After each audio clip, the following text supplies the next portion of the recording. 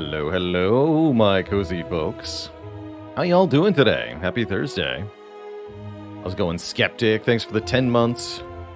And Solar System Wolf pitching in with 21 months. Thank you both. How's it going, Beards and Bacon? Zavern. Lauren Cates, hello. Neutral Chaotic. Olivia 5K. Prime Minister of Poots, excuse me, hello and welcome. Yggdrasil and Shadow AFK, both with 11. It's your Bakelandary year anniversary. Yeah, that's right. How you doing, Yggdrasil? We've been playing Ironclad a whole lot, trying to win streak the man in red. And currently we're on a 4 streak, which is mostly courtesy of Runic Pyramid, not that I'm complaining.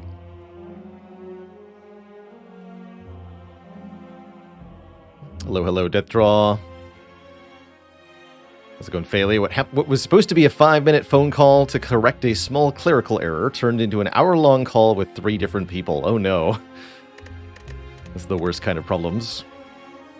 Happy I'm not exhausted by Clad yet. I'm actually quite enjoying both the emphasis on Ironclad right now and the break from the other characters, which I think will reinvigorate my interest in them moving forward.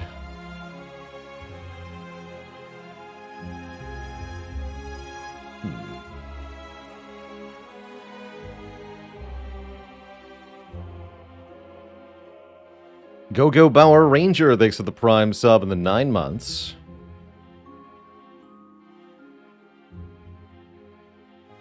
Okay.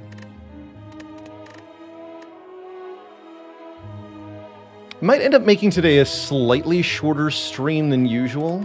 I've got a lot of things to get to coming up on this weekend here. Not related to the stream entirely, so I need to borrow a bit of time. But we should have time for at least one Clad run, plus a checkout of Backpack Hero, a roguelite inventory management game, I guess you could call it. With some definite similarities and inspirations from Slay the Spire. Backpack Hero was in early access for quite a long time, but recently released to 1.0. And I'm curious to see what it looks like. I know my new PC comes tomorrow, but that is part of the thing I need more time for, is to do PC tweaking. I've also got a game sesh coming up for a tabletop game that I'm a GM for once a month, so I'm also going to be spending my Sunday doing that.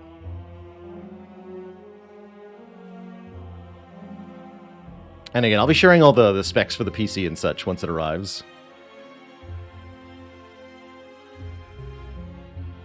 Should be a good time. GM Lord. With the game being a Battletech, a game I've talked about quite a bit in the past. Not an RPG, but a tabletop... what would you call Battletech? Exactly. Strategy game? Tactical combat game. It's very XCOM, that's for sure. A war game? Yeah, a war game is also a reasonable term for it. Although it's not a war game like those other war games. Not your grandpa's war game? No, that doesn't quite feel right. But it does have the same, like, ancient roots. Battletech is more gamified, doesn't really care about simulating reality, because the whole premise is a sci-fi future world where giant robots are the military norm, so there's necessary divergences from realism. Tabletop skirmish game. That feels pretty close to right. And it kind of falls into a similar niche as, say, Warhammer 40,000. But I find it much more interesting as a core game.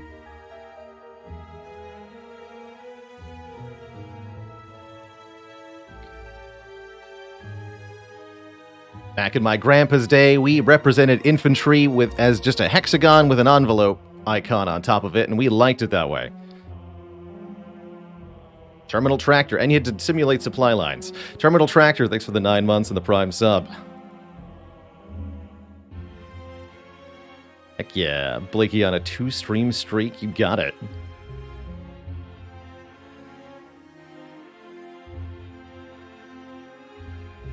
Yeah, so basically, the premise for the campaign I run is that the group of players are a band of mercenaries working together. So each of them controls one character with one machine, and then I represent the opposing force and design missions. It's been quite fun. The everything else, yeah, exactly. And they play one guy each, and I create the universe.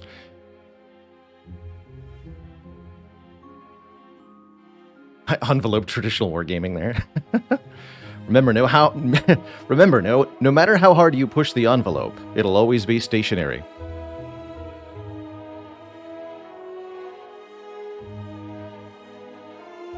We played some Gloomhaven on stream, Nasty Drac. I didn't go all the way through the admittedly very lengthy campaign that the Gloomhaven offers. I found the digital adaptation of it to be lacking in some ways, but overall pretty well done. And the game at its core is pretty cool, although I also would say that Gloomhaven has some serious nonsense moments that make you kind of frustrated. Success or failure in Gloomhaven really can really hinge on what enemy actions are drawn from the enemy decks. And if you get a situation where the enemies summon more enemies twice in a row, you can just get hosed pretty quick with not a lot of ways that you could counter that.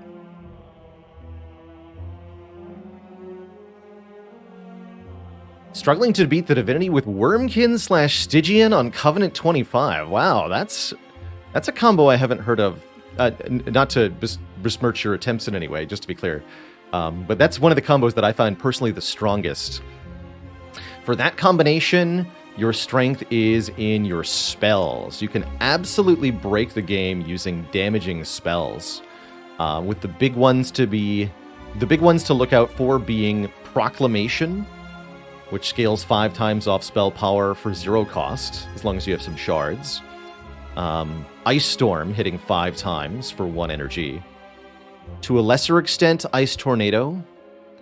And what's it called? The not Foregone Power. Titan's Gratitude. The one that does damage scaling off of your spell power times 5, but also discards a card. Yeah, the spells with the attune keyword, basically. And slap some upgrades from the Divine Temples. Plus 10 magic power piercing and /or. Plus 30 magic power can really make those cards slap. If you take a lot of shards, you'll quickly end up facing enemies that have about 200 health, but a attuned spell with plus 30 spell power does 200 damage and will kill those things pretty easy. You can also easily scale off of either Stygian or Wormkin creatures by either abusing the Incant keyword for spamming spells, which both Wormkin and Stygian are very good at, or you can use either Etch or Inspire from the Wormkin creatures, which is per consumed card or per charged echo you gain. And in both cases, again, you can use sort of spell spam strategies to get more activations of each of these effects. For example, to get more consumed cards that synergize with Wormkin things, you can use Gifts for a Guard from the Stygian clan to draw cards and make them consume, and make them 0 cost. It's like Corruption, but better.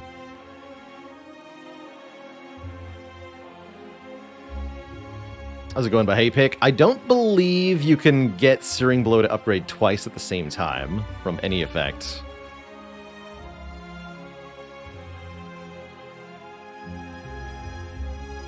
I'm not aware of any synergies like that work to allow you to get a +2 Searing Blow.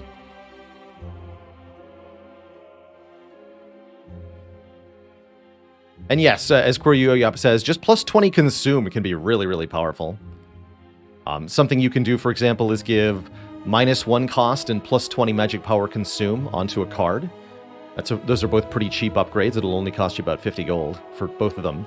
And then you can start making duplicates of that card at Hellvents.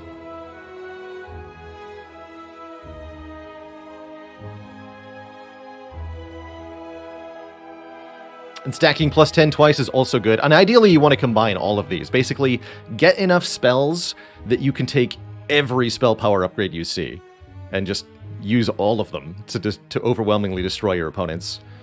I also like to use the infusion of the... Is it Mollusk Mage? I think it's Mollusk Mage that adds 10 magic power to spells on its floor. And that can really help.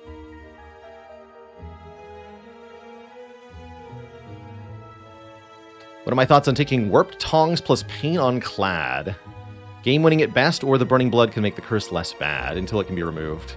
Yes, Pain on Ironclad can be game winning, definitely. If you've got any combination of Runic Cube, Self-Forming Clay, and Rupture, then the Pain can be absolutely disgusting. I've had a couple of Ironclad runs that have used specifically the Pain from Warp Tongs to effectively break the game. But it seems pretty hard to get the things that actually get it online. As you note, it is perfectly fine to just take in the short term, use those upgrades, and remove the curse later. I think probably more takeable that curse is on Clad than on, say, Defect. How do I feel about Discovery as a colorless card start? It's strong. The quick shorthand for Discovery is just click on the most expensive card you see. Not always actually the correct move, but the real power of Discovery is that you pay 1 energy. Here, let me show the card. The real power here is that you're paying 1 energy to generate a choice of 3 cards, and you get to play that card for free, even if it's normally a 2, 3, or even more cost card. For example, Discovery on Defect can create 0-cost Meteor Strikes sometimes, which is hella busted, but also 0-cost Creative AI, 0-cost Echo Form, 0-cost Glacier, all that stuff. It's only free the first time you play it, but oftentimes, if you can play a card like that for free, you only need to do it once. Can you pick up Consume without any orb slot generation? Yes. Yes. Even if you have no orb slots, it'll give you 3 focus, although that's no use without orb slots. Speaking from the Defect's base state, a Consume, particularly a Consume Plus, can still be worth it. Consider, especially with the case of Frost Orbs. If you've got 3 Frost Orbs, you block for 6 per turn. If you play a Consume Plus, which gives you 3 focus. Where's Consume at? Here you are. If you play Consume Plus, you get 3 focus but lose 1 orb slot. 2 orbs with 3 focus is going to be 5 plus 5, 10 block per turn with only 2 orb slots. So you go from 6 to 10 just by playing Consume at the base level. And I've noted in particular that Consume is pretty good in Act 1 if you're fighting Hexaghost. Not so bad against Guardian either, but especially against Hexaghost for amplifying your lightning damage. Once you have a Consume, getting orb slot generation is a lot more attractive. What's the worst colorless card? Yeah, I would nominate Forethought. I find that this card just... Although there are theoretical uses for Thought, in practice, this card is so hard to make use of because you're losing a lot of card draw for it, right? It might be 0 cost, but you lose 1 draw for the Forethought, and then you also lose 1 draw for each card you put on the bottom of the deck. Because you're taking a card out of your hand and putting it back into the draw pile. That's the opposite of drawing a card. Specifically, they go to the bottom and then become free. So the theoretical benefit here is gaining energy, or maybe changing the turn you're playing the card can be a benefit sometimes. But because it goes to the bottom, you separate yourself very far from that card, unless you can draw a ton of cards. And if you can draw every card in the draw pile, then do you really need a Forethought? Maybe not. It's just... It's just awkward. Does have some niche use, though. We have used it, yes, with Grand Finale to put it on the bottom of the deck, or just to change the number of cards in the draw pile for Grand Finale. It can be useful. It can do some cute things with Pyramids, some cute things with Unceasing Top, but in practice, either you're not going to be able to assemble the required combo, or there will be a different, better use case with different cards that you can make. So I see this card maybe usable once or twice every couple hundred runs. It's about as bad as they get in this game. Every other card has, I think, more generous cases for where it's going to be plausibly good. But Forethought is just hot nonsense. Oh, that's right. Yes, we used it to drop 40 cost off the Masterful Stab. I remember that. Yes, we made a 40 plus cost Masterful Stab free in the Heart fight. And then played it to kill the Heart.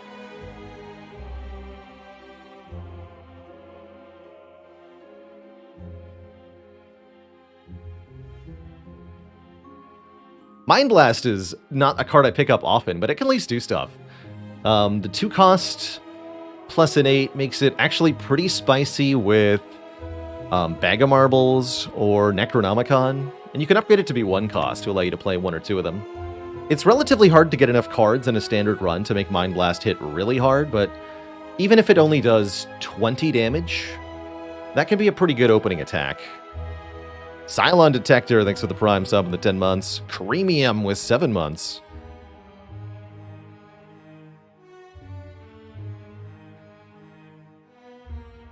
Putting it on top of the deck would make it a lot better. That's basically setup, though, right? Silent has that card. Setup. Put a card on top of the draw pile. Make it cost 0 until you play it. And there is some niche use for this, but this is widely considered to be a completely crap card. So a card that's like setup but with extra steps is pretty bad. And yes, Backstab looks a lot better than Mind Blast, but, you know, 11 is a lot less than 20 or 30. Backstab doesn't deal that much damage. Doesn't scale with anything. But yeah, I'd usually rather have a Backstab. It's also functionally the kind of card I want to exhaust. I really, especially on Silent, I've really started to value attacks that exhaust because you play them in the short fights and then the enemies are dead. So the short fight is over. And in the long fights, you play them and then the cards are gone and you have just your block and scaling left for the bosses or the elites, and it works out really well. Maybe we'll have a Mind Blast on Ironclad today. Let's find out, Twitch chat, as we embark into a new run, going for win number 5 on this Ironclad win streak attempt. Okay, we got shops galore. This is actually a situation where I could see Curse for 250 gold. Let's see what the overall act looks like. This is juicy. This is good. Oh, yes. Also, this, though. This is nice, too. Definitely an Act 1 that makes me happy. Easy 3 elites with lots of rest sites, or 2 elites and the Burning Elite is tempting with a few more fires. We could decide...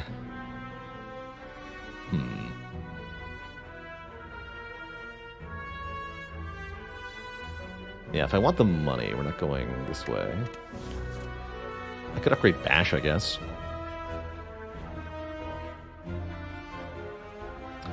Yeah, latest possible Burning Elite in Act 1 is always nice to see. Probably want to grab that. Lots of late events if I do this. I'm not sure about this. This could be really good, or it could be complete waste of floors. Which could mean we're underbuilt. Actually, yeah, the current path does not even clear out the easy pool at all.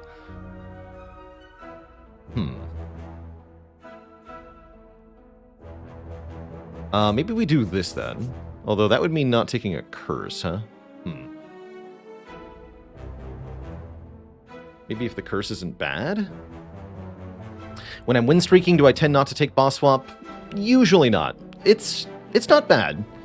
I also don't often go boss swap on Clad. is that Burning Blood is so nice, especially in Act 1.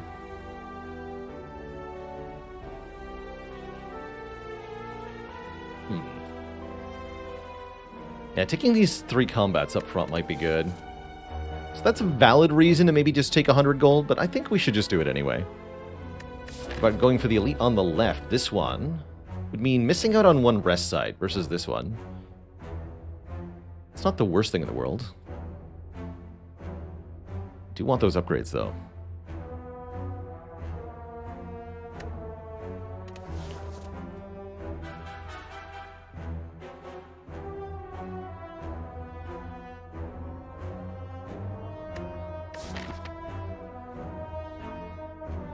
Just buy cards.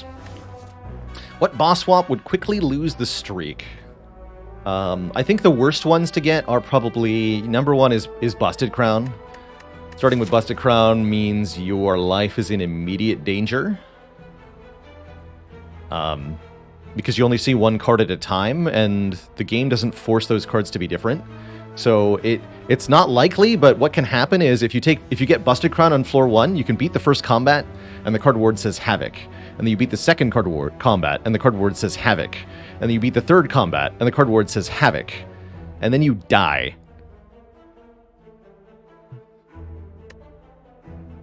That's totally allowed to happen.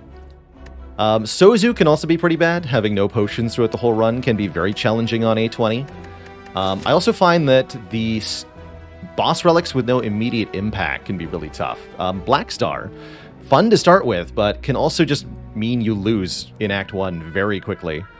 And the same can happen with Calling Bell if you don't get anything really good, like Calling Bell that gives you Juzu Bracelet, Matryoshka, Unceasing Top, and then you don't have a Burning Blood and you have a Curse, and everything goes sideways pretty fast too. And it doesn't have to be specifically Havoc, but I'm giving an example of a card that doesn't improve the starting deck really at all, so it doesn't give you any added value through the subsequent combats. And if you take those 3 Havocs, your deck is just going to get worse and worse than if you skip them, so you just have to keep skipping. Taking 1 is fine. Taking 3 Havocs in the starting deck is not going to help. Smidley, thanks for the Prime sub and the 8 months of support. Yeah, dying would be bad here. I think I'm going to take the extra money. We got all these shops.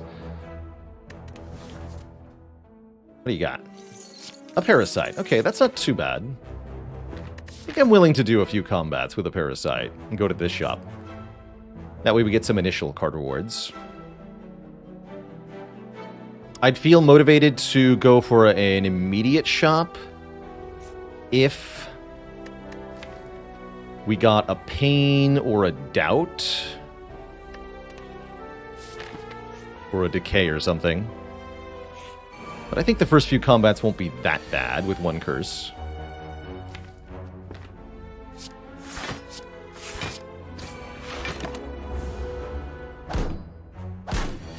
But my face, though. Okay, no choice to make here. Just strike him each one time. We lose 4 plus 2. We gain 6 back. That's a net 0 of a fight, and I'm totally happy with that. Get a Liquid Memory is a pretty good first potion. And we're offered Whirlwind Shrug, Fire Breathing. Who's our act boss? Hexaghost. Interesting.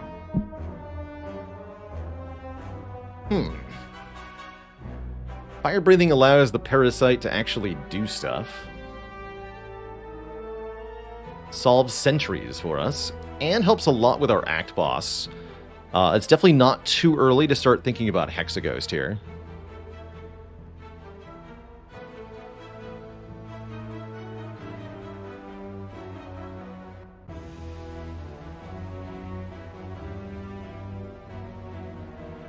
Normally, I'd probably consider Whirlwind more urgently here. Whirlwind is kind of hot garbage against Hexaghost, though.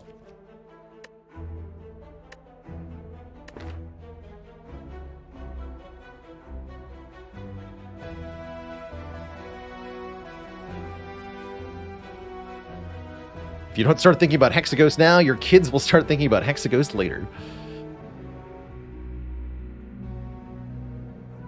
I'm going to take this Fire Breathing. I don't often have any reason to take this card, so I kind of dig it here. It's just double strike. No, I want to play the fire breathing. We got a Sender's Bane coming up. Make me weak. Boom! Get toasted. Stinky nerd.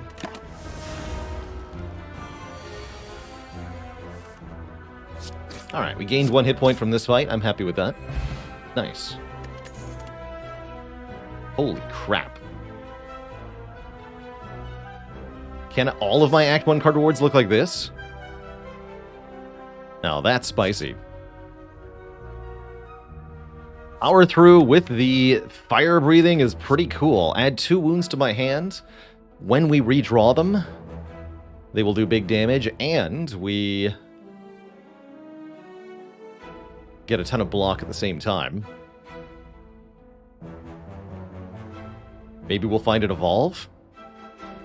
Pommel Strike's pretty good, just damage and draw. Nothing wrong with a Pommel Strike early. Feel No Pain is pretty powerful. In general, I'm not sure we like it here, though. Let's grab a Power Through. This is a very cool start. Although I'm not sure it's great for fighting an elite. Slightly concerned about that.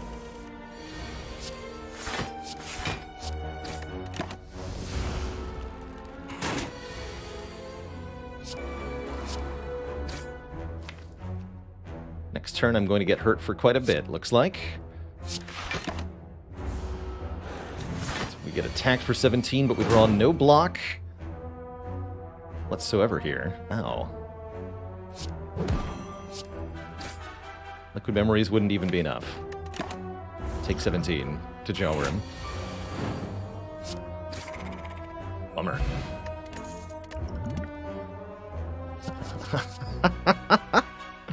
Well, I definitely like Reckless Charge over Wild Strike. Both of them are pretty sweet here.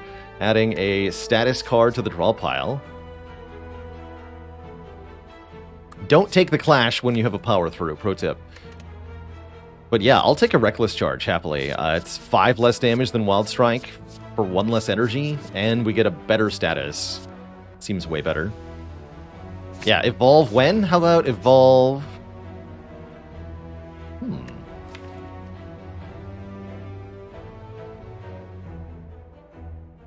Evolve right now. Labana, thanks for the 2 full years, double anniversary day. Dark Embrace, okay, well, that's kind of like an evolve. Everyone's gonna think I picked that on purpose, not I got it randomly from a transform. Oh my goodness, okay. Well, we're massively rewarded for taking the extra big money start. We get a membership card, increasing the current amount of money. Which means we can do stuff like buy Shockwave. There's another Wild Strike here.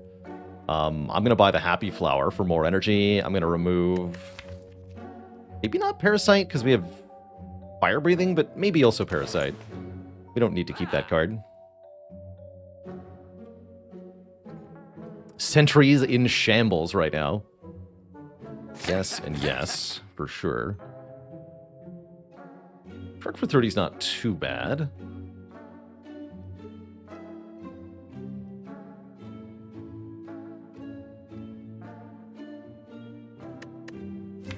Don't think I would ever take Metamorphosis here.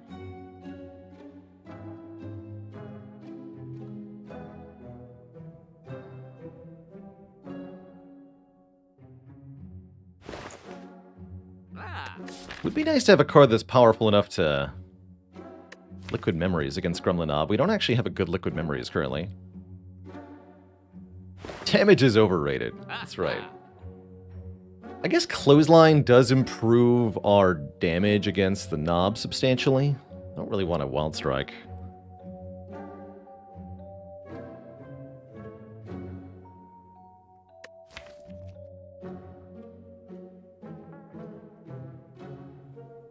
Am I being told to remove Defend here? Surely not. How's it going, medium spicy taco? The other day I got a new Thesaurus, and it's terrible. Not only that, it's terrible.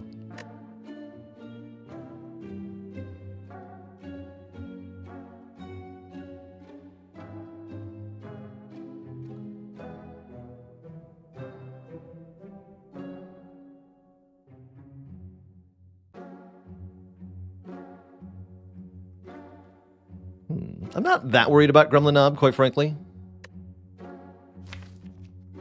We should be a little worried in this position. If the fire breathing doesn't actually line up, we could have a bit of a spicy time.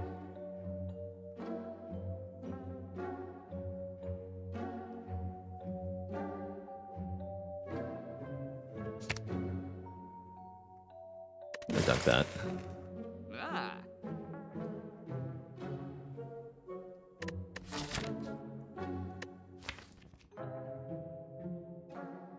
Yeah, I do like Clothesline for buying us setup time in general.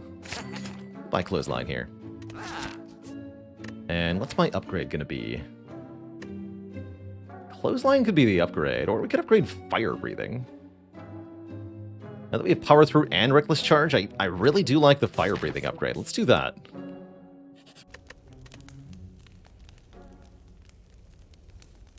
Why don't I like the T-set? Extra energy on turn 1 after exiting a rest site. Sometimes it is good.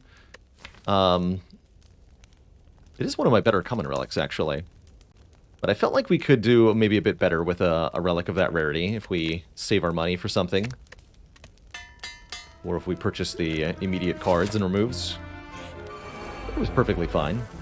Anyway, we end up fighting sentries, so life's going to be pretty good. I'm even okay using liquid memories on power through if we have to here. Just to save some health. Does save a full 15. Next elite will be burning, though.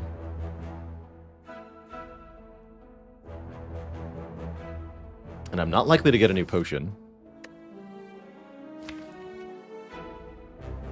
Okay, so I don't think I should.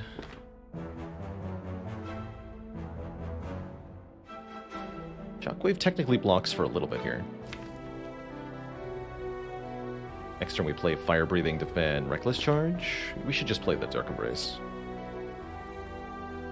Take 15, take 5 more, so we take 20, we win the fight. Yeah. Acheron, thanks for the 26 months. You are very welcome for all the learnings.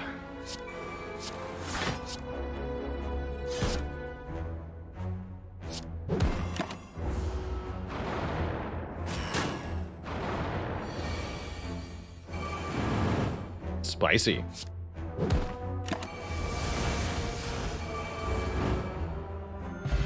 You get a strike dummy. Cards containing the text strike deal more damage. Should have taken the wild strike, but I'm definitely happy with a burning pact, allowing us to exhaust a card and draw more cards, as that can really fuel the fire breathing, especially alongside the Dark Embrace. Oh yes. Oh yes. What a start to a run we have here. Freaking love it. Wait, upgrade Dark Embrace? Genuinely? Are we already at that stage? I think we are. Pack can exhaust strikes, therefore, bad. All attacks upgraded. Now, not having enough damage in the deck is a good thing, because all our damage will be upgraded. Just imagine, Twitch chat, Wild Strike Plus deals 20 damage.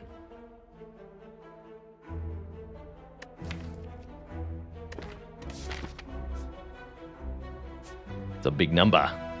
That does make me want to take combats more over a rest site, actually.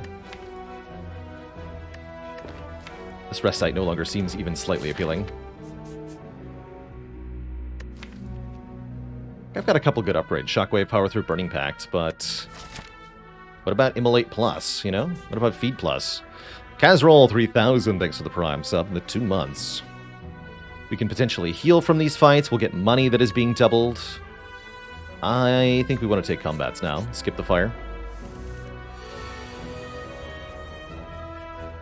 Clothesline Defend takes 4. Double Defend takes 3. But I could also play the Fire Breathing. Don't need to Fire Breathe on this guy. Let's just punch him in the face. Hey, Power Through, doing good stuff.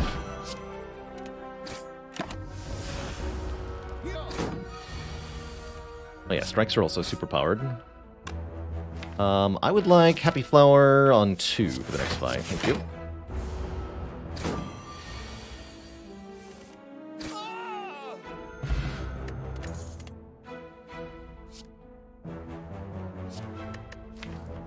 Clash Plus. It's a decently spicy body slam, gonna be honest. I don't know that we need it, though. It could be useless some of the time. I don't think I'm trusting it. And if we want a body slam plus later, I'm sure we can find one. I say skip. Just getting the money is good, though. Clothesline, defense strike. Seems okay to me. Try to weaken the one that's attacking on this turn. Power through Shockwave, I suppose?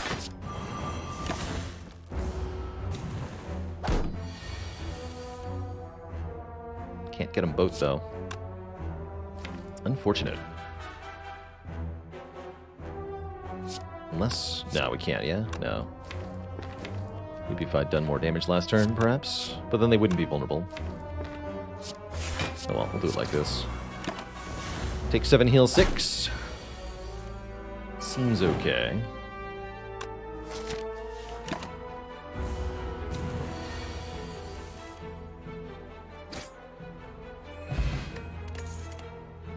Battle Trance. Alternately, Sever Soul Plus with a Dark Embrace is genuinely not bad. Poor Man's Fiend Fire still does a lot of damage. But I like the Battle Trance a little bit too much to say no to it here. Surprise, it's more lice.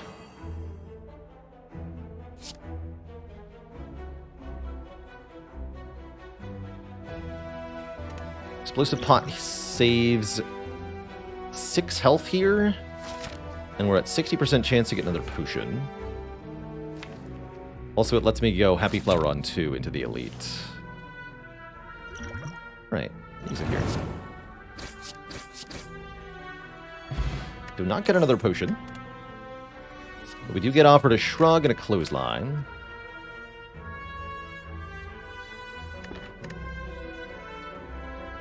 Warcry is actually not bad here either. Warcry can do fun things with fire breathing.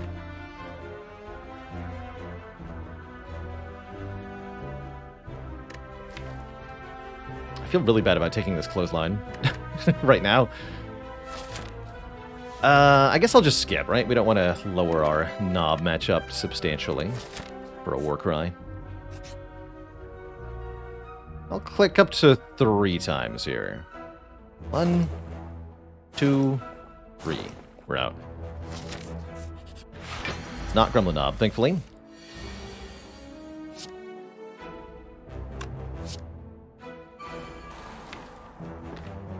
It's a little unfortunate, but I don't think we'll need that health, thankfully.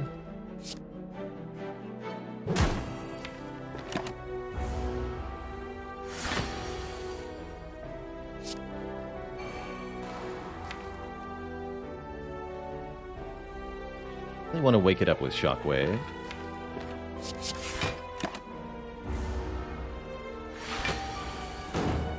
Perfect.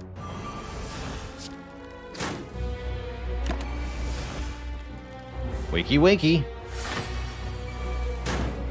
Heck yeah.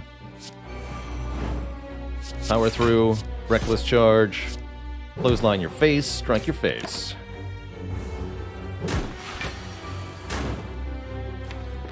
Draw more cards. Who needs bash? Not us.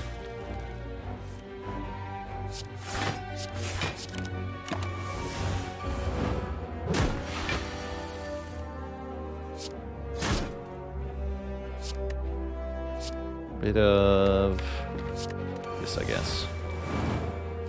Death. Death by fire breathing. Get a cultist potion. Okay, we'll use that to make sure that Hexaghost perishes. And holy moly, Burning Pact or Pommel Strike Plus. Deal 13 damage. Draw 2 cards. That's what I want. Alternately, Perfected Striker. Striker. Give me that. This is dummy thick.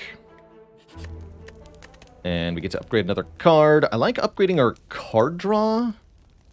But I also like upgrading the Shockwave or the Spot Block. Although we don't need block that much with Smoothstone. Let's grab the early Shockwave upgrade. This will be helpful in Hexaghost, plus a few longer fights in Act 2. And I think we can conserve the Liquid Memories as long as I just Cultist Potion here on turn 1. Also a great turn 1 with Dark Embrace, Fire Breathing, Bash. No Power Through, no Shockwave. Although Shockwave turn 1 would have been good. This poor Ghost is in for a bad time. A really bad time. So this just Clothesline defend? Probably. I don't want a Burning Pact towards Shockwave. No. Well, we could maybe get Power Through. If I just Clothesline defend, we only take 6, though. That seems fine.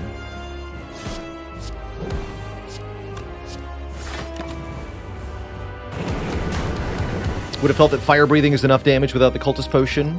It may well be. My line of thinking is that there's no really good use case for the Cultist Potion other than here. It's not that good in Act 2 fights, at least not early on, not until maybe Book of Stabbing.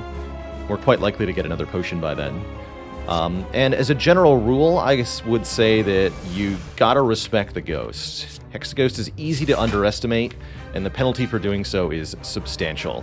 So, when in doubt, I usually go for a little bit more damage on this boss, because a bad draw order can change everything. Better safe than sorry, so to speak.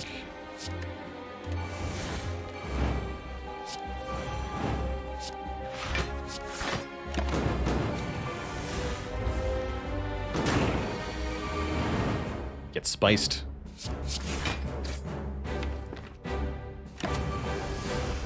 Definitely want an evolve, though. If you can find one.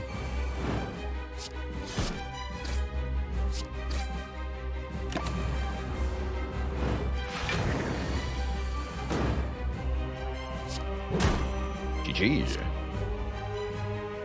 Could set up Happy Flower for the price of some health. I don't think I want to. Let's take my W. Yeah, we get new potions, so I don't feel bad about that Cultist Pot at all.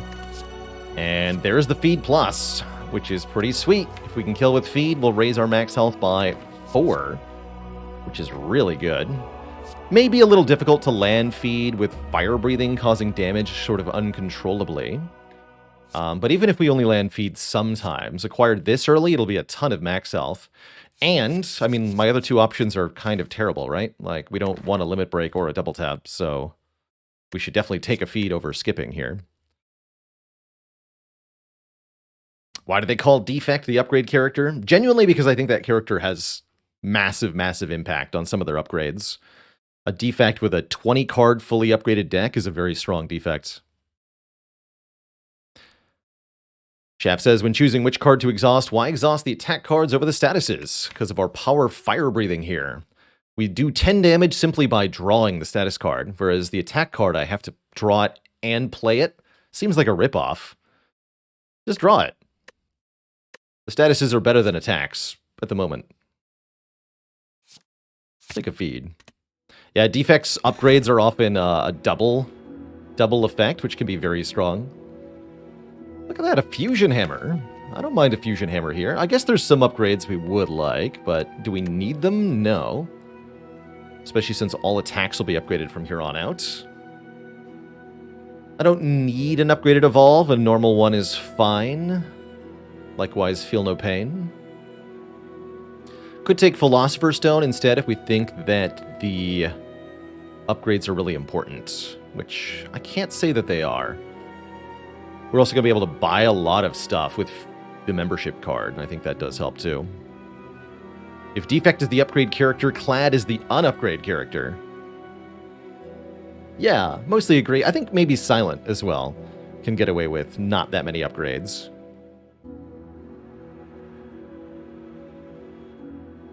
But definitely Clad.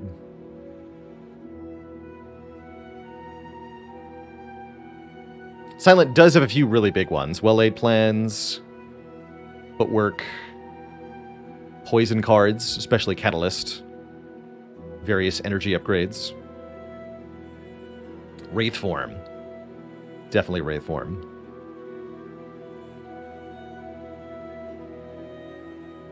I think Stone is that bad if you're going for an A20 heart run. It really can add up. It can be pretty brutal. You could think of it as 1 damage per enemy per turn, but in some specific circumstances, it's worse than that.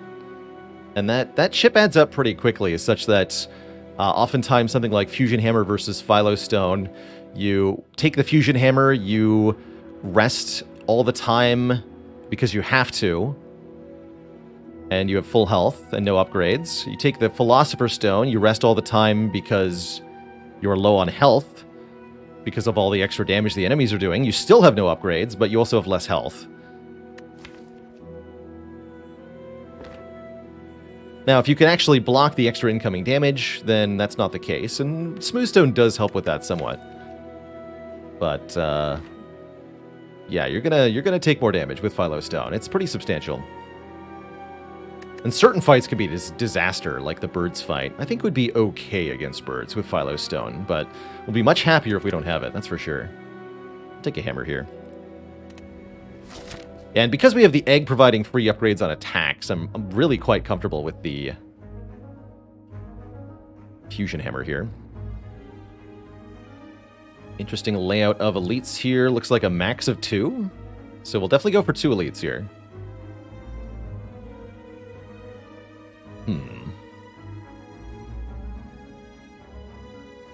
So the question is, do we want this shop, or do we want to go like this way? Also this way. We should go to one of these 2 shops, I assume. There's also this one. I'm not going to that one. 3 on the far left. Oh yeah, there is. That would mean no shop? No, we can go to this shop. Okay, yeah, there we go. You're right, Twitch chat. That is the better path. Assuming we can survive, which I'm not 100% on. Seems promising, though. Immediately happy we have this card. Oh, excellent. Perfect.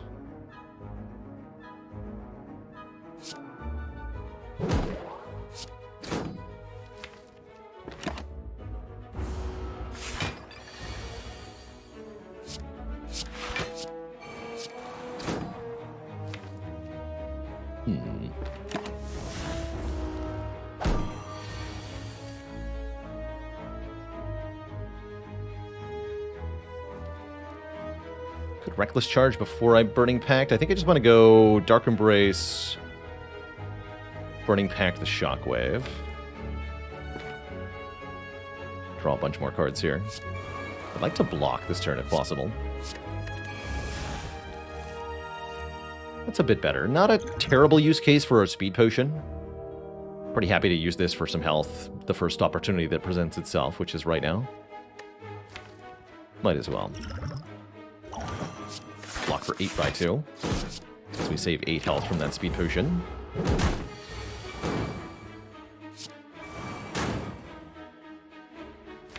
And I will land a feed next turn if I take some damage here. I think that's worth it, right?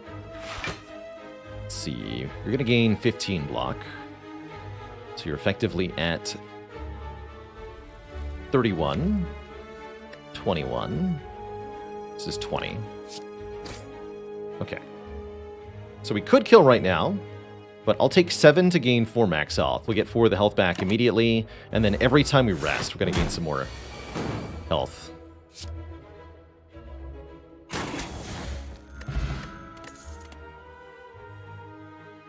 Carnage. Carnage hits pretty hard, and we do want some more direct damage. It also exhausts if we don't play it, and then the Dark Embrace draws.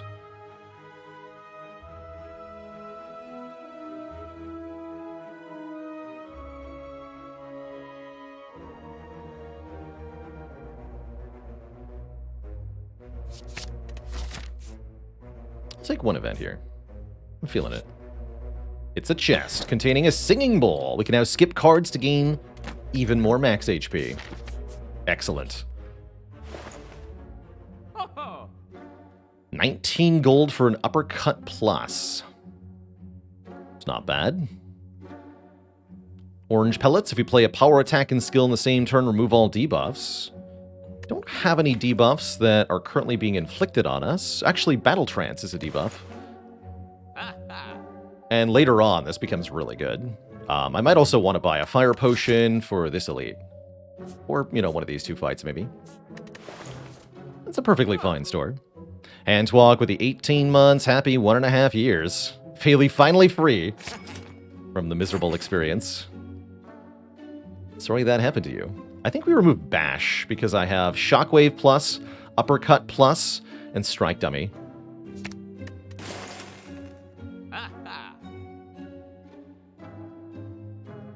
And yeah, I'll buy this Fire Potion. Keep a bit of money. Bird Nerd.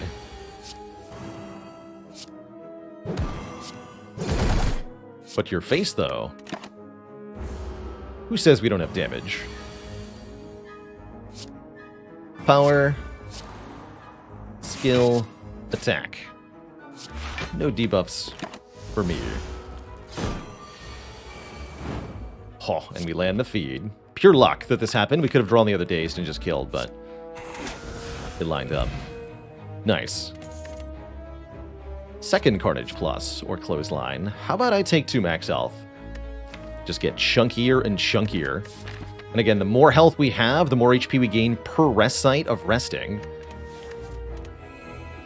It's gonna add up.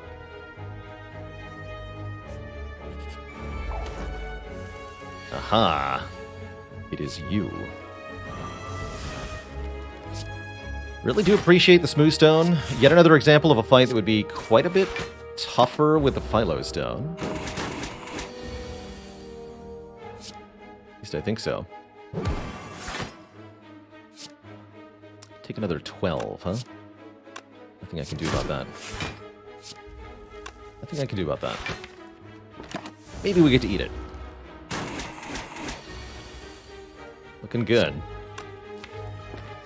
No fire breathing in play yet, so just strike it 3 times.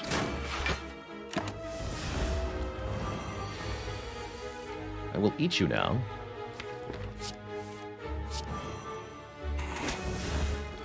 Okay. Health down a little bit. Here's a Feel No Pain. Alternately, Twin Strike Plus also deals 20 damage for 1 energy. Who's our Rack Boss? Champ.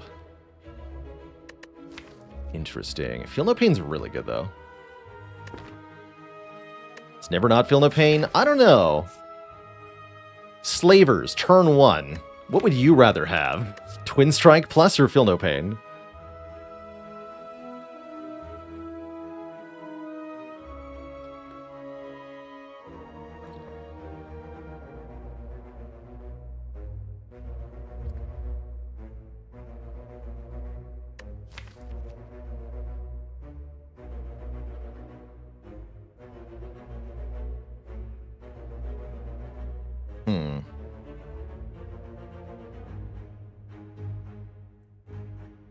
Yes, we are going to get good long-term use out of Feel No Pain, and if I can survive the short-term anyway, which I might be able to. See, it's only 1 elite and then a fire.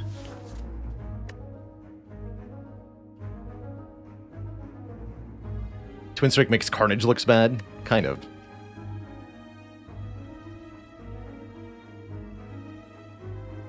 We do have a lot of answers to Slavers thanks to the potions. We bought the Fire Pot, so I maybe don't have to take this card. Let's do that. Book of Stabbing first, which I'm completely okay with. Punch you.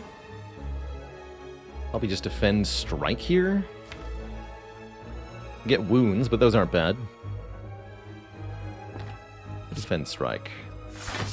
We should be able to shockwave by turn 3. Keep the weak up.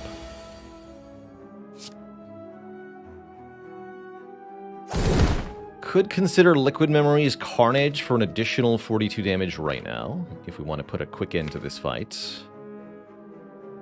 Looks like we'll be okay for the moment. And we are healing a lot.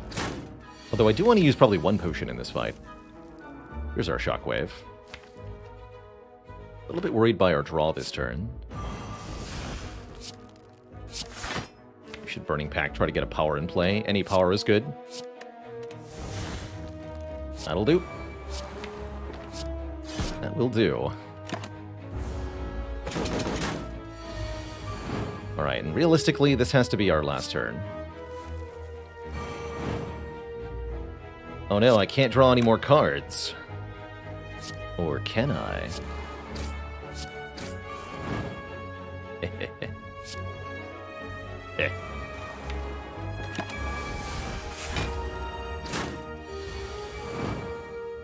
No sign of feed, unfortunately, so I think we need to leave the fight now.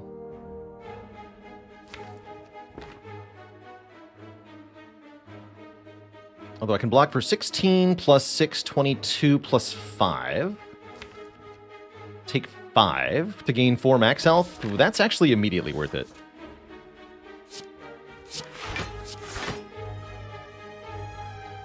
And we can expect to draw both of those wounds, so I shouldn't deal any damage here. Okay, yeah, take 5 to do stuff. Could also try to potion to get a card out of the discard pile, but I don't think I need to.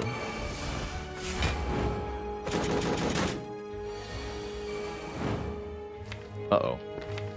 Actually, we might whiff it here. If Dark Embrace draws a status. Whew. Get a letter opener. We play 3 skills in 1 turn. We'll deal 5 damage to every enemy. Makes it even harder to land feed, probably, but is more damage, so I like that. Heavy Blade plus Ghostly Armor. Ghostly's okay. Ghostly really helps with the blocking, actually. And we have Letter Opener. I'll take a Ghostly. Not going to take Elixir. I like these potions just fine as we go into more elites here. I think we're okay at the moment. Get a big heal. And our next elite is the Gremlin Leader, so we might not even be facing Slavers. That'd be good.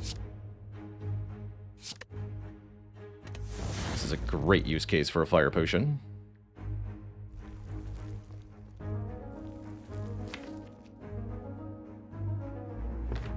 I want to play Shockwaves. Let's go Shockwave, defend. Kill you. Let the Carnage go. Very happy to see Power Through in this hand. Excellent. So we want to go Power Through, Fire Breathing, Feel No Pain.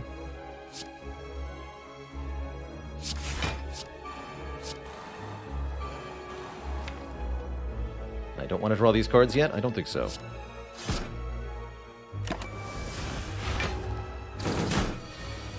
Quite glad we got attacked there. Don't love this draw.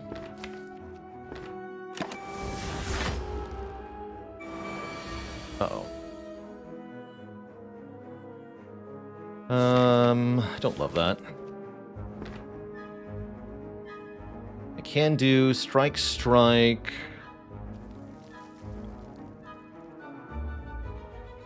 I don't want to use this potion, because we need it for slavers if we're going to have any chance of fighting them. We may not want to go for another elite. I'm not sure.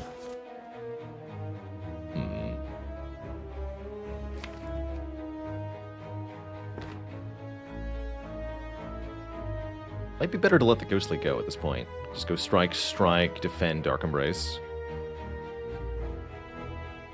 Won't block very much, though. We take like 20 damage. Concerning.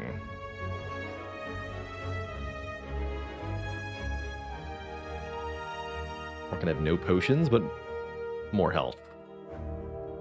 Don't like that trade. I don't like that trade.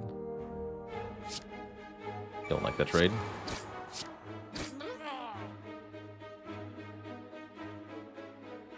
So this saves 2 more health if I play it. Draw 1 less card.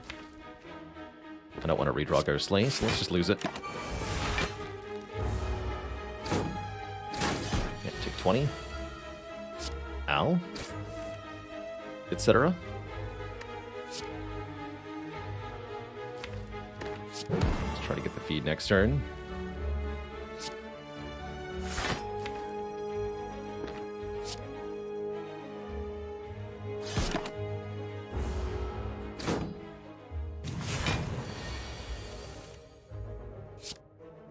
13, 13, 18. Okay. We feast on the gremlin leader. We pick up another potion. We also get a ceramic fish, giving us 9 gold per card with double value because of membership card. That's not too bad. We want to spot weakness. Not really. How's it going, Lord Karakan? Anger could be okay here. Pretty happy just skipping, though. Okay, I think with these potions we can take one more elite. Pellet's Flex Potion is particularly strong. We have Sundial. Oh my. Champ, I feel bad for you. Oh boy. Yeah, we can do some hot nonsense to Champ now. Excellent. That will make things a lot easier, that's for sure. Excuse you. Skill. Let's just go Dark Embrace, Power Through Shockwave. That looks pretty good. Deal 5, we take 2, get a wound, no biggie.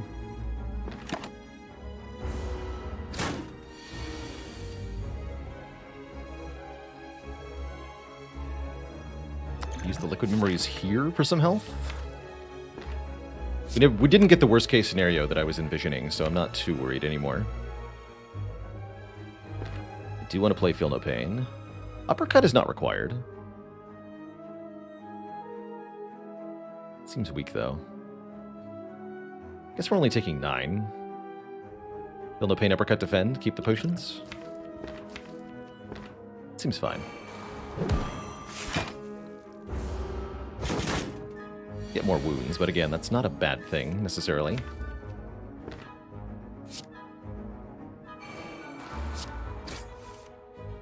Now we can think about using the liquid memories, as we failed to draw the block at all here.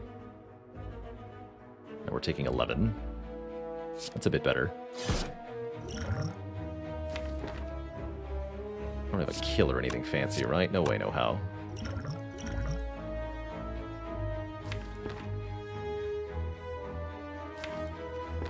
Let's do Burning Pact, actually.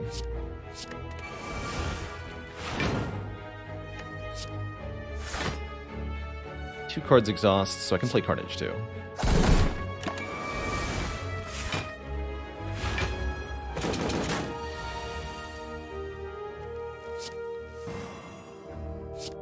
Not bad. We've landed most of the feeds so far. Now we have +1 strength.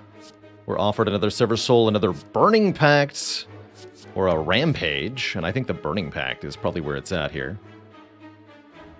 Because we've got Dark Embrace, Feel No Pain, and reusable card generation. The faster we can burn the deck down to effectively nothing, the better.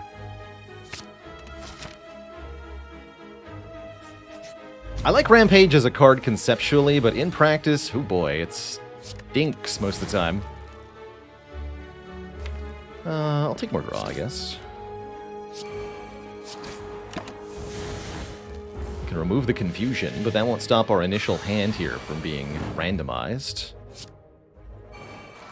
Gotta play a power, attack, and a skill in order to remove the confusion effect. Return our cards to their normal cost. And then this just hurts.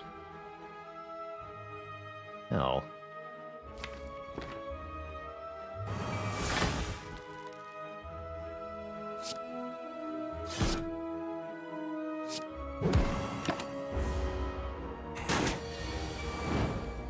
How dare you?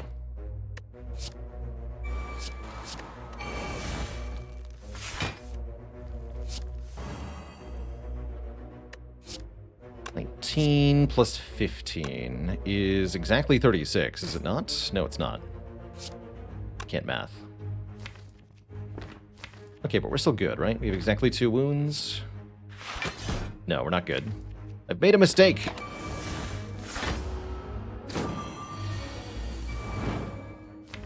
You are going to die now.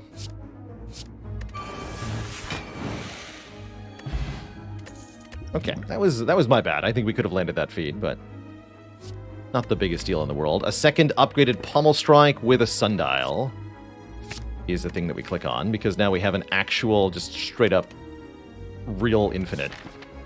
If we exhaust the deck down, and with 2 Burning Pacts and a Dark Embrace, it shouldn't be that hard. Easy way for us to beat Champ now, using the Sundial.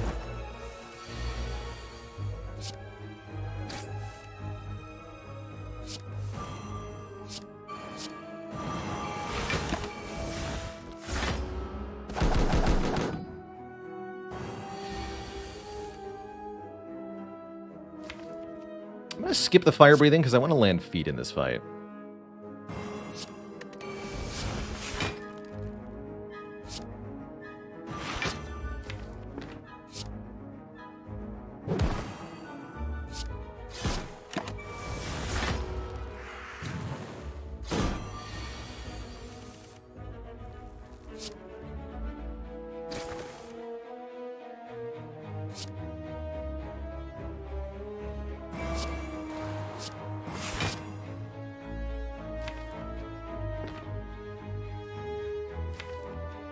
Which we do next turn easily, but I have to take damage.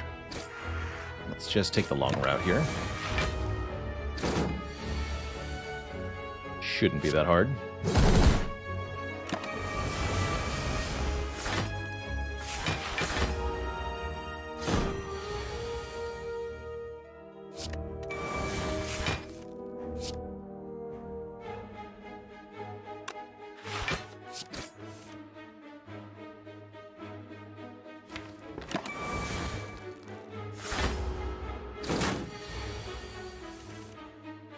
Delicious.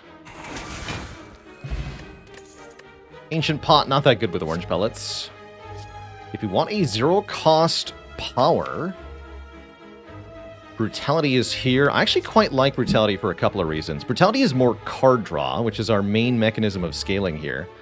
And having more cards in our hand each turn makes it easier for us to get to the point of infinite with the Sundial. Brutality's self-damage is not a debuff, but it can allow us to clear other debuffs with the orange pellets. I'll take it. I'll take it. Another fight. You guys are rude.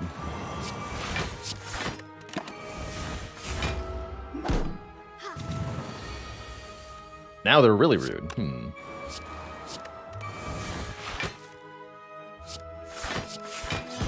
Please stop hitting me. Alright, good talk.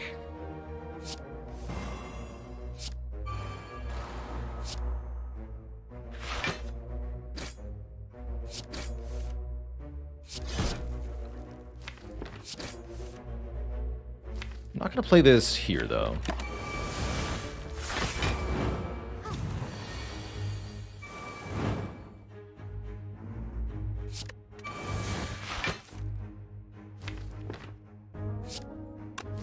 One into the wound would kill.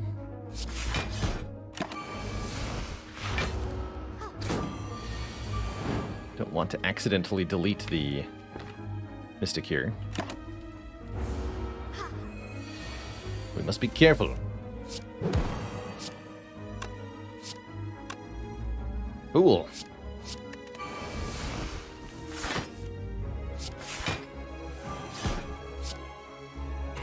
Thank you. Means our relics are not set up at all, but I don't care. Warcry is back. Warcry is not bad with fire breathing, as previously mentioned. Can do interesting things with feed, too. In practice, I probably just want to click +2, though. Dagra with the 3 months in the Prime sub.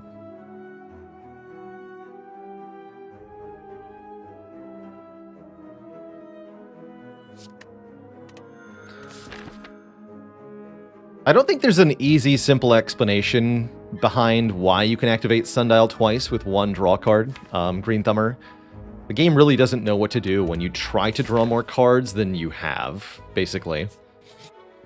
And I would argue that the interaction is questionable in how it functions. Dagra with the 10 very generous gifted subs. The Gremlin here also giving us a gift of his own horn. What a creepy gift. Who did you kill to get that, sir? troubling. Very troubling. All right. And Ginger Guy, thanks for the Prime sub. Welcome to the Cozy Sub Club. So, we just sleep here. We're definitely not instantly beating Champ. I don't think we need 60, more than 63 health to beat Champ, but I think we'll get a better opportunity to recall later. Let's be safe enough for now as we go into the Champ fight. So again, the main goal in Champ here is to just exhaust all of the cards in the deck, essentially, so that we can just play Pommel Strike over and over again. Keep this for now.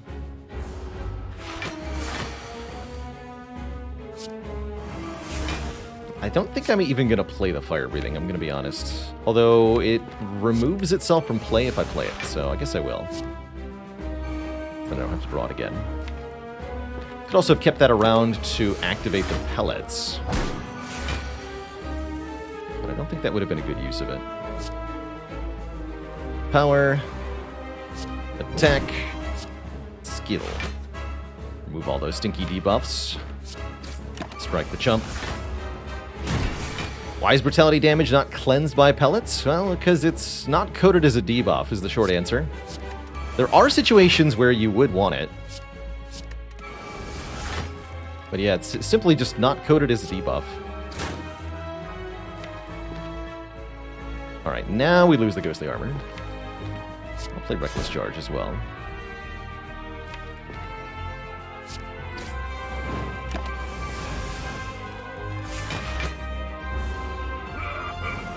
Very soon the Sundial is going to start popping off here. Still have both Pommel Strikes, good. Did have to double check there that I didn't accidentally delete one. Would have been foolish, but could have happened.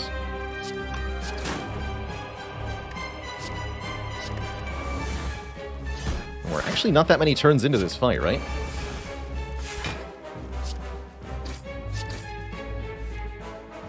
Nine gang, rise up. So note, each time we play Pommel Strike, the Sundial increments twice. Because we're starting with 0 cards in the draw pile and 1 card in the discard pile. It's like it shuffles once when the discard pile goes into the draw pile, then it tries to draw one more, and I guess that counts as a second shuffle. But yeah, I don't have a good explanation for it. It's just how it works in this game. And it's very strong as a result.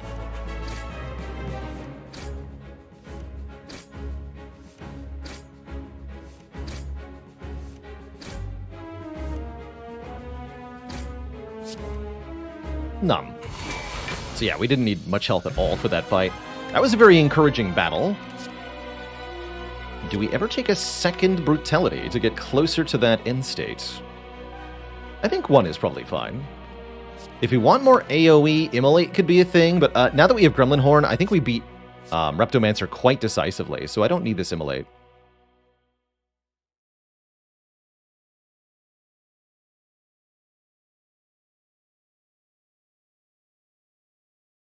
I guess I'll take max health.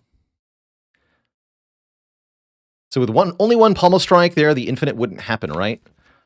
We can do something a little more complicated that I think is also infinite. And if we want to make a block positive infinite, I think we have the option by doing Power Through, then Burning Pact a wound, Pommel Strike, Power Through, Burning Pact, Pommel Strike. I'm not 100% sure that's energy positive, though.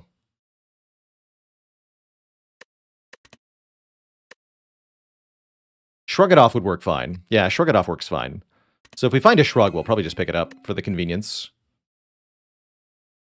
Isn't that +1 card in hand? Yeah, so you actually have to go Power Through, Burning Pact, Pommel Strike, Power Through, Burning Pact. You can re-Burning Pact on the second wound. But essentially, you do like 1, 2, 2, 1, 2, 2 of plays of each of those cards. You can also use Reckless Charge to make 1 card at a time, although you might not be able to achieve block positive from that infinite against certain fights. Like for Time Eater and Heart, you probably have to do the Power Through Burning Pact thing. Should see if I can find a situation where I can show that off. Oh no. Well, it's not Velvet Choker. I don't like Coffee Dripper very much. I actually do want to rest. Meta Kirby 418 with the 6 months in the tier 1. So I can take Mark of Pain. That adds 2 more cards, but they're wounds. Get more energy. Energy is so good for this deck. So I'm thinking potentially Mark of Pain over Coffee Dripper. Feels like kind of a dumb idea, though.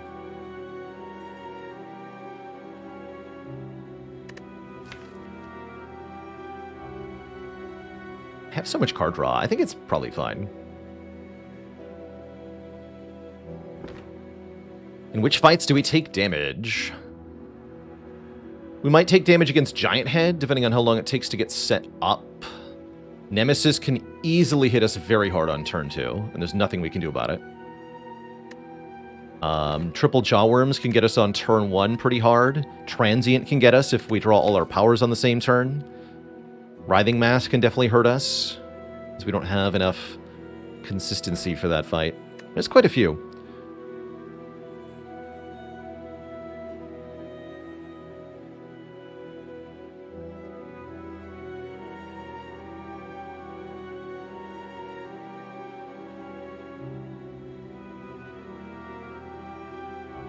And a dad joke for the crowd, courtesy of HG Forest. Thinking of some tree-themed jokes here.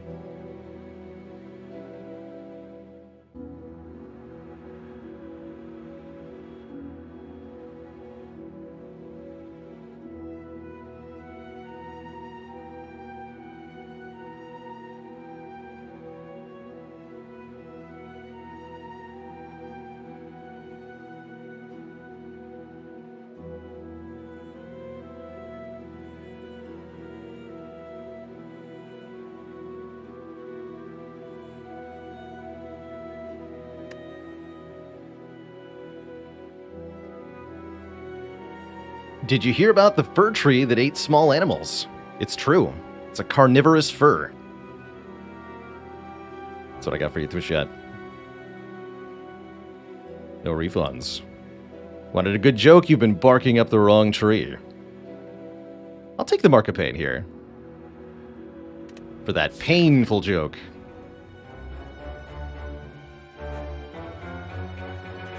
Okay, we can hit multiple shops, which I do like. Part of countering this Mark of Pain is going to mean removing strikes pretty aggressively. Rest sites don't do a whole lot for us. I guess I should have taken Coffee Dripper, though, right? It's just like no rest sites. You can go to this one, maybe.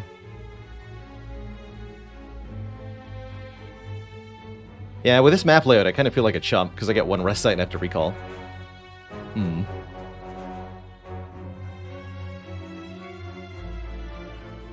That's a play on carnivorous, referring to a particular type of tree.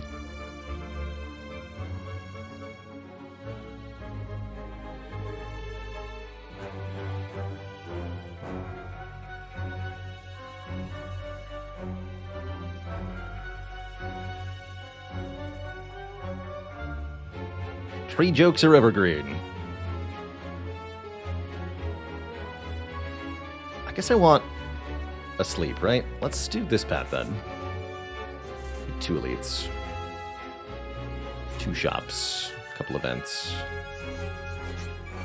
A couple feeds.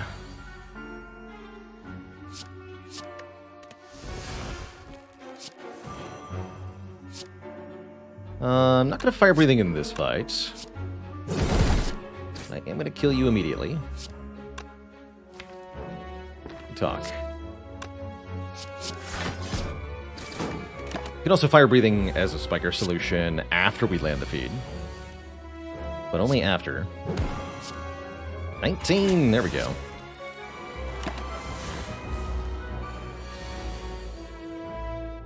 Hey. With my face, though.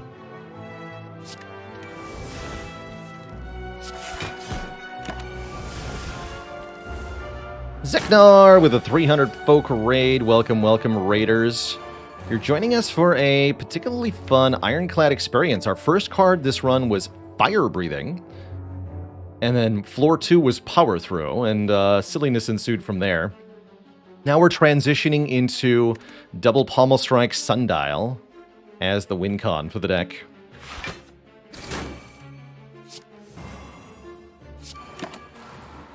We've also got orange pellets clearing powers, and as you can see, lots of max health.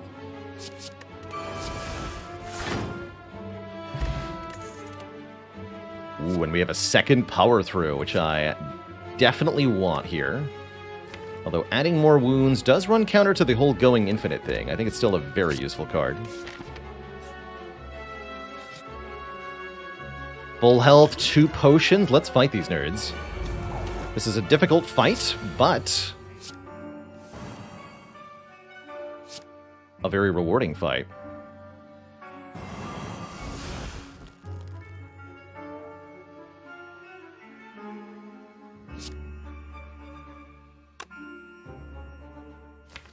I'll be back for you, feed. Maybe? Unless you're telling me I can get kill if I use both potions. Seems unlikely, but it might be worth it. I think that's really worth it. Although, yeah, it could be. Hold on. Okay, let's do some math. With 5 strength, with 6 strength, do 34, it goes to 51. This is 22. And you deal 18 goes to 27. That is a kill. So I land the feed easy peasy with both potions right now.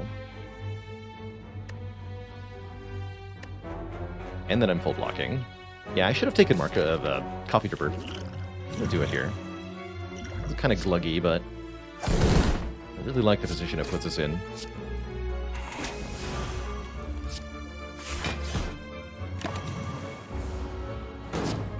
Shame no power there to keep the strength, but with the fight essentially over, I don't think it matters too much.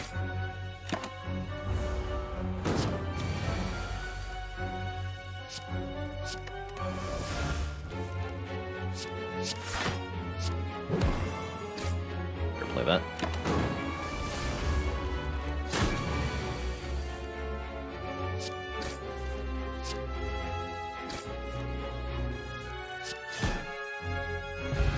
Get a turnip! Can no longer become frail. Only modestly useful with the pellets, but still does something. Disarm. Excellent card. Shuts down multi-attacking enemies. Like the Awakened one, especially the ones that we want to play lots of powers against. Happily take Disarm here. I still think this is the right way. Yeah, one more event. Could be Mind Bloom. The other good one. This is also a great one. Worst case scenario, we gain 6 max health. Best case scenario, we gain 27 gold and 3 good cards. Like 3 Master of Strategies, for example. There's 1. Violence is like a poor man's Master of Strategy. And Apotheosis. With Fusion Hammer, you got it. 3 good cards and 27 gold it is. I'll even take the Violence.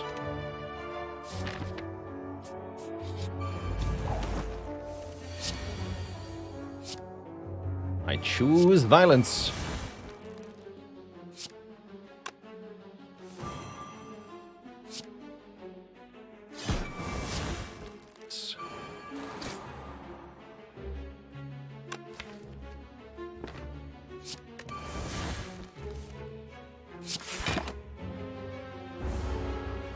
I've got card draw for days.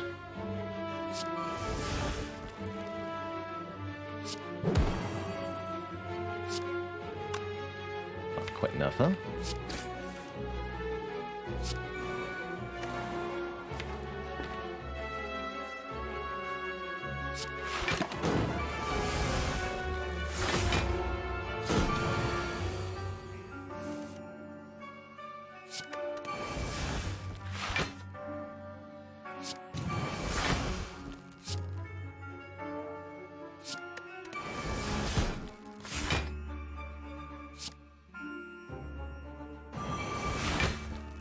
No.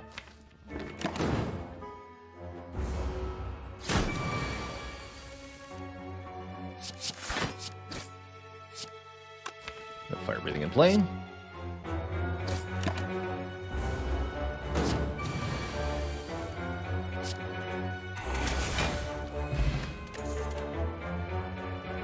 Don't need this anymore. 130 max health is quite a lot. Looks like we're on track to hit 150. This is definitely an enemy that could mess with us. I'm going to change your intent, but I don't know if I'm going to like what I see. I do like what I see. Good news, everyone. We're not getting cursed today. Probably. This is fine. So yeah, this is an enemy that will chip us down a bit. Could punch them, but I don't like my options. I'm just happy taking a little bit here. Getting further into the fight. I am definitely happy we have 5 energy per turn. I'm glad we did that.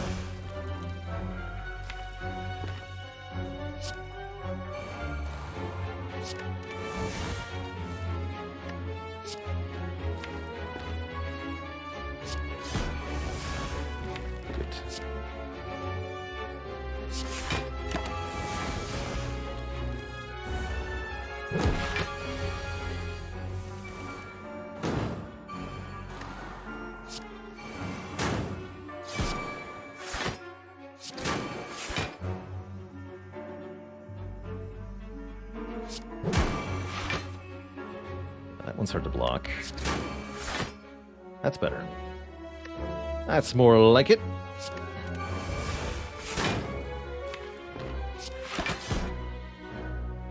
Okay, the goal is to get back around and land that feed. Although the more turns we take to do that, the more damage we will suffer.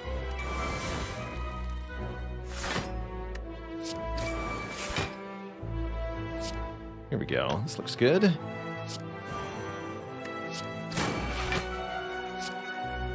Is not enough. Now it is. There we go. Power potion going to be very good, especially for activating orange pellets. There's the Shrug It Off we wanted. Let's just take that for simplicity. We can use Shrug Pummel Strike as an infinite combo once we burn down the rest of the deck. Life Cree, thanks for the 2 months. Came from the YouTube, stayed for the cozy good times. Glad to hear it.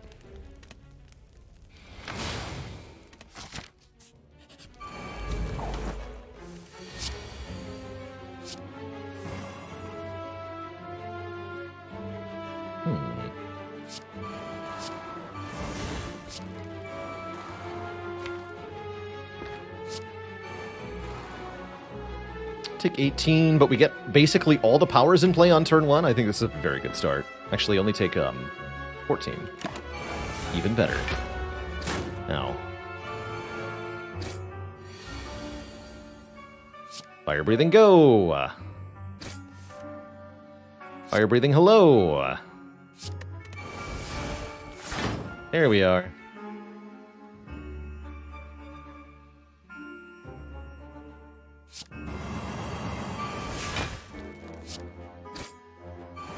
Excellent. Fire breathing, indeed go. Letter opener also go. And feel no pain will go as well.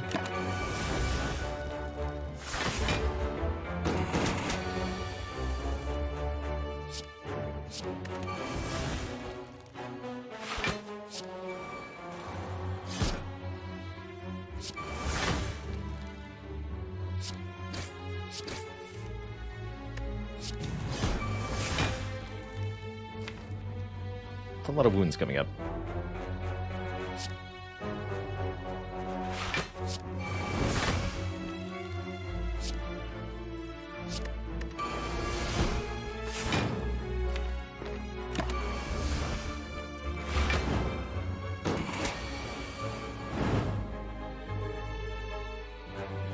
Might lose her to fire breathing before I can land feed. That's okay if so.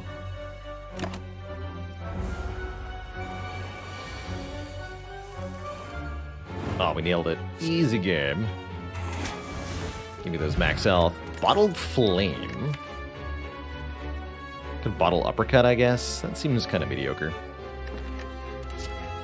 Could bottle a Clothesline Plus.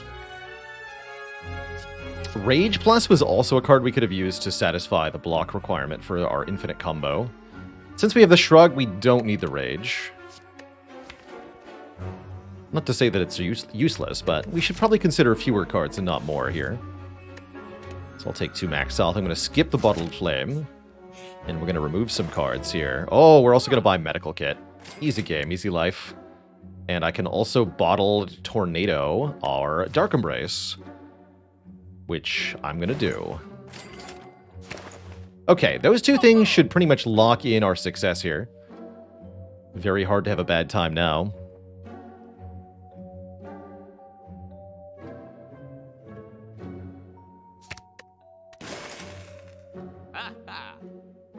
Could buy a potion, but we have 2 more shops coming up. I'm just going to look at those. I'm not going to buy the frozen egg either, even though we could. Take the blue key here. Dreamcatcher, more like meme catcher. Hey. That's illegal. Okay, good. Please draw 1 now. These are pretty nuts. I don't want to draw more, though.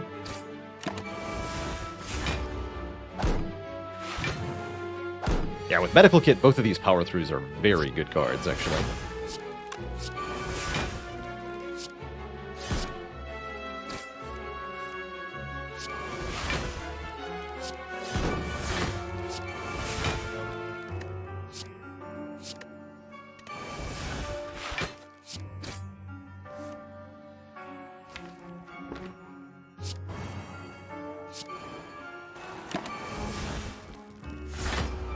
Beautiful.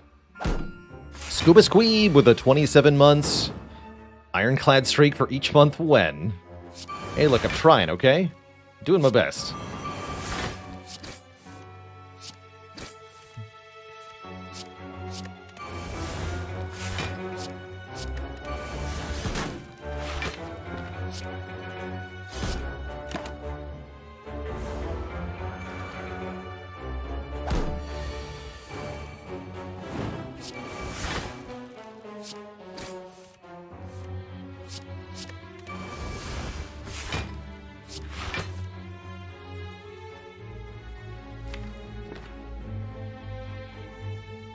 Play this, but be careful.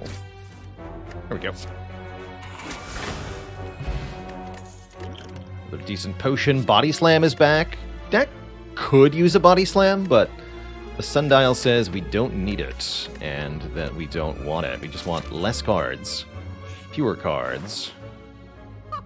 And maybe a Kunai. Kunai's kind of cool.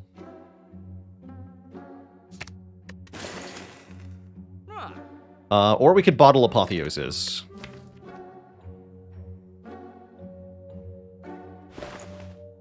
That seems good too. I've paid for 2 bottles back to back. That's pretty rare. Purity is also a thing. With bottled Dark Embrace and bottled Apotheosis, Purity is actually insane. As that will exhaust a lot of cards. Could have had the whole set. Yeah, we could have, actually. We skipped the Bottled Flame, it's true. It's 100% true.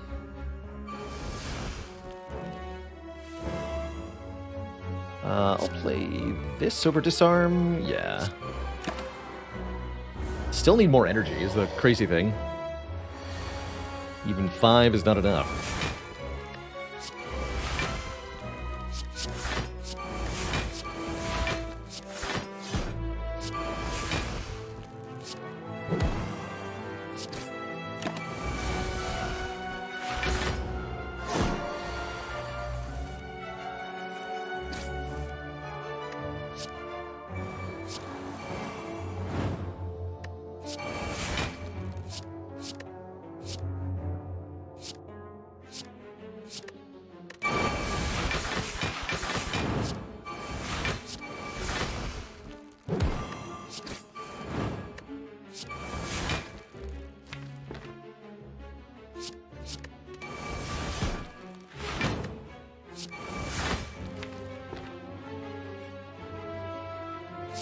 Almost enough damage? Almost enough damage. I guess we're there next turn. Sort of.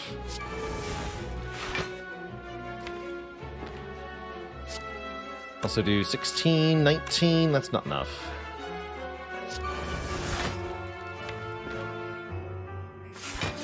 Nice.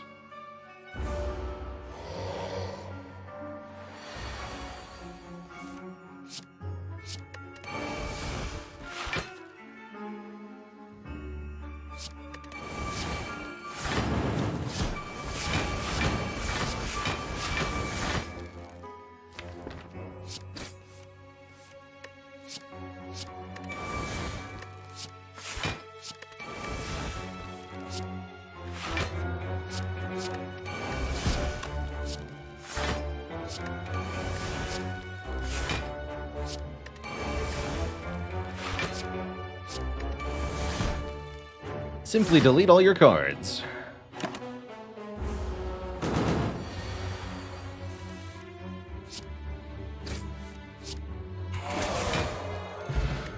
Potion belt, very good. We can hold more potions into the heart fight. Quite frankly, I don't think we'll need them, but it is cool.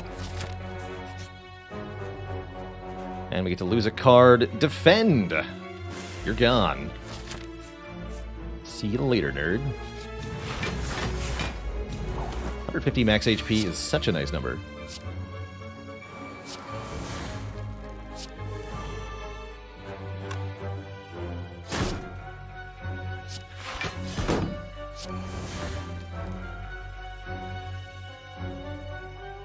Done that differently. It's all good.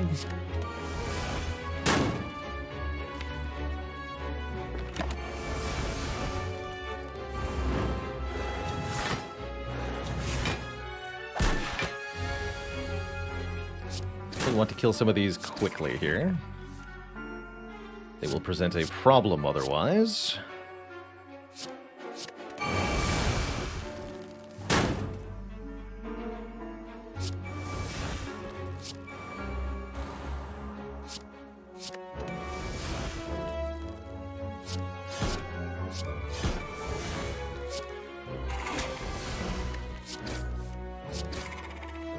Easy peasy. Exhume! Put a card from the exhaust pile into our hand. There are many good targets for an Exhume here. It's also always a zero-cost card because we upgrade it with Apotheosis turn 1. So I'm going to go ahead and take that. We can get another Disarm at minimum. I do think Coffee Dripper would have been mostly better than Mark of Pain, although because we got the Med Kit and the Bottled Dark Embrace, it's kind of a wash. Pretty funny, actually.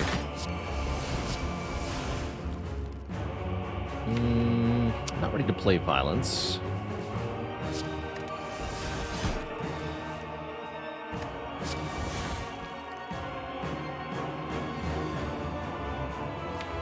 Or feel no pain, apparently. Okay, that's fine.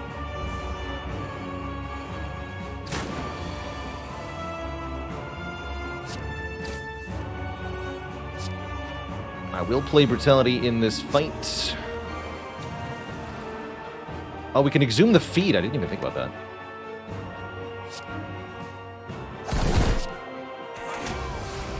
Not sure why I didn't think about that. That's the immediate obvious use of it.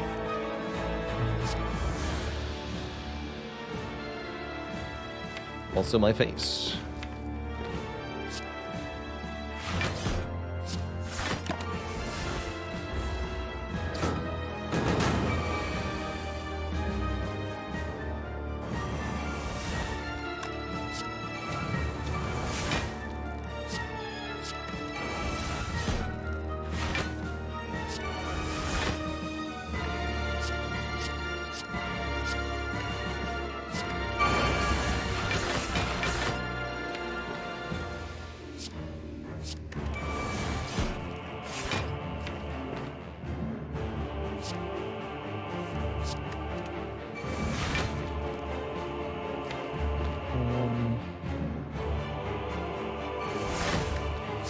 Some more cards here.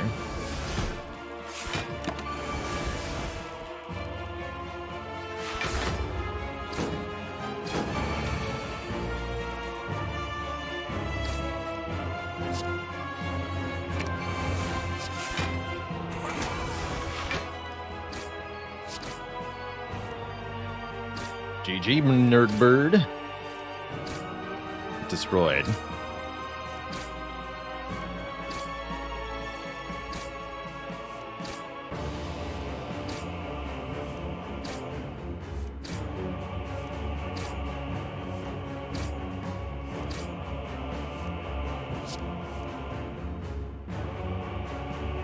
I just want to test something, actually.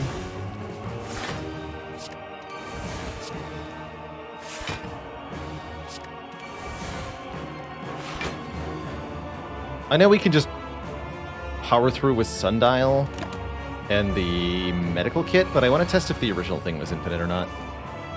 So from this position, we have 8 energy here. We can go power through, Burning Pact,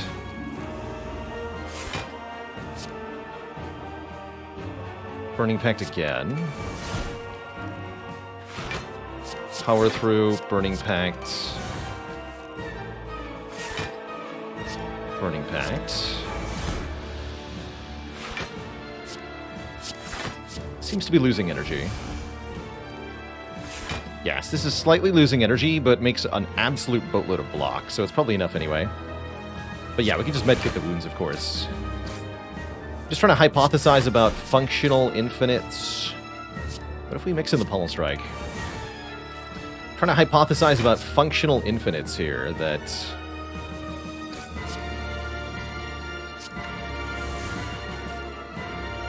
you can assemble from the cards we have.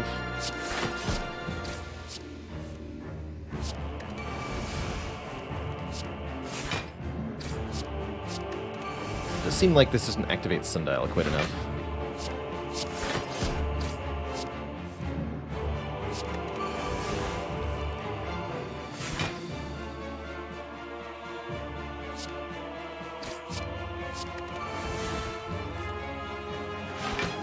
This seems to be properly infinite. So it's power through, Pommel Strike, Burning Pact,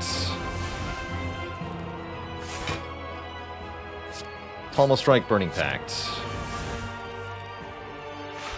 That seems to keep us where we need to be here.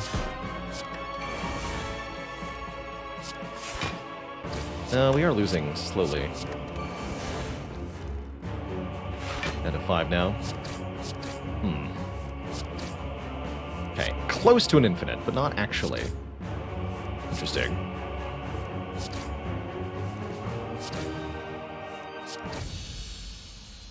And that's probably what we'll do against, say, Time Eater? Yeah, Time Eater here. So this is a fight where that alternate infinite can be useful, although I think we're just going to go Pummel Shrug here. Seems quite likely.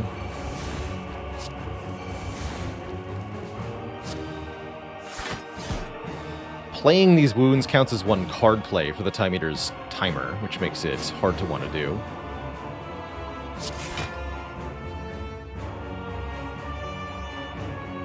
Jimothy. Back to those. There are some who call me Tim. Timbo Jimbo.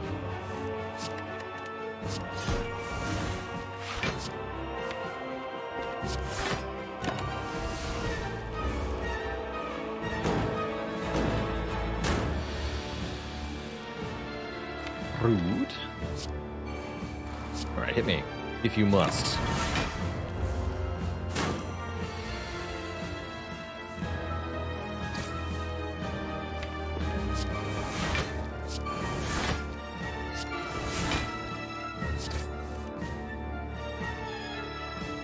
Adding slimes also does not help the situation here.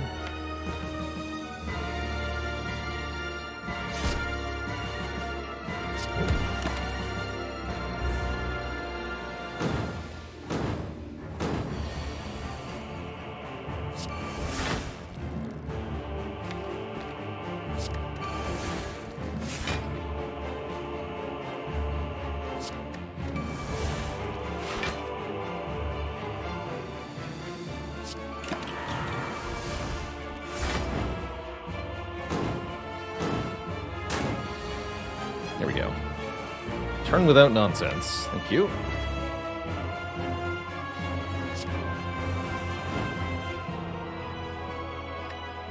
Exhume Disarm. Play it again.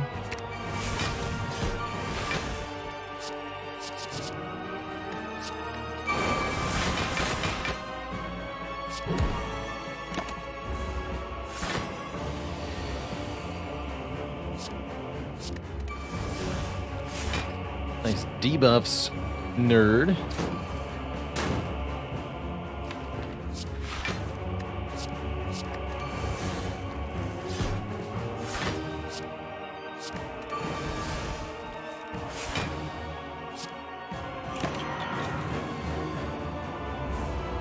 You can see it takes us quite a while in this fight to get set up to a winning position.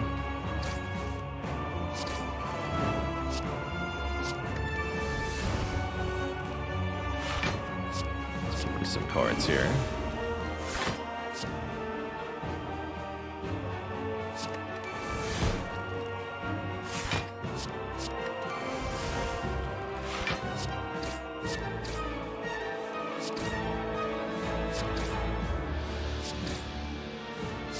So we can actually just kill Time Eater before there is a phase 2. So we get weakened here. 15 times 11. 165. I think that's just barely enough. My math is correct here. So I made all that talk about not needing to just do a Pummel Strike Infinite, and then that's what we do here. Oh well. Pretty funny, actually. Eskar, go home, my friend. You've been eaten. Two thump, two thump, two thump. A deep pulsing dread can be felt throughout the room. Is this the heart of the Spire, the source of all these snacks? The heart squirms and bleeds, but is ultimately still pounding. Let's go into Mshaf. Easiest hero to go infinite with is definitely the Watcher, I would say. Using her stance change cards. Rushdown, Calm, and a 1-cost Rage card. Usually works quite well. Ironclad, probably second easiest. And is particularly noteworthy because Ironclad, as you can see, can have a 30-card deck and still go infinite because of the exhaust mechanic, which is pretty cool. Alright, we have 166 hit points. Surely that's plenty. The Abacus is here to provide a block solution. Even better, I say. Whenever you shuffle the draw pile, gain 6 block. Now we really just can play Pummel Strike over and over again. And while we're at it, we might as well buy a block potion. Or another Purity. You know what? A second Purity is even better. And I can still buy the block potion. Haha. Double Purity.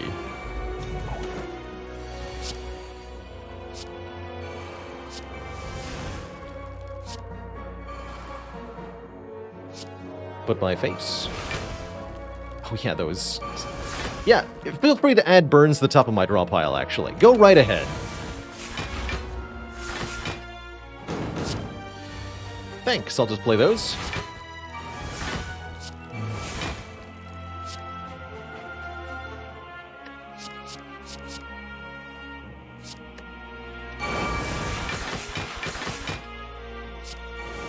What nice fellas. Nice fellas.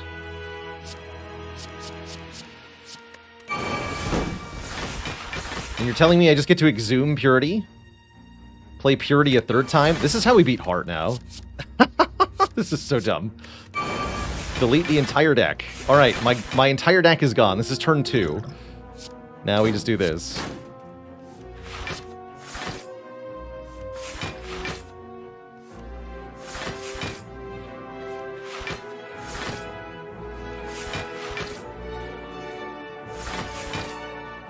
You can always count on the Abacus.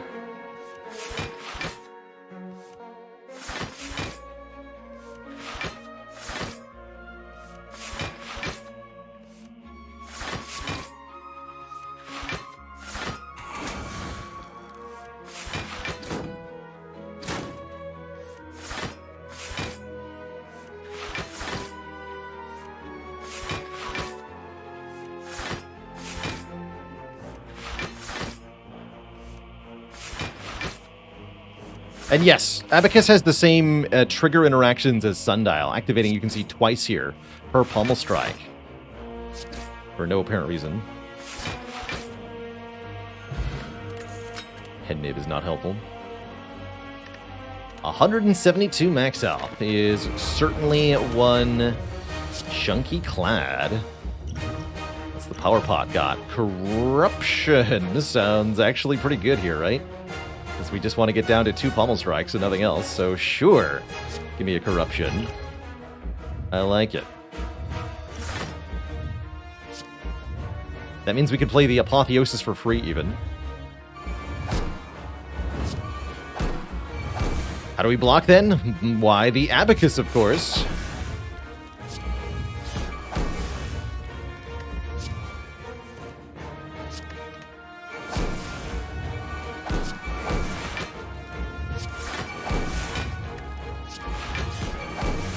We actually just go turn 1 infinite, for the record.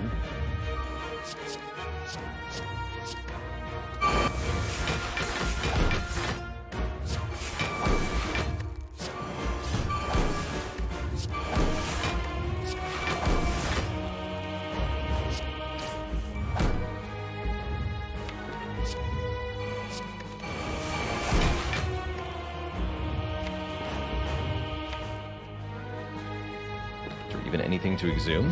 Not sure there is.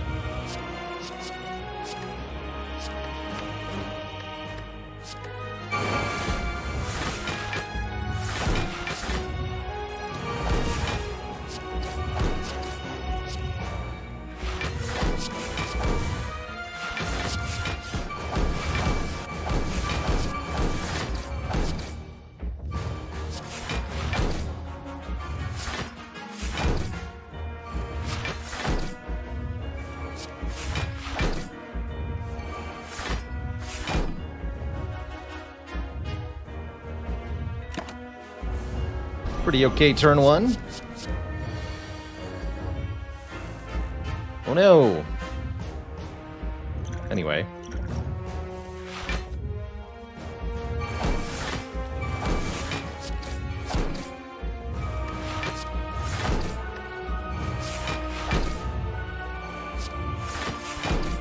Easy peasy, switch shot.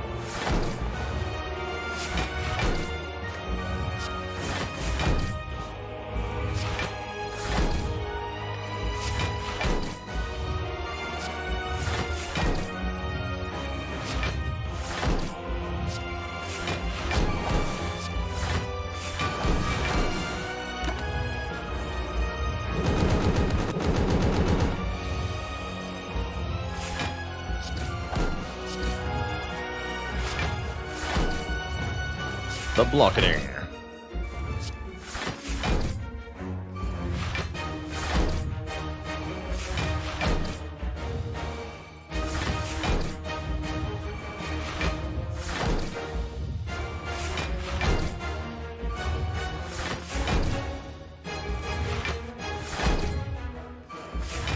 Yeah, Abacus triggers on our turn before the Beat of Death, so we managed to not take any damage.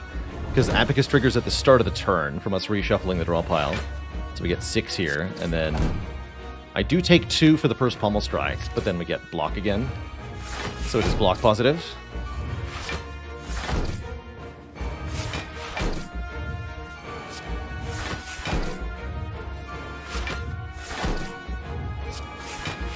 Nom. Again! Delicious. GG, what a run. What a run. Dialing back the heart there with the sundial, carrying that run to the very end. Very powerful use of exhaust synergies. Once again, Dark Embrace carries the day. I didn't even click on it, though. That was our transform in Act 1, that Dark Embrace. And boy, was it important. GG. GG, that's right. Number 5 in a row here. GG.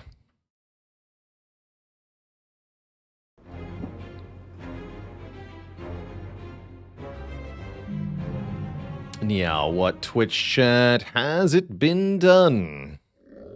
Spire sleeps, and so shall I.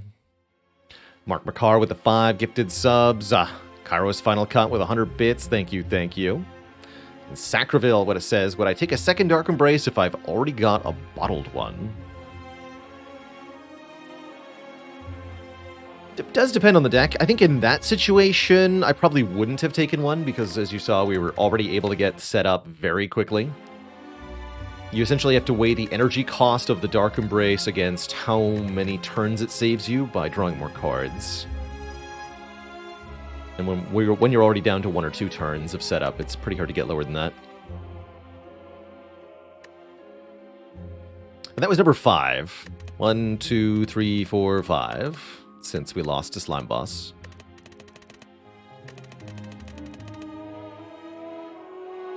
Taran, thanks for the Prime sub. Welcome to the Cozy Sub Club. You can grab any card in your hand, critical hit by pressing the number key that corresponds to the location, 1 through 0. So, to grab the 4th card, you just press 4 on the keyboard. Ghost says, any tips for beating Danger 5 as Fisherman? That's a kind of a random request at this moment, but yes, I do. Quick tips. Primitive weapons work well because of the large hit point gain. You can use spears, do okay. Sticks are also pretty decent on Fisherman. Couple important things to know about Fisherman. One is that you don't need to buy more than 1 bait per round. It might feel like your goal as Fisherman is to click as many baits as possible, but I think it's a lot easier to win with the character if you control the number of baits, because the number of special enemies that spawn is proportional. This is about Brotato, just for the record. Talking about the game Brotato here. The special spawns will scale with the number of bait items that you purchase. So my usual rule of thumb was that melee builds took 2 baits each round, and then ranged builds, which you can do, like SMG or shotgun Fisherman. But if you're going to do gun Fisherman, you really can only take 1 bait per round. And then the other line of advice is to stop taking baits at some point. Probably not more than 20 to 30. I think even 15 is actually a reasonable starting spot, or stopping point, to avoid getting too many enemies to spawn.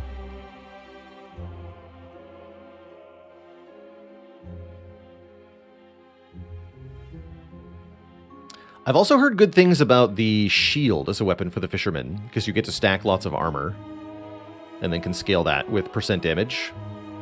So I'd say try sticks, spears, or shields, taking 2 baits per wave, or try a gun weapon, taking 1 bait per wave. See if that works out for you.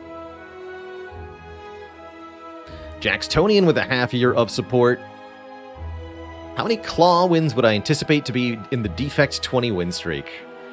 1 or 0. Probably 0. But man, 31 with the Prime sub in the 11 months. Claw build can work on Defect, but man, it's tough. It's tough to do.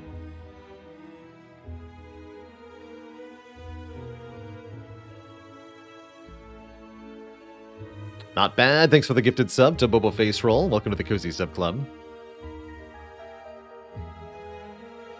I would assume in this case meaning having more than 1 copy of Claw and having those claws actually do something. You could just have 2 claws and a bunch of holograms and make that work okay.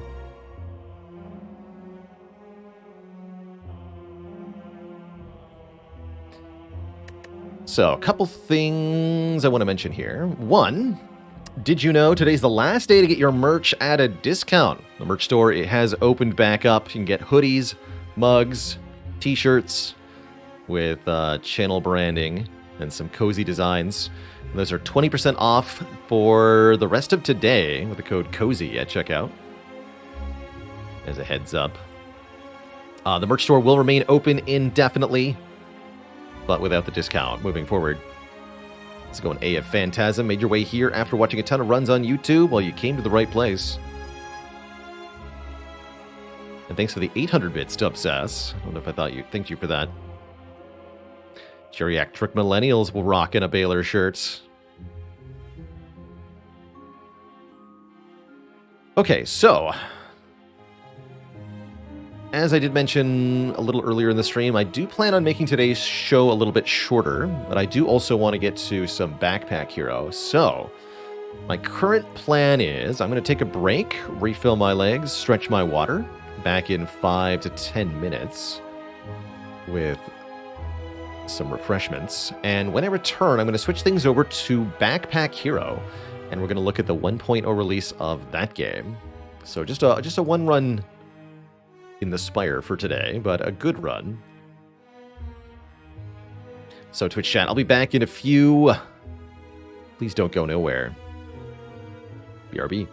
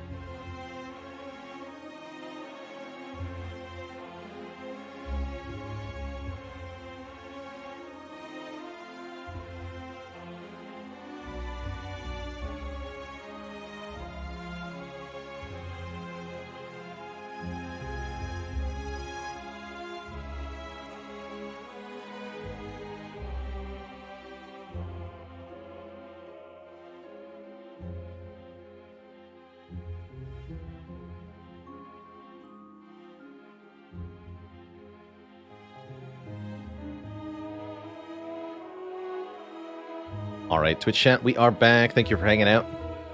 We are, as I mentioned, switching over to Backpack Hero.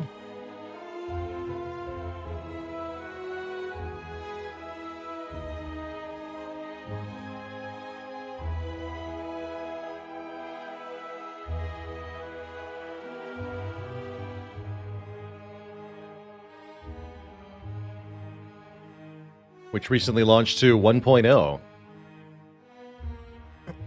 Did we go infinite on the heart? We sure did. We did it on turn 1, no less. Thanks to a corruption from a power potion. Plus our bottled Dark Embrace. We burned through the entire deck of cards instantly. And glorious victory was had. It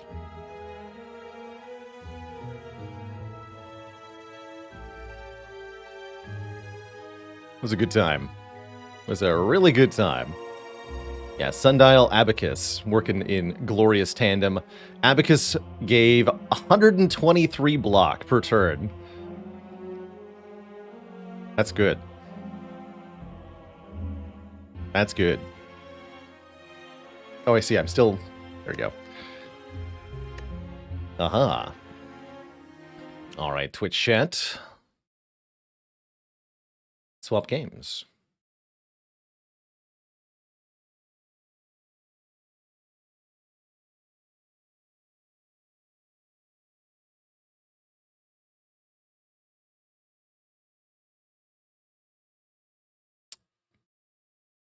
Made with Unity.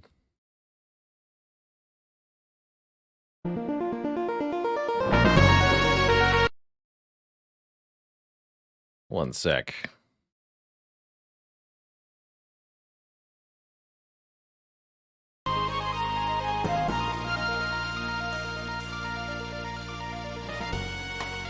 Okay, way quieter. There we go. That's not too bad.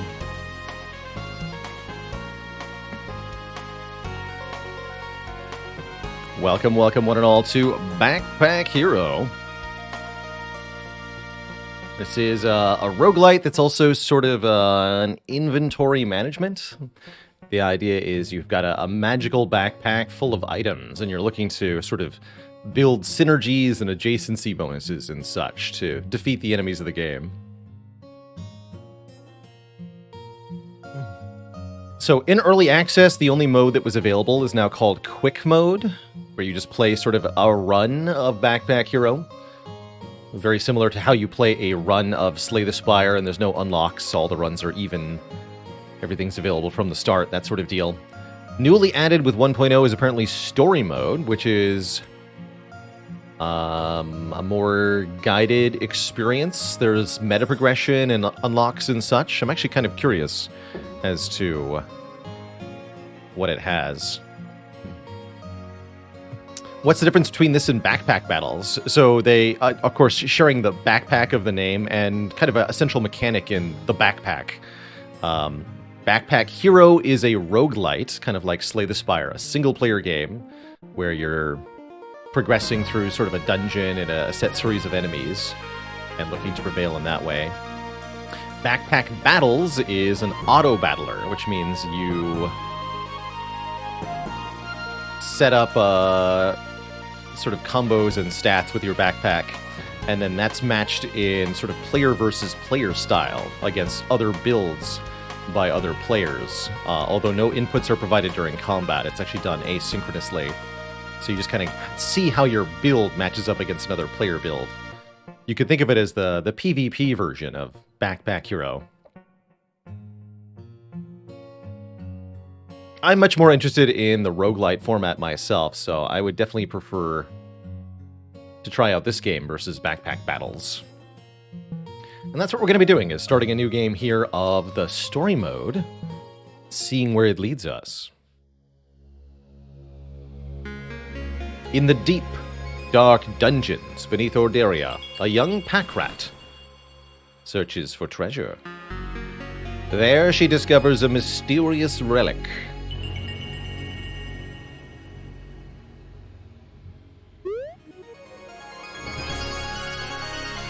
Da-da-da-da! It's empty.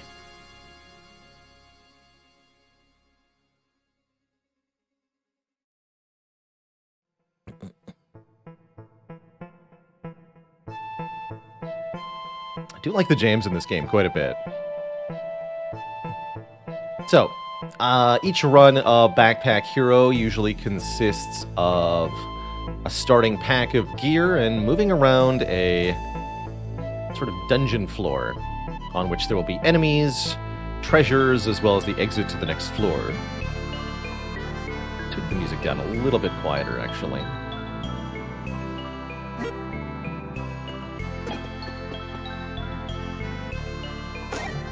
So, here's our starting items.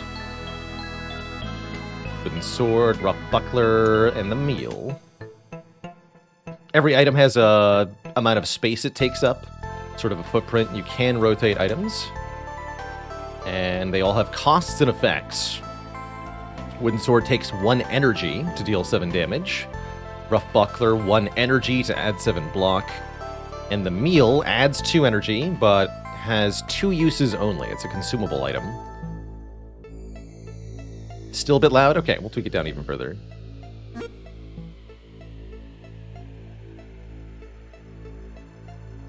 Usually takes a couple of levels to figure out like what the loud part of the game is. This looks a bit better. Appreciate the feedback and helping get the perfect level of volume.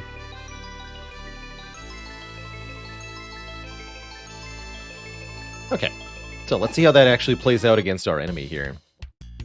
Gotta click items to use them. And we can see what our enemy's going to do, too. Kind of like Spire here. You've got you on the left, enemy on the right, hit points below, and an intent over the enemy showing what they're going to do. So if they're not attacking us, we just hit them with a sword. 3 energy per turn. We could have a meal and kill them before they do their turn, but let's just see what they do.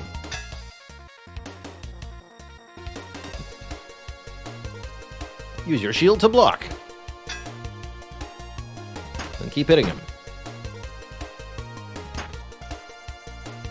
So we get to use as many items as we want during our turn, and then there's an end turn when we run out of energy or things to activate. As we get further into our run, we'll get more backpack slots so we can pick up more items, and we'll be able to find more items too. So here we can add 4 spaces. We can do that in a weird pattern if we want to, or we can do it in a more sane pattern, like this. And one over here. Get items. Sometimes it can be overwhelming, even for a backpack hero. Yeah, so we can always examine our stuff. View card. Okay, so I can bring it up like that if I want to. Does seem like you get offered a lot of items in Backpack Hero in general. So we got 7 items before us here. We can take 3 of them, although we don't have room for that. Throwing Star. 1 time deals 6 damage, then destroyed. Fire Star is like a fire version of that. Disgusting Food. Add energy, lose health. 10 damage to all enemies and destroyed. I'm taking that. Heal 3 at the end of each combat. 3 to all. Let's take these one-time use throwing weapons. And I guess I'll take the... Oh, no, yeah, we take all 3. So we can't take more than 3. That's fine. I'll take the 3 one-time use. And we can... I think you can discard items from your pack. I think that's allowed.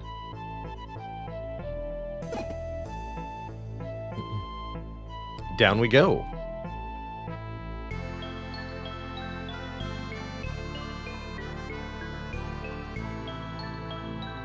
Cool that it actually tells you what enemies there are. Let's fight whatever this is.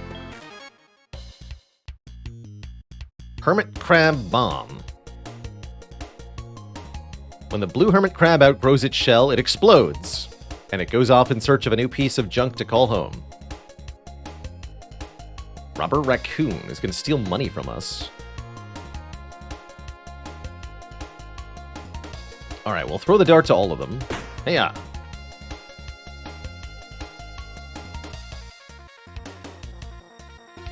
Burn this nerd. So it'll take 3 damage at the start of its turn now.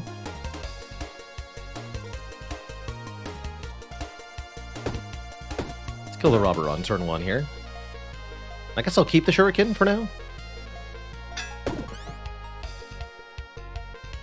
That seems fine.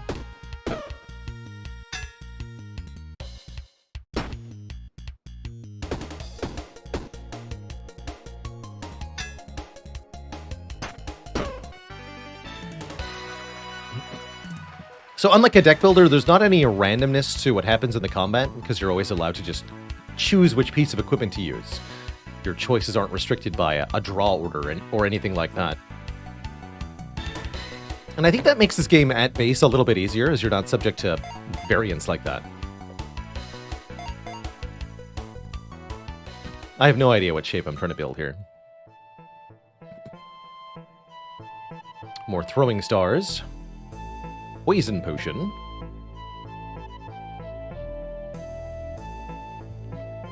Five max health as long as this item is in our backpack. A citrine, a gem accessory. The weapon below this gets +3 damage. So here we can see one of the synergies of Backpack Hero. Gems that you can put adjacent to improve the output of certain equipment. Ooh, 12 damage all. Okay, I want the citrine for 1. And we can point it too. So rotate the citrine, that rotates the targeting of it as well. I want 12 to all potion. And I guess 6 poison to all potion's pretty good too. Let's take this.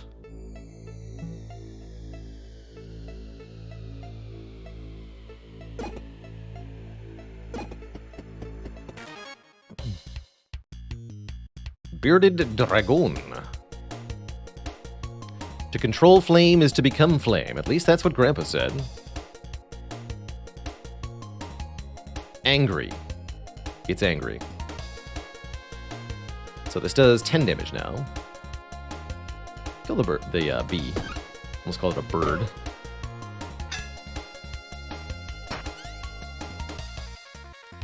We'll add 3 burn. No, we won't. Small key. Oh, there's keys? Take the key. Adjacent weapons get +1 damage. All adjacent weapons, mind you. Another dart. Guess I'll take a sapphire.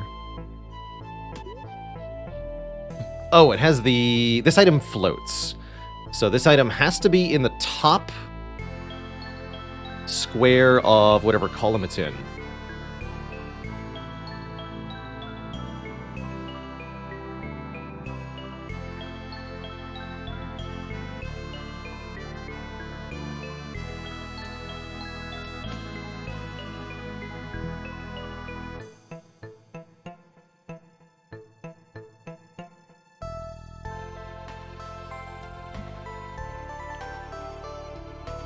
So anything that counts as a weapon gets the bonus. Like the shuriken is a consumable weapon.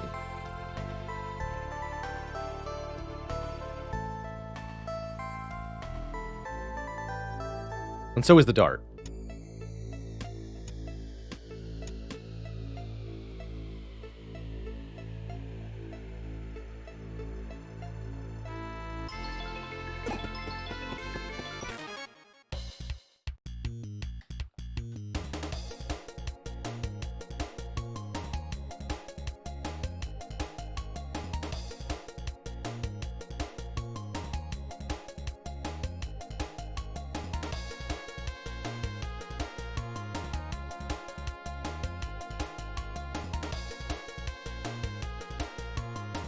Probably just want one consumable here. Blap them.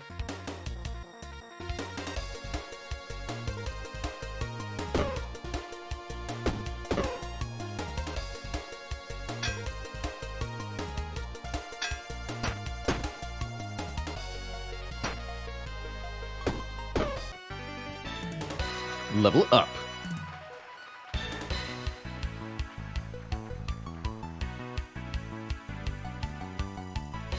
So I might want a spot for this gem, maybe?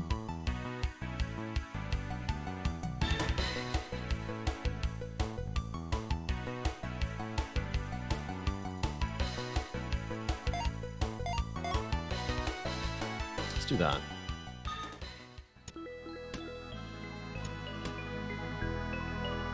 Paladin's Sword. 1 energy, deal 10, is anchored for 2 combats. I believe that means we can't move? The weapon? Another property not immediately apparent is the enchantment slots on an item. In the very bottom right corner, you'll see there's a 2 and an anvil symbol. That's the number of times this weapon can be modified or upgraded. And each weapon has a different number of enchantment slots.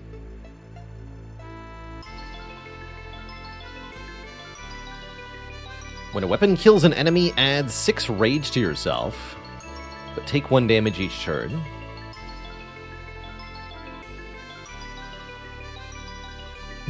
Oh yeah, so we can use this to reroll our combat rewards.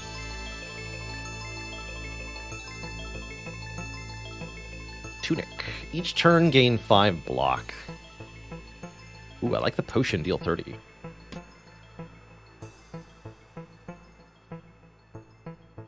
Ooh, the knife is good too. It's a consumable item. I'm not going to take the... we can take the dice and just keep them. Let's take that. That sounds good.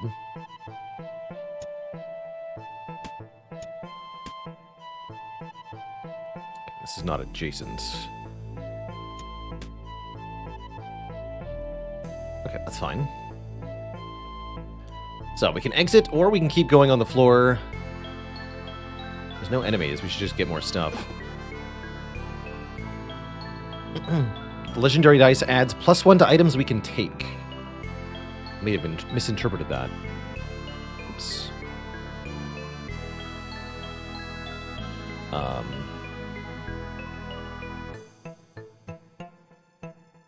Add to your combat rewards, yeah.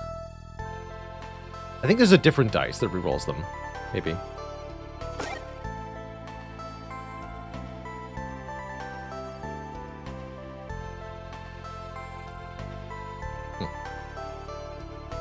Each turn, gain 1 spikes. When combat ends, add luck. I think that improves the rarity of the rewards we get. And this is just better than the poison potion. You're not limited in what you can take from chests, it looks like. You often get so many items in this game. It seems like you could always build something. The retiring chef. Age has crept in around his snout. You can see the white fur and shaggy edges from around his coat. I'm getting out of the game. The cooking game? If you have something to eat, I might as well give you my cleaver. Cleavers are a special kind of weapon. They've got sort of self-synergy, I think. Bacteria with the 14 months, 1 year badge get, and Randy B with the 33 months. 5 down, only 15 to go to get our goal in the clad. We'll see. I say no thanks. And I believe we can change that too. Kind of like better claws. Actually, let's see. I've got food right here. I won't be needing this anymore. He gives me a diamond cleaver. +1 gold. Yeah, I don't know about that. Very weak weapon, but it does let you metascale here. We'll take a little bit of experience, and we'll go to the next floor. Once there's no more things to click on, might as well go down.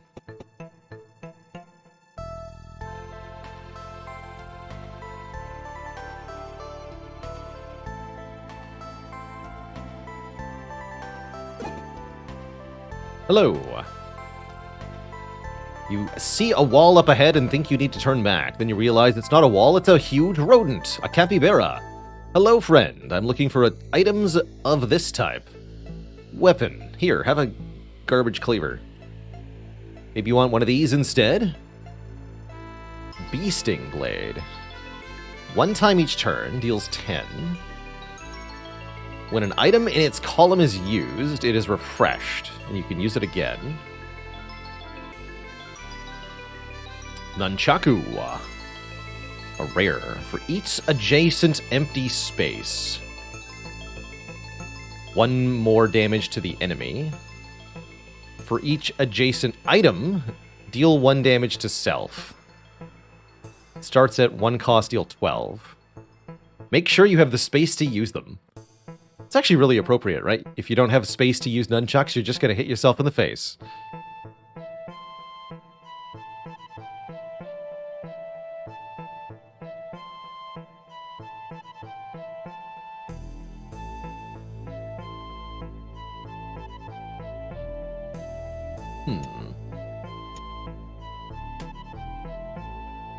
So those all count as adjacent. Wouldn't need the sword either, though, right?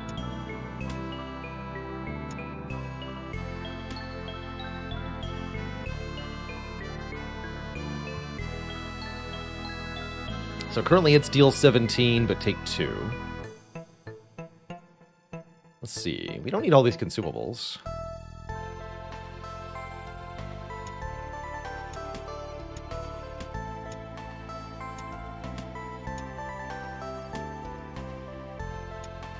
Sapphire's not that good either.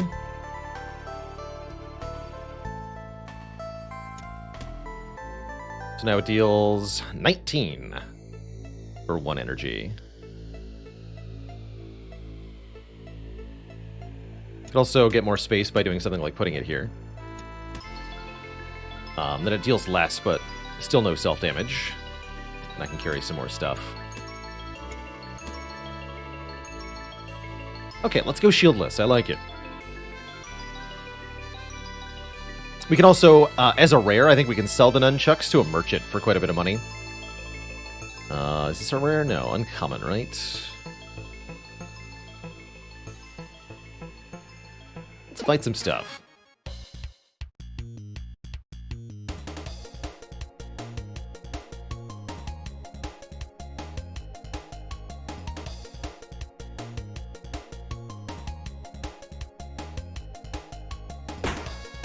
Give him the dart.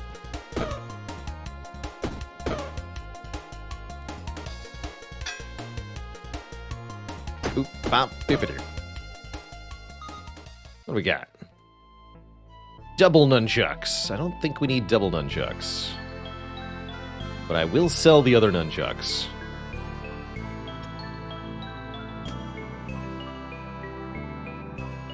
Deal 10 is good.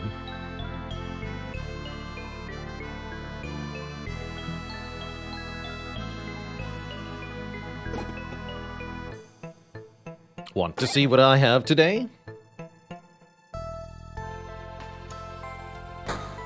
Get 10 gold for selling a rare item. He's got a double halberd, which deals damage to all enemies. As a penalty if there's an adjacent weapon. This could be a nice way to do AoE damage if you can stack it. Each row below, more block. Gain 2 haste when you take damage. A legendary accessory. If there is an item along a diagonal line, the item is disabled. But each turn, gain 2 energy? Well now.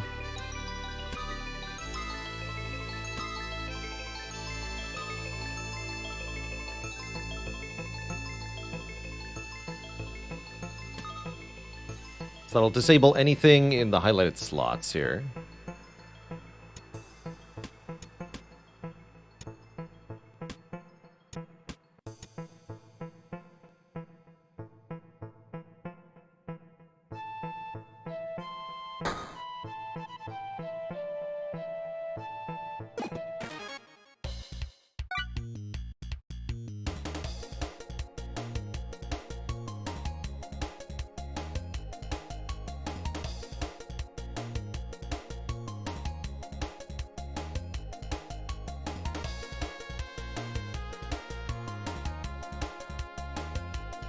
Oh, I see. The gem becomes disabled if there's an item on a diagonal, not the items themselves. Got it. We can probably optimize its location a little bit better. For example, if we put it in the corner here, it'll only block 3 slots. Currently, it's blocking actually only 2, because these have to be empty anyway. So, no, it's currently better where it is.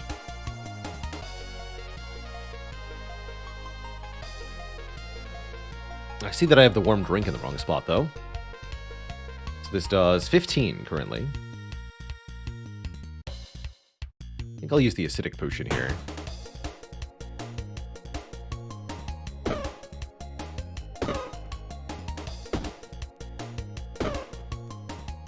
We win!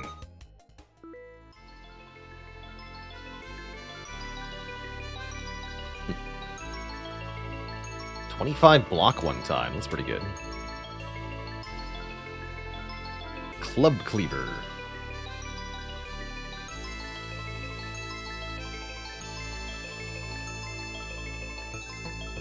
So that means we can use a consumable if we start with it here. It's kind of cool.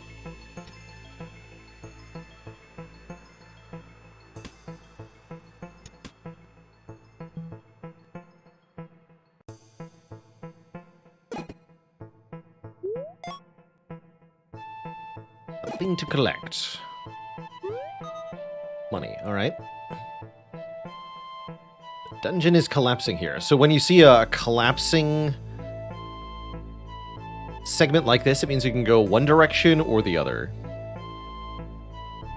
Need to choose. We'll go to the valuables. Hey! It's a mimic. And it's dead.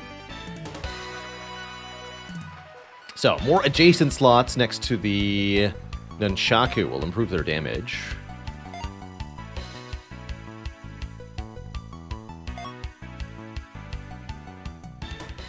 I shouldn't have taken that spot. We can just move this now.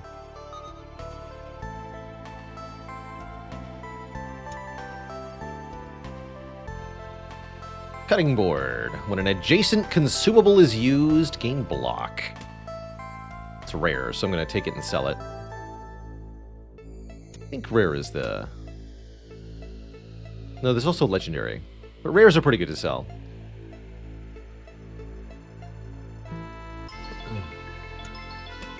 Okay, let's see here.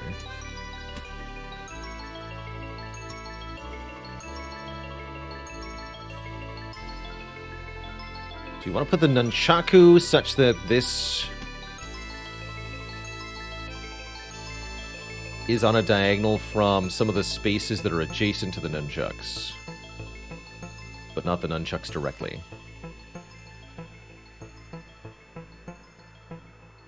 Here. So blocks this spot, and then 2 spots I want to have empty anyway. Cool. I'll fit back to the merchant here. Sell the cutting board for 10 gold.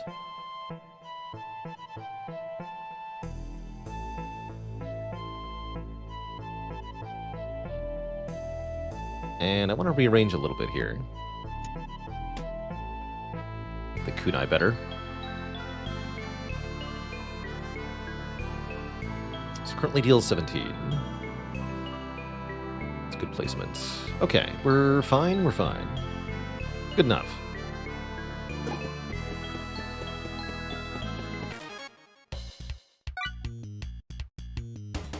And yeah, if we build our backpack on purpose, we can maybe even optimize this a bit more.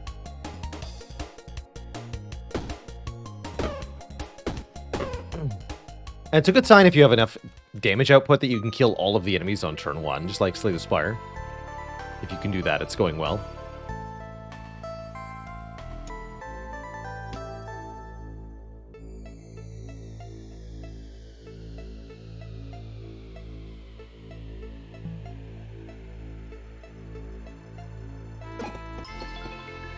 Get a trade. Get a rarer item of the same type. I could trade the nunchucks for a legendary weapon. That's kind of tempting.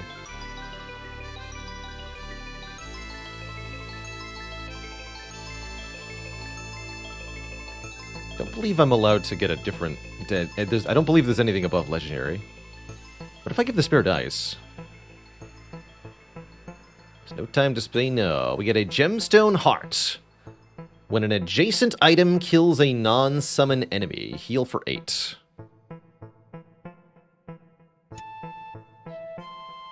And no take backsies.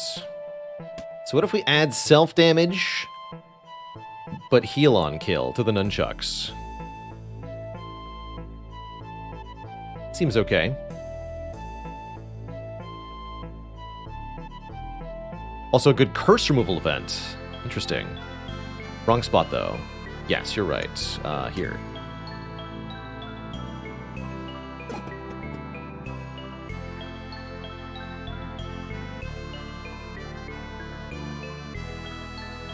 Alright, and our first run here doesn't go very far. As we go further into the campaign, I'm sure we'll have longer dungeons. It's kind of the equivalent of just beating the end of Act 1.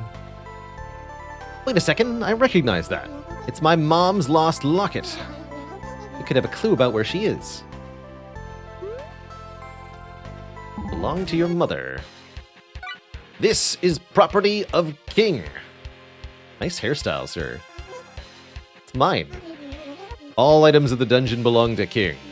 You want it, you'll have to fight me for it.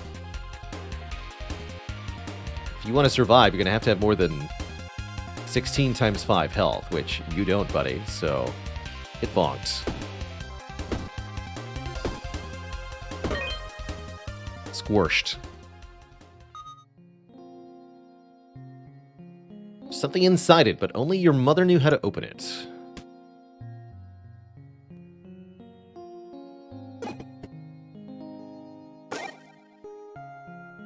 Golden cheese. Sells for 25 extra food in Haversack Hill. Interesting.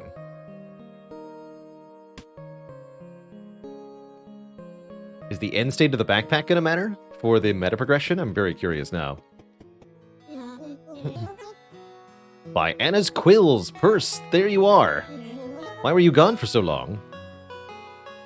I was in the dungeon. We talked about this. You promised to only stay near the entrance. But I found an amazing backpack. Full of loot.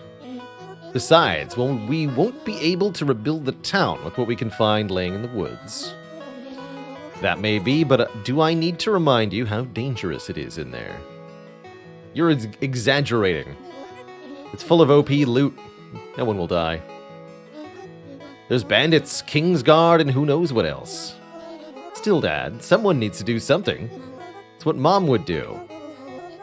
Your mom would also know to be more careful. I can feel her presence. I know this is what I meant to do. I suppose there's no convincing you, says Dad. Just promise me you'll be careful, Purse. Found something in the dungeon. I think it's Mom's locket. I saw one of the king's captains down there.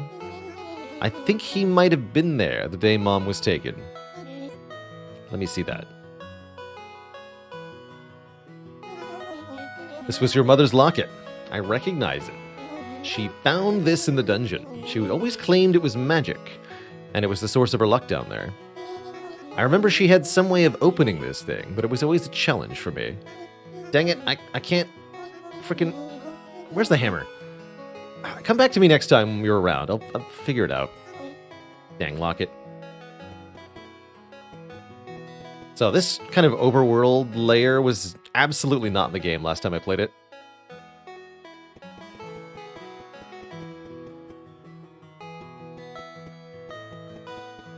Town looks a little ramshackle. Kind of ruined. We're zooming.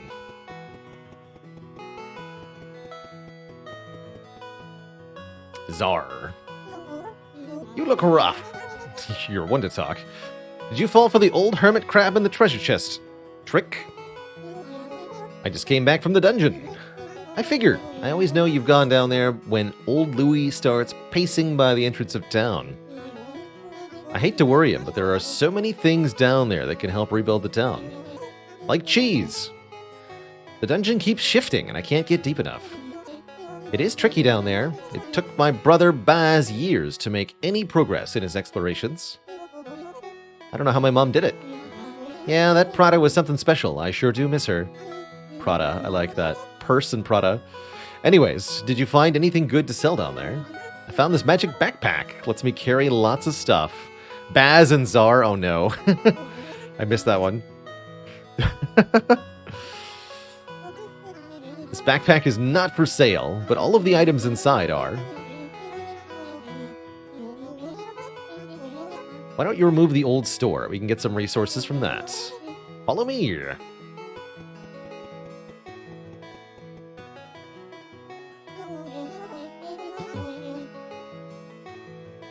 You should destroy the old store. Build mode? We get to build a town? That's kind of cool.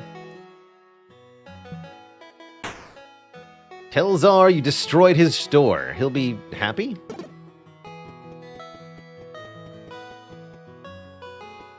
Louis. Yeah, Louis, and we're gonna see a baton.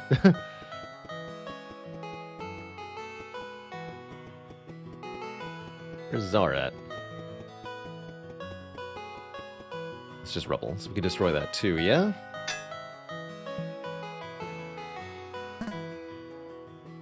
Not enough population. Interesting.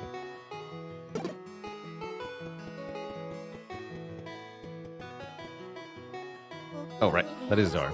Wow, you sure scrapped that old store quickly. Here's a blueprint for a new one. Could you make it?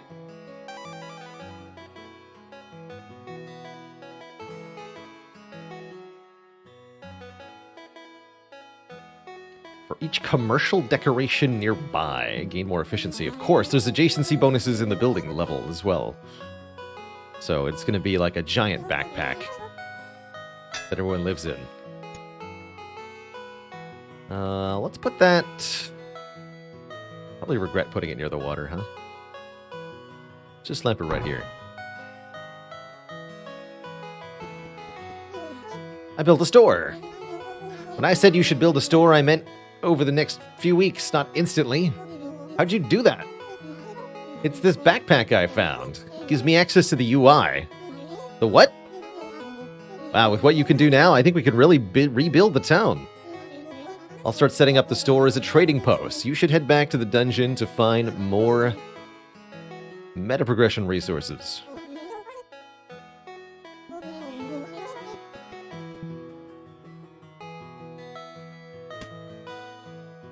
100% efficiency.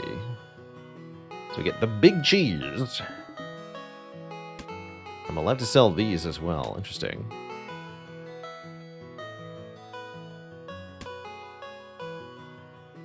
A lot for the nunchucks. That's the total, huh?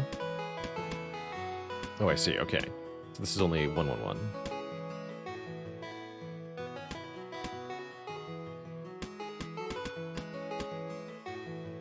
I don't know if we get to keep any of this. Let's just keep the really important stuff on the off chance that it matters. Sell the rest. And then go adventuring. But I think we're going to start with a blank pack.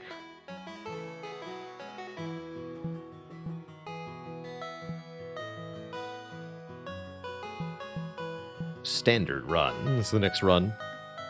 Early on, you want to sell everything.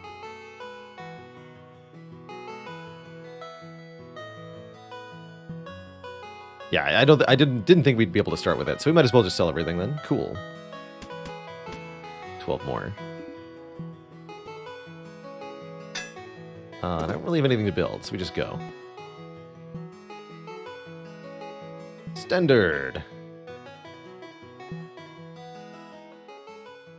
Yes, and here's the starting stuff.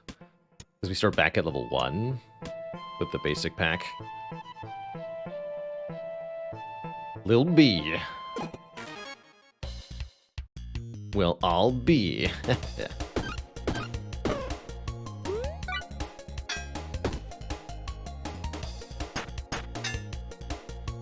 Starting meal can get you through a tough first fight.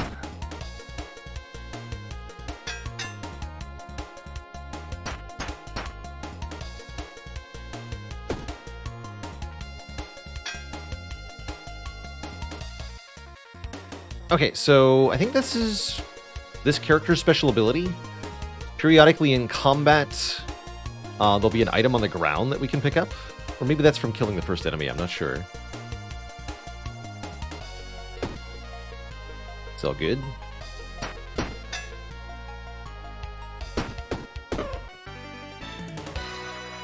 Huzzah!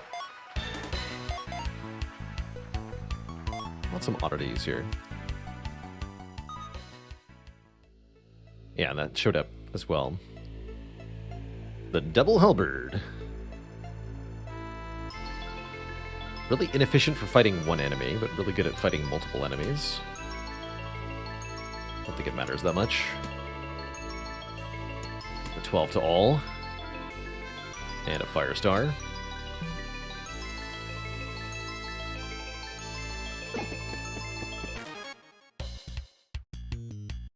Dove Deacon. He sings the song of Noctua. The Sparrow Knave. Protect your hero.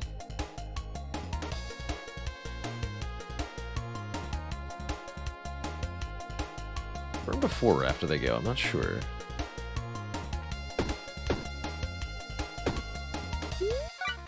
Eat some food. Should have eaten the partially eaten one.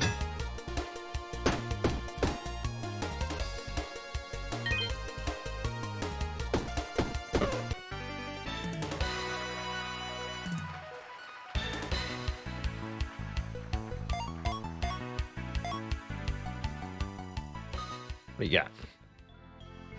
Dart seems good. Heal 10 is okay. Shiv can be used one time each turn for 0, dealing 2 additional damage. Sweaty Towel. Gain 12 block, 3 burn. Interesting. This item has a use in Haversack Hill. I'll take that. Swap out a meal here.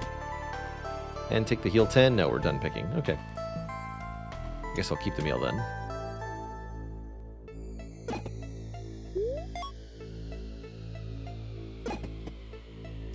What are you trading?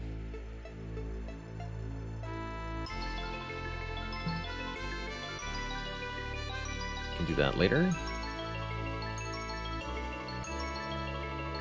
Yeah, I'll be back, buddy.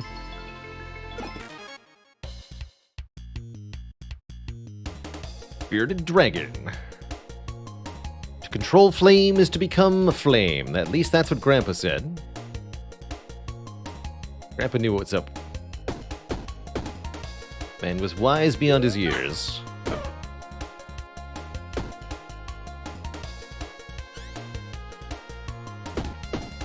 Bomb crab.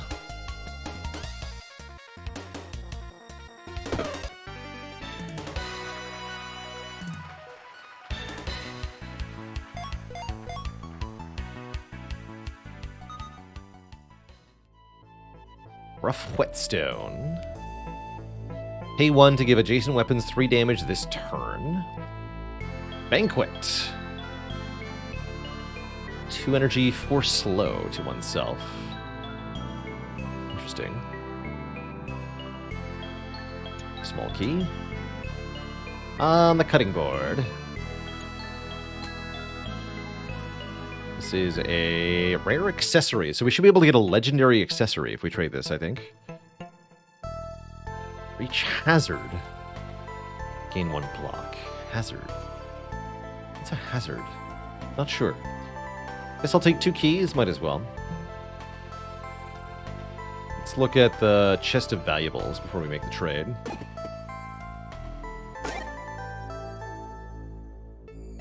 Three fire stars. Interesting.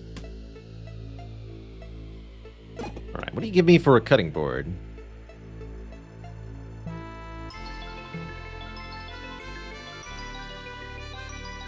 Ah, the gemstone heart is back. Perfect. So, heal 10 upon killing an enemy with an adjacent weapon. Good enough. Can get more adjacencies if we want to, but that's not that important right now.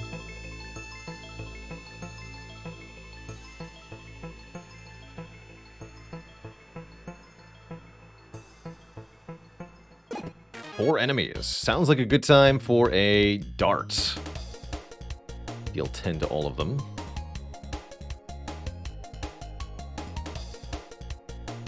They're all going to heal for 13, though? Good lord.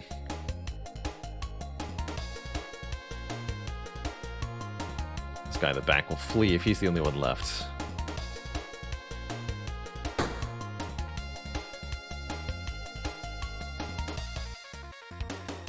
Guess I don't want you all to heal. You can just take the damage and heal it back, although that's a lot of damage.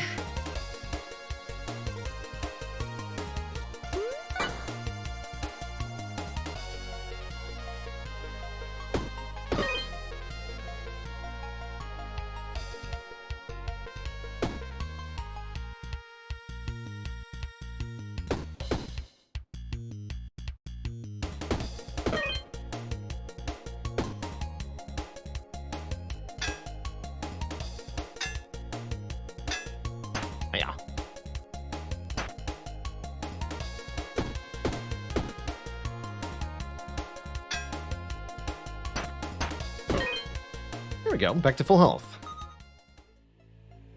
Teddy Bear Sword. It's a better sword than this is. And for each adjacent accessory, deals 2 more damage, including the gemstone heart. So yeah, let's get the Teddy Bear Sword. That's an upgrade. Lucky Ring is an accessory. Sapphire is an accessory. I'd say it's time to accessorize. I like that it's smaller as well.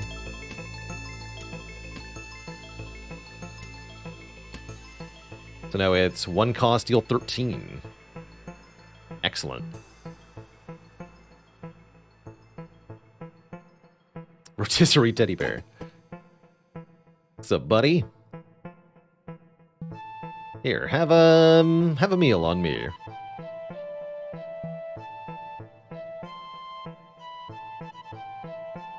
Spaghetti? Spaghetti, spaghetti, my backpack is ready. That's great. Eat haste. Take spaghetti. Getty spaghetti.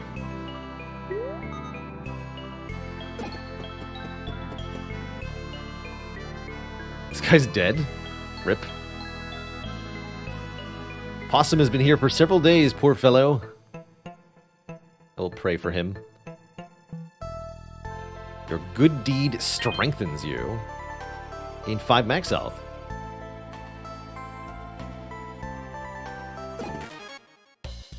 Not the bees.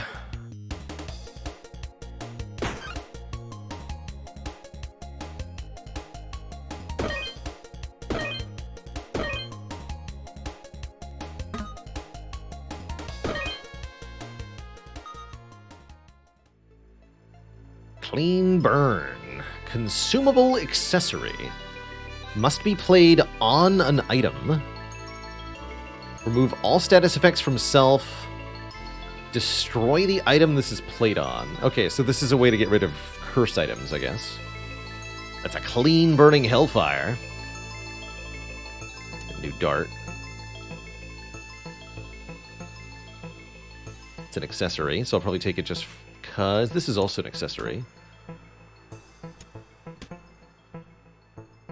Continue to accessorize.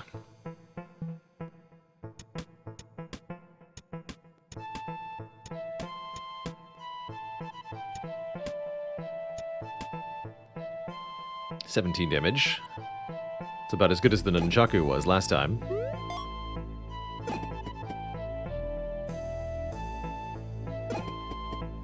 Any rares? Machete. Good armor is just fine. What do you got, sir?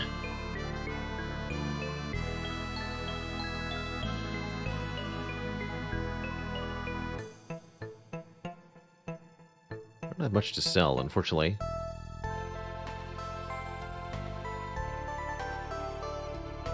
$20, pretty good.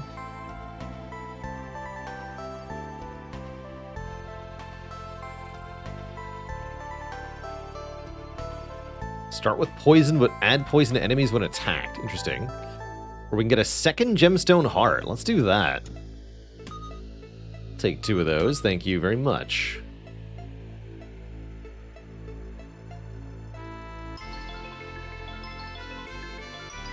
Cool.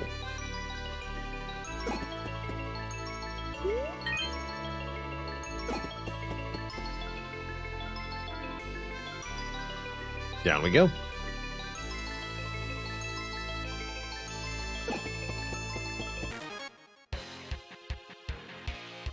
Alright, a boss with 150 HP, the Ferret King. It'd be kind of cute if he wasn't such a violent person.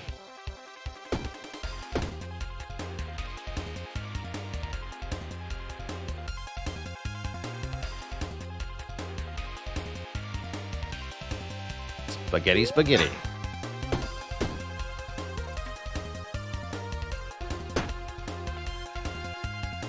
Summon an enemy.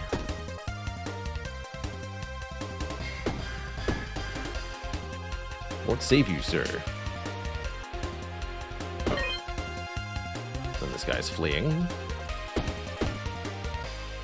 Bye.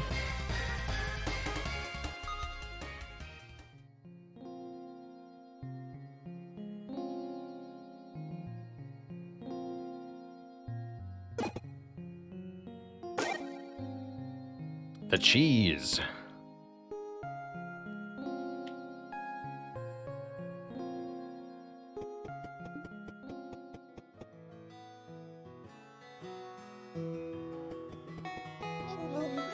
The stuff you bring back always sells. Find amazing things down there. You can hold on to stuff forever if you want, but I recommend selling as much of it as you can. Could happen. Of course, getting deeper into the dungeon is going to help too. I've got some powerful equipment. I can start you with this stuff. Energy delivery, oh my. New quest. Guess we get an unlock. Interesting. Slats shield. Cool. So we're going to get, like, certain runs we're asked to do. That's kind of neat. Have you contributed to my campaign for mayor? You're running for mayor? We have a mayor?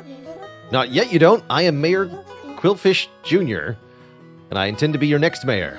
My father, Lord Quillfish II, was the mayor of Haversack back before it fell into disrepair.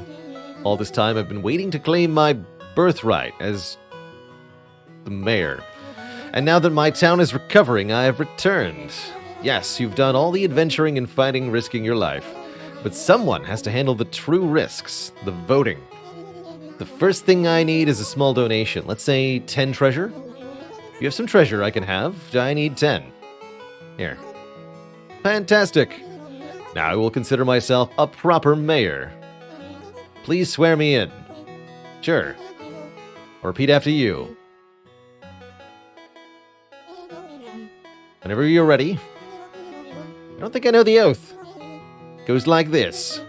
I, Purse, Adventurer, and Settler, do hereby swear in Mayor Quillsfish Jr. in the duly confirmed title of Mayor. Therefore, I now appoint you Mayor Quillsfish Jr. Mayor? Your first name is Mayor. It's my birthright, and also a family name. As for you, I can see that you are well prepared to handle this town. Allow me to help you. Vote for Mayor. You can build as many of these as you want.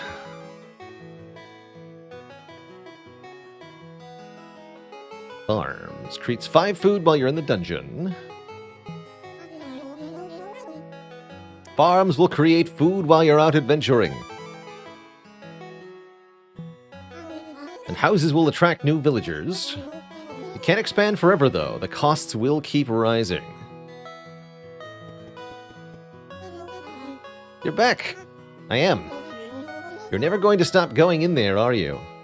There's nothing else to do in this video game. I can't still while my home falls apart. This place hasn't been the same since King's raids. If it wasn't for my bad leg, King would have conscripted me. And then you'd be all alone. Purse, if something happened to you, after losing Prada, I don't think I could live here without you. Miss Bob too. Sorry I worry you, Dad, but you know I have to do this.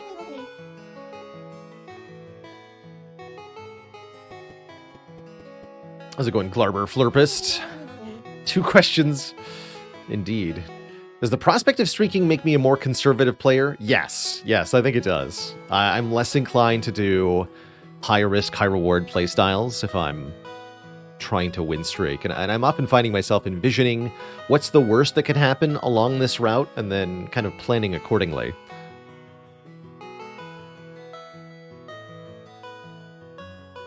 And have I made any mini discoveries in Ironclad strategies lately? That I'm not sure about. I mean, we've found some greatness with the second win card,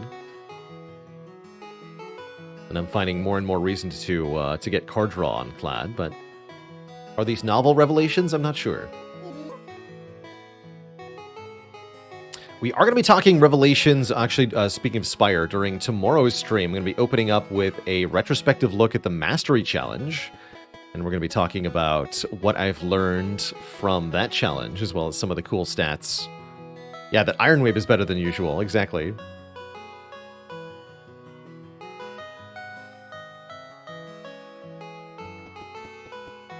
We looked at Star Renegades on stream a while back, Rail Tracer. I quite enjoyed that game. Does take a long time, yeah, like 3+ hours for a run usually. Librarian here, reporting for duty, as they say. I was told that Haversack Hill is getting quite large. But still no library. Gotta change that. Learn about relics. I'm an expert on the many languages that are written across Orderia. If you find anything to translate, it should be labeled as a lore item. Bring it to me, and I will be happy to translate it.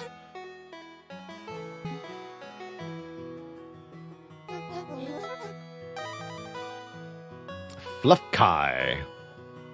Always learning, ever striving to grow, Fluffkai studies a ball of sap's ancient glow. Mastering magic, their powers unfurled. Kai is a thief, the frogs accused, they hurled. But fate swiftly silenced the frog's cruel woe.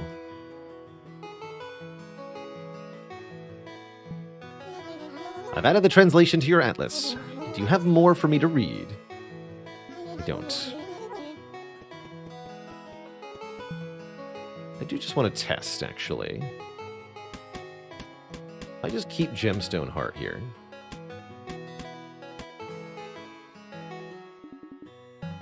We keep it.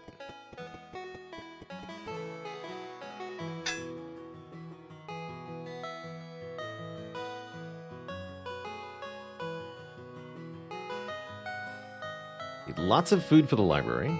Technically, I can make this right now. Let's do that first.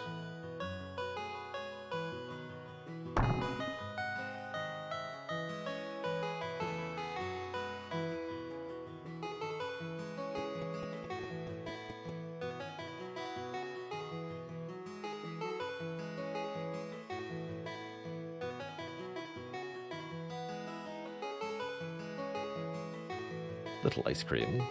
There's like variations. Interesting.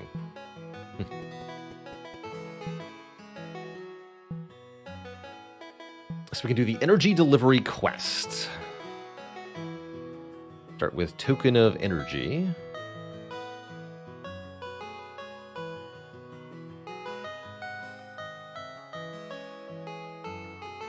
We're gonna get a lost spark. Let's go. So no, we don't keep the item from last time. So we might as well sell all of it.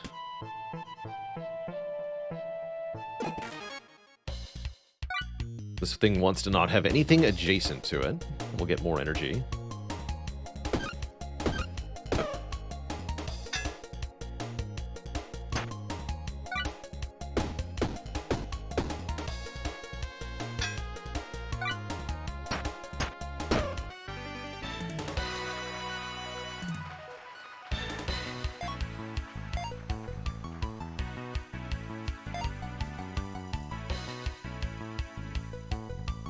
Perfect.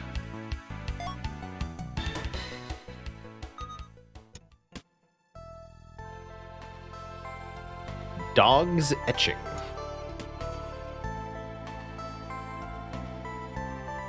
Salami. Heal 20, but remove 2 max health.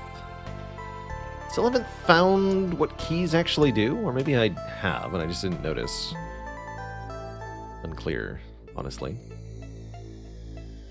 Take the experience. So we're at 11 out of 10. Oh, there's level up. Okay, cool.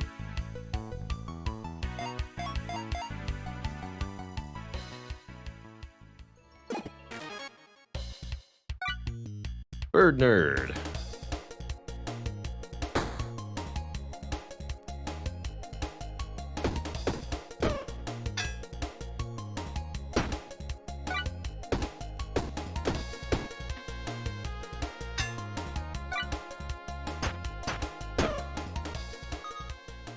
Okay, and those shoes. So the item in the reorganize now is not actually necessarily going to show up after the combat, so I should pay more attention to those.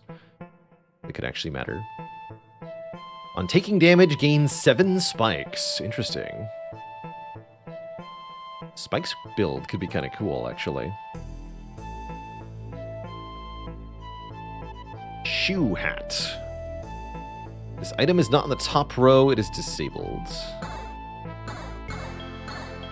Heck.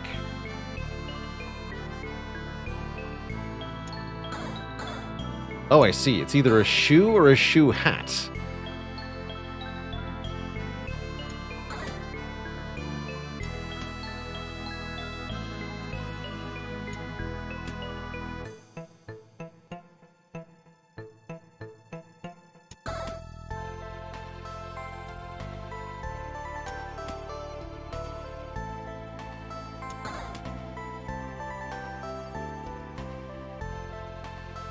Huh. It's the boot. Boot on head.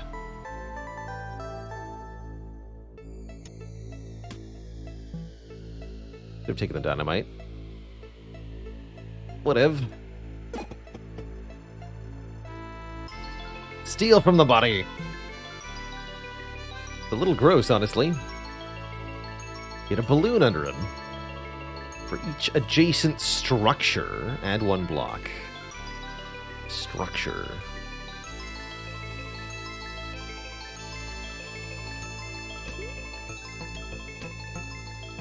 Curious.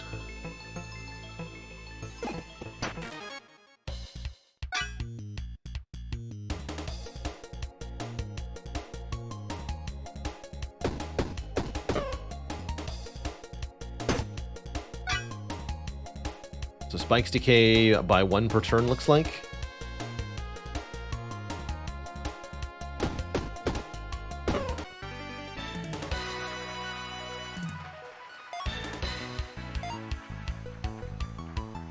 of the shoe.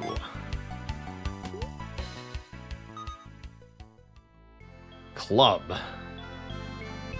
Deal 9 damage, apply 3 weak, but increases the energy cost with subsequent uses. These are both labeled small key. Curious.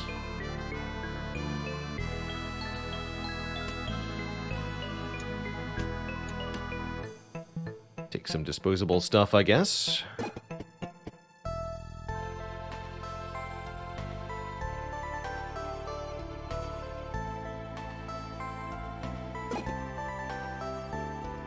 Alright, pray for him. You kneel to pray for him. He opens a single eye. Nobody has ever done anything nice for me before, he says. You aren't here just to loot me? He gives you a gift and lays back down. Soldier's buckler is rare.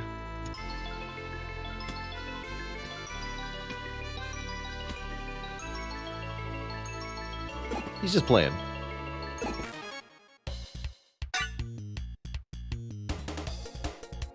It's combat.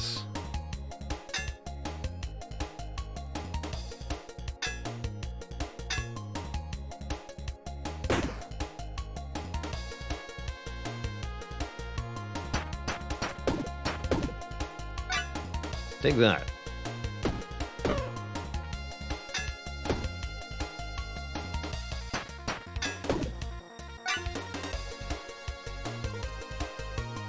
Poison sickness. Interesting. I think enemies that are going to die to poison maybe don't take an action. Curious. Another balloon. Now they give each other block. I like it.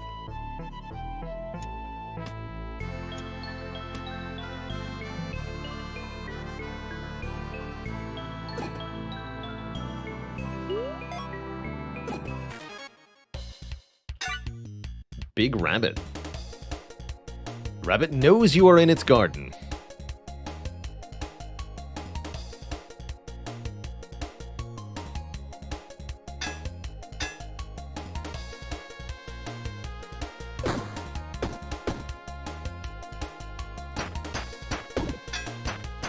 Yeah, the soldier's buckler is reusable scaling, which is pretty cool. Block and scale is a neat little combo.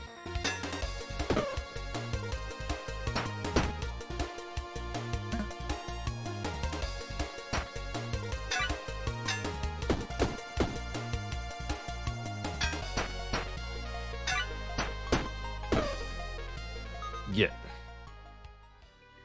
Oh, and that could be good with the double halberd, for example. Roof, that's a structure. This item is heavy. Structures beneath the roof get 1 additional block. Cute.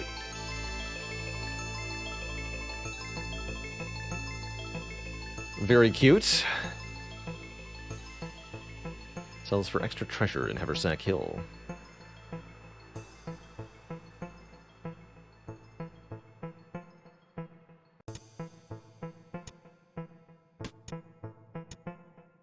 Try the double sword thing.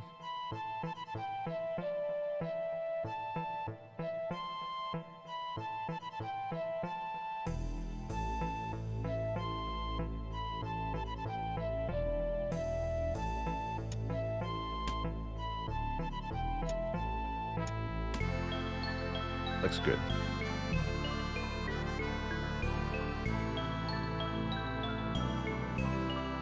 Looks good to me. Reach a row above this, +1 block.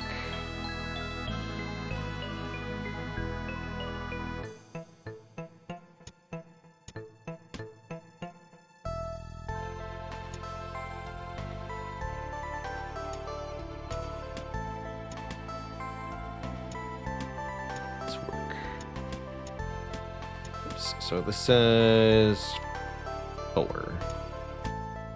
It's not per tile or anything like that. So the shoe hat is just better than the boots, basically. I'm cool with that.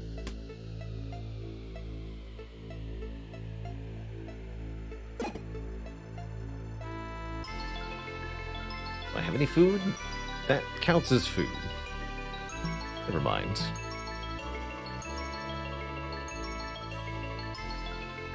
Oh yeah, why do we keep the plank shield? I don't have a good reason. Get rid of it. Good question.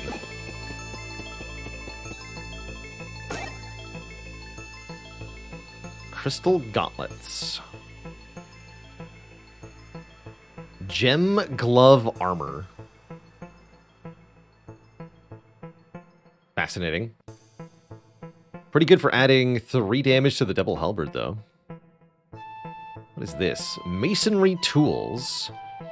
Creates a brick in this row. Oh man. So you can build more structures. That's cool. If I had a roof, if I had taken the roof, this would be great. It's on sale as well. That's cute.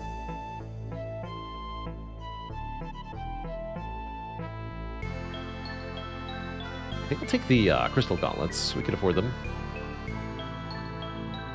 Fitting them will be a different question, but that's not a problem currently. The energy token will only disable itself.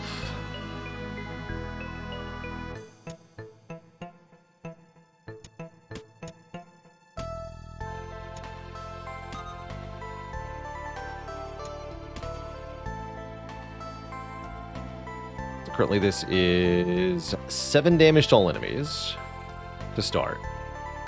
Economics!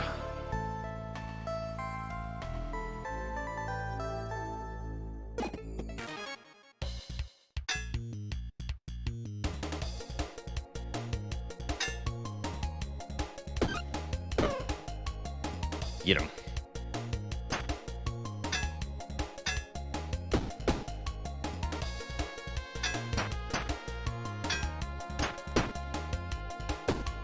Oh, you're not dead.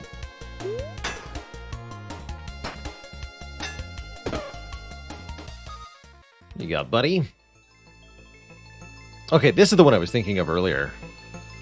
Destroy and reroll your combat rewards. Let's just use that right now.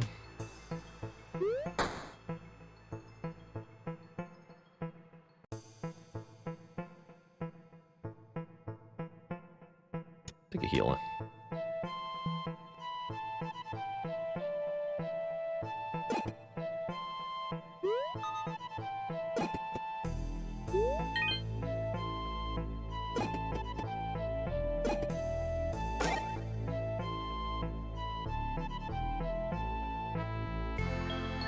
Oh yeah, this is disabled currently. Whoops. Let's sell something to you then. Here, buy a key, I guess.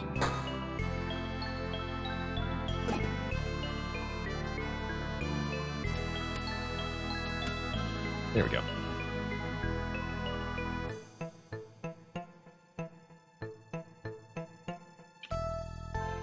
Of course, I set up the twin blade, and now we're fighting just a single boss, but that's fine. I think our soldier's buckler will be more than adequate here. Scale it. And he's going to summon enemies, actually, so... perhaps it's for the best.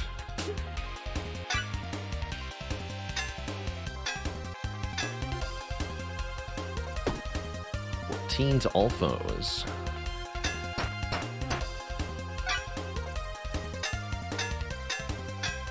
I block. Summon more enemies. Do it.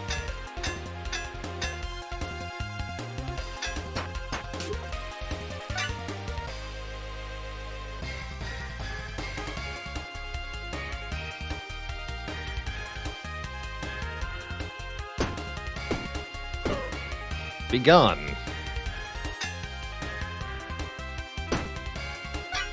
From what I've seen, most enemies don't have a lot of scaling, but I think some of them do. Some of them do.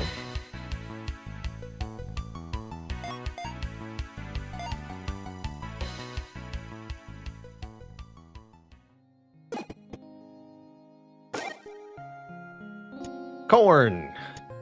Gentlemen, behold! Corn!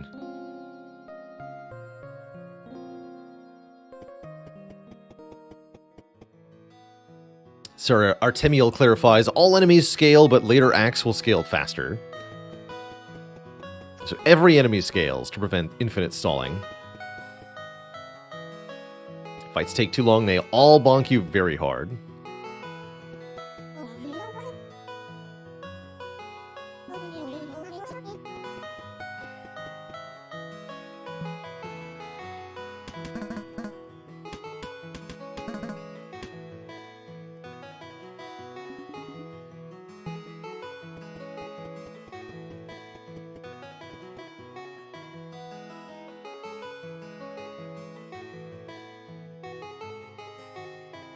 These are relics.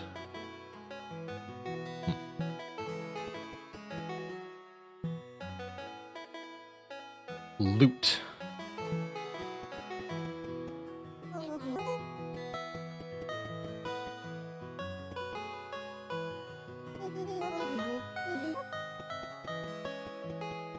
Bummer, my friend.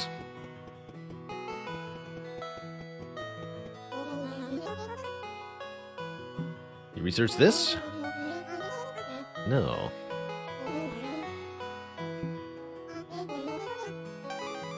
Dogs. A vulture circled overhead, 4 banners beneath it. After 30 days it descended and tore the dogs asunder. Those that remained sailed back to their isle in a far-off land.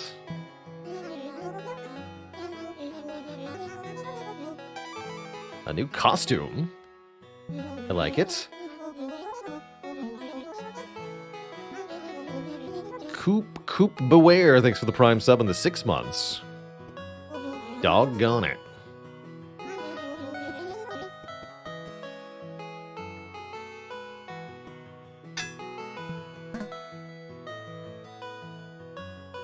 Need like 30 people or something? Weird that I can't destroy that.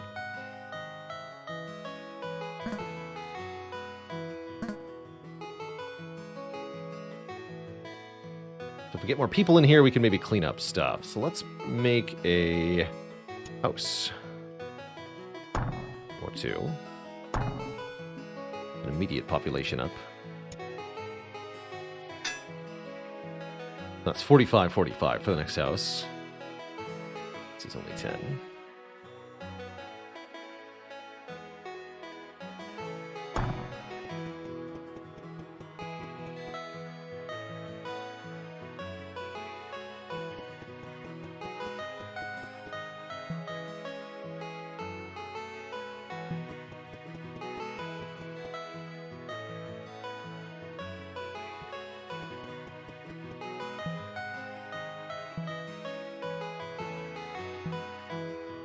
So currently standard is the only thing available? Looks like it. Alright, let's do another standard run, I guess.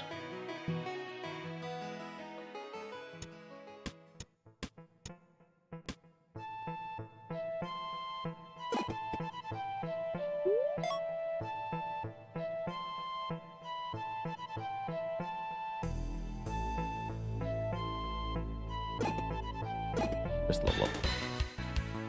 It's like, why didn't that level me? There we go.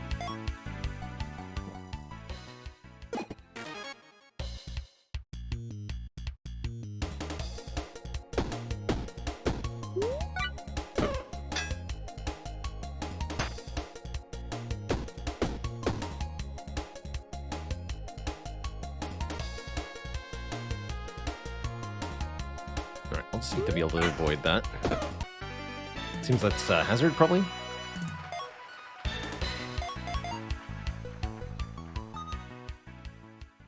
A brick! I want to try structures. See if we can do anything with those. Oh, that did reroll the brick, too. I was wondering.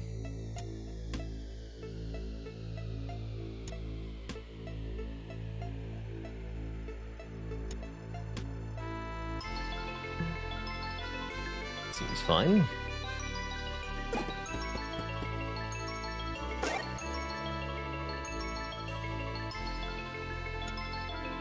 Remove poison when using an adjacent weapon. It's kind of cool.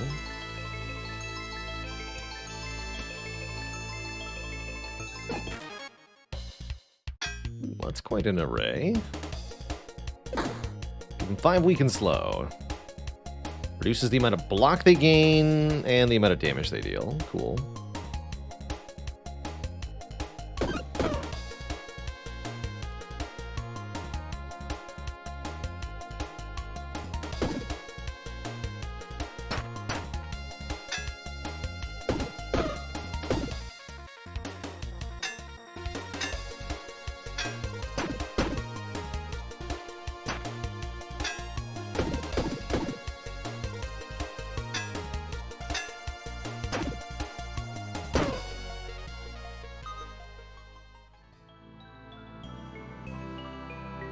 Spaghetti.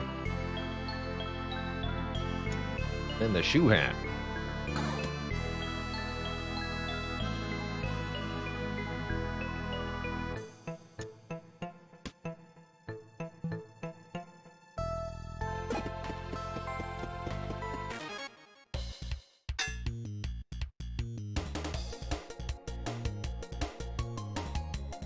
See.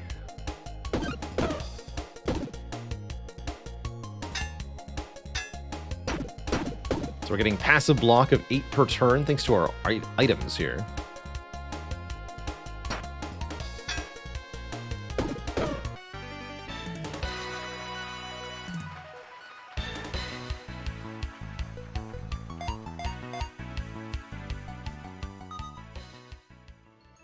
Poison Bubble. Can be used 1 time each turn. Add 2 poison to self. Weapons this is played on get +5 poison this combat. That seems very cool because we have the remove poison from self effect. 1 time each turn? That seems really good. Seems crazy good, in fact. Take a lucky ring. I believe that improves our chance of finding rarer items. He kneels on the floor of the dungeon, carefully stringing his bow. I've heard rumors of a rat returning to this dungeon. Are you the one from Haversack? You should join us. Yes, I've heard good things. I will be sure to stop by. So we have a new character or something.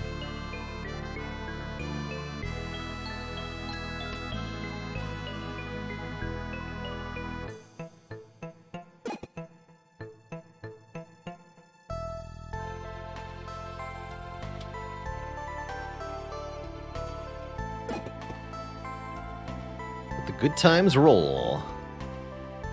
Roll dice. You can stop at any time and take the current item. If you go over 12 total, you will be cursed. Huge bag of coins.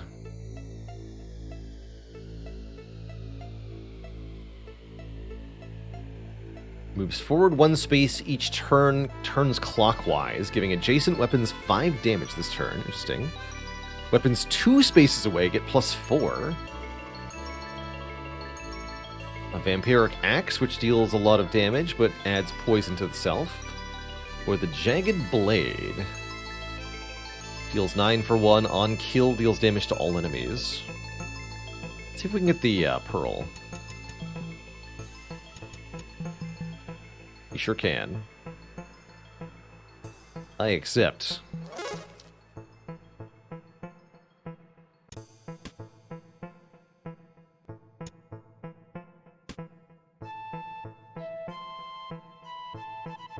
Jobin, after many hours over years of watching, you can finally join the list of channel cuties. You keep watching, I'll keep streaming. Sounds like a deal. I'll get you added right away there. Let me see some love, some waffles in the chat, Twitch chat, for another incredible cutie on the list. Someone who's been here a long, long time. Show him if you got him, Twitch chat. Welcome, Jobin. Oops. Don't whack the microphone.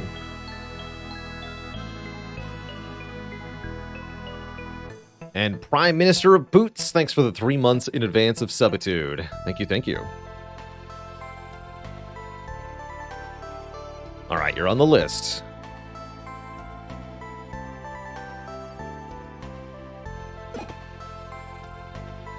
And Jobin, thanks for 13 months. Unlucky number 13? No problem. Lucky number 13. Ooh.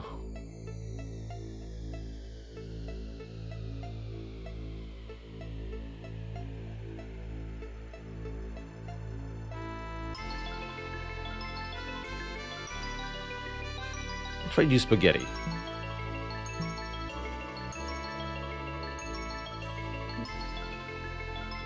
Moth Bomb. Deals 1 damage destroyed each turn, plus 4 damage this combat.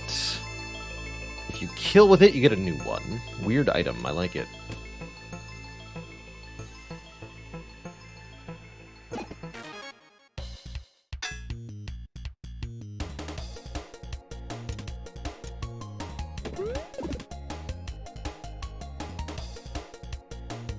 So this now deals 5 poison damage. Yes, and enemies that are going to die to poison will not take any action. We remove the poison from self, thanks to the cleaning rag.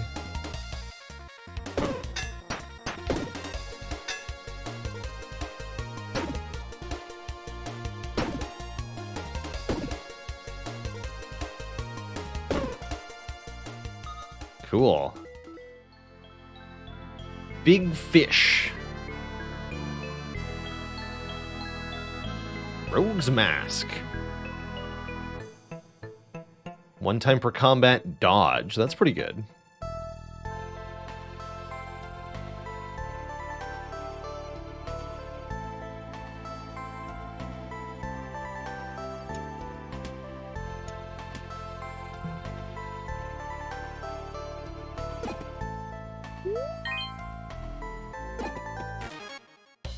Oh, that's right, and the bubble is once per turn. Oh, that's really, really powerful. Obscene, really.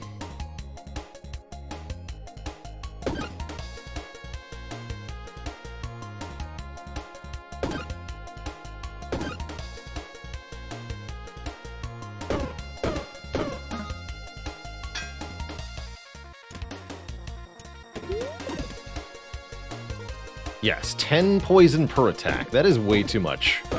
That's very strong. Ooh, the violet energy is here. Potted aloe can remove poison too. Let's take the violet energy.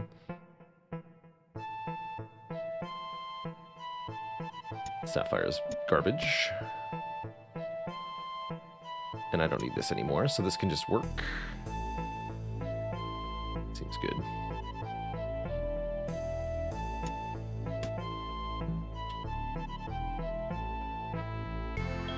Hell yeah. What a big dungeon.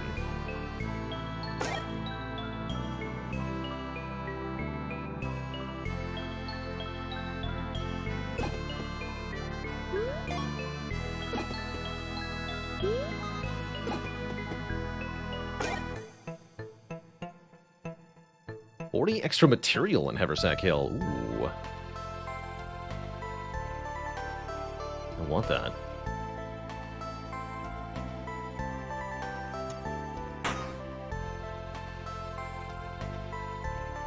I guess having a smaller weapon is probably better. Doesn't really matter.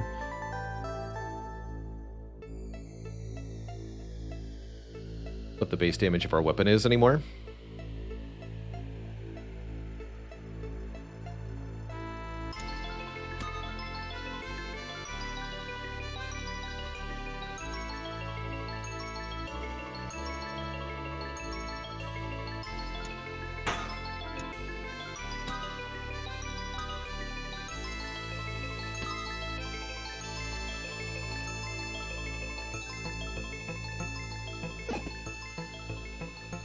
Let's see, where can I put this?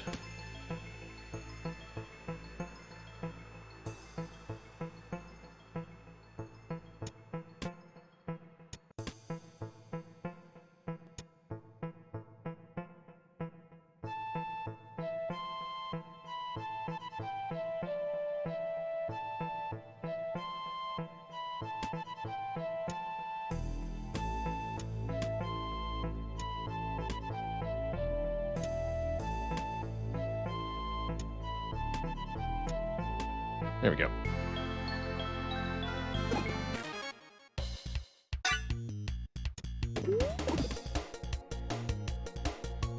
Fire!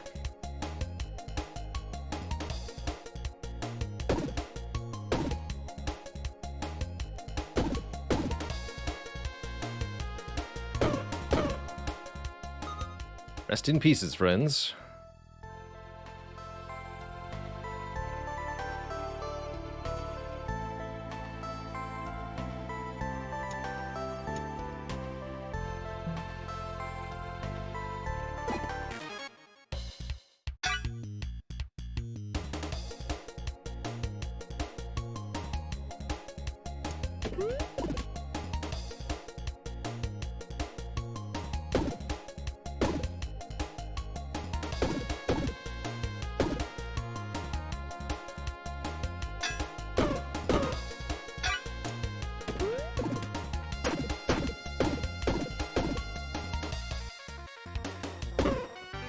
I got an achievement for stacking 50 poison there. Seems good. None of these are diagonal to the gem, so add them there. Oh, here we go. Now we're talking.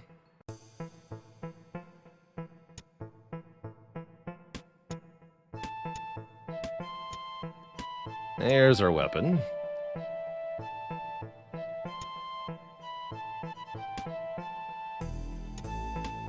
Perfect.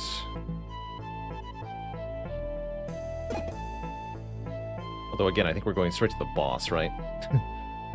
So having an AoE poison stacker is actually not helpful. Ultra Knight. When defeated, creates new enemies. Okay, so there will be multiple enemies.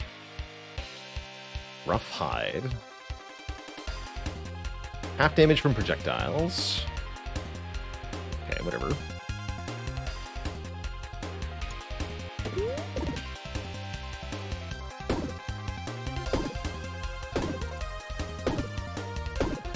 Dodge.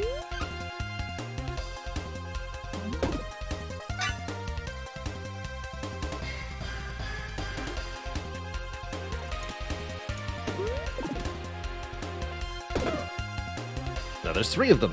Perfect. Hit them all. I'll give them all 10 poison.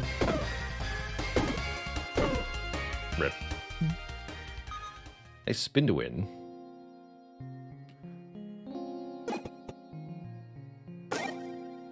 Alright, let's see who our new friend in town is.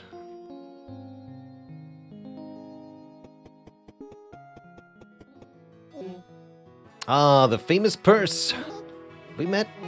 No, dear girl, but King has heard of your exploits in the dungeon.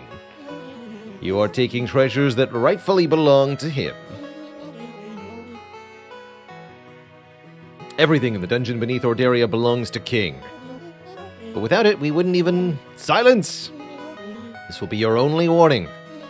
If we see you again in the dungeon, the consequences will be severe. Our armies will eradicate this pathetic place. Don't try to be a hero, even though that's in the title of the game. This town, it needs a protector, a hero. Therefore, I am here. Your hands are dirty. You need a more dignified weapon. To learn more, click now. Now, to learn more about this ancient art, I offer this training. Archery lessons. You start with composite bow, arrow, and a slat shield. You will not find melee weapons. We get another lost spark, but I didn't use the lost spark.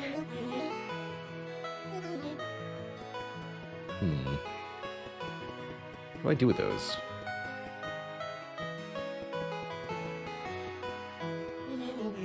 I see you've returned from the dungeon, as have I. Yes, it's true, you are not the only one who explores those depths. 6 whoopers, if I didn't thank you for 21 months of support. Matthew waits you on standard runs in the dungeon, giving you items at the start. Ah, Okay, you want lost sparks. Got it.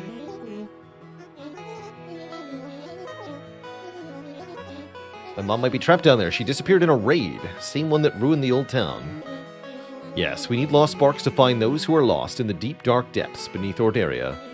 What we need is an adventurer who can brave these depths and find these lost sparks. And we need to get some more villagers here. We'll need all the information and help we can get.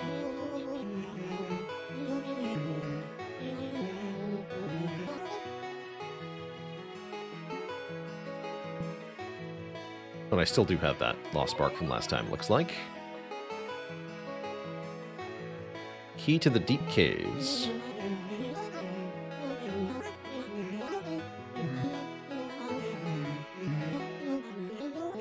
You just slip them in your pocket. They won't even take any space in your backpack. Find the staircase that leads deeper into the caves. So we might be able to go to what is effectively Act 2. Continue to collect lost sparks, because you're going to need to go deeper than level 2.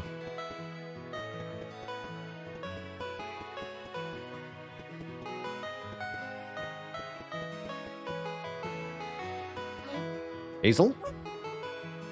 Purse? I remember you from school. You were just starting around the time I graduated. That's me. I always thought you were so cool. Everyone always loved me at the old schoolhouse, before it burned down. That's why I became a teacher. Now, if only we had a schoolhouse that wasn't burned down. Can you build one?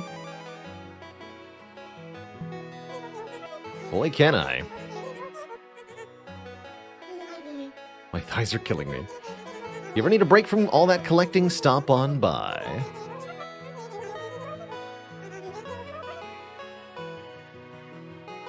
Just saying hi.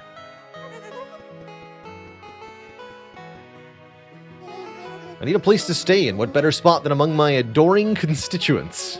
I see you have already built a home for new voters. Increasing the population of Haversack Hill will create new opportunities and bring new special guests. Your votes won't count without a valid address. Are you planning to go back into the dungeon? You know it. And I can't talk you out of it. You know it. I can't stop you from going, but maybe I can encourage you to go with armor? New quest. Armor. And that'll give me another lost spark also. Perfect.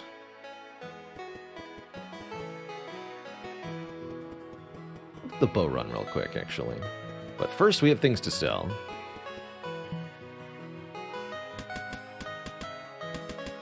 All of it.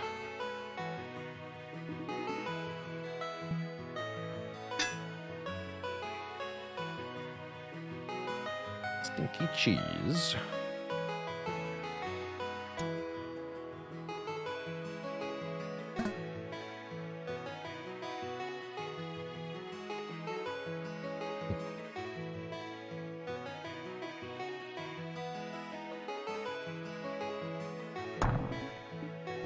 Now I should be able to destroy these? Yeah.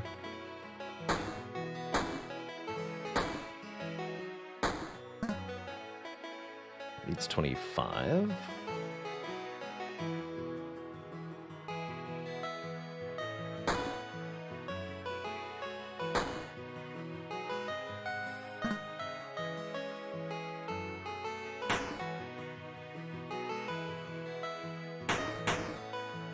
A whole bunch of materials for that. Which means we can set up a couple of farms here.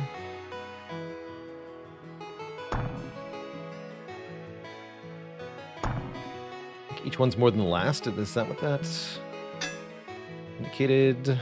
Yeah, 80 for the next one. 40 is good for now.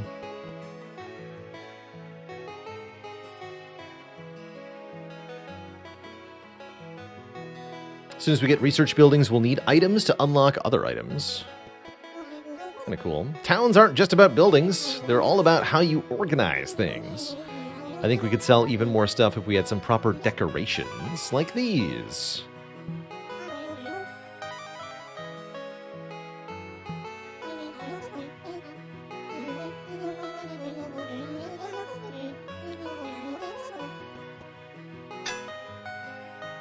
With commercial decorations. A library gets efficiency too, although I'm not sure what that does in the library.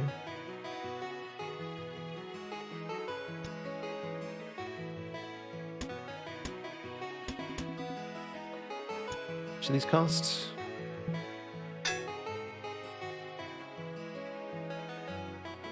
$38.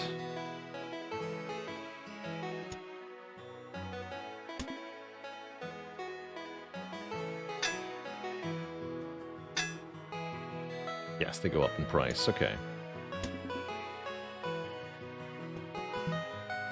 Cool.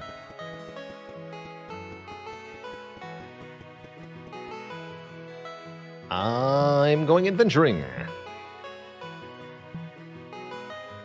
Let's do archery lessons. Get our second lost spark, and then we'll see how deep we can go into the dungeon. Composite bow. So, cost 0, increases the cost by 1 each time you use it. Fires the first arrow in each row to the right. You can rotate the bow to change that. Each row below. So the idea is to have the bow first, then the arrows. The arrows themselves say deal more damage for empty spaces that are in front of them. So currently firing the composite bow will fire both arrows, dealing 3 and 3.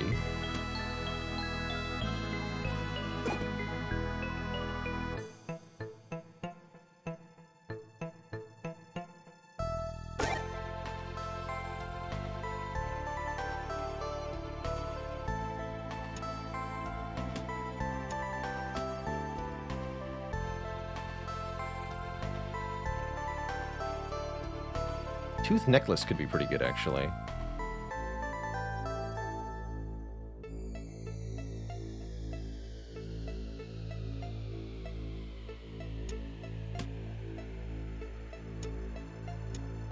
Glass cannon.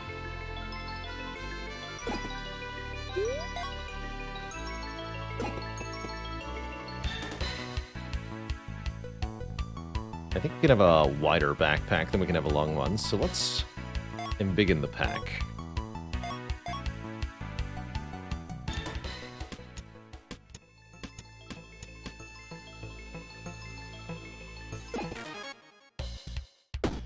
Okay, so we can see with the current setup, we take 1 damage at the start of the turn. Then we fire the composite bow to deal 5 plus 5.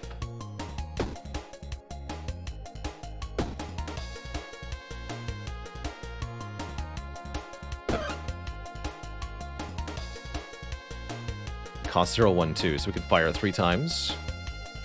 So that means each arrow now deals 11. We get double bonus from the rage because we're firing 2 arrows per attack. So yeah, 10 and 10 now. Pretty big damage.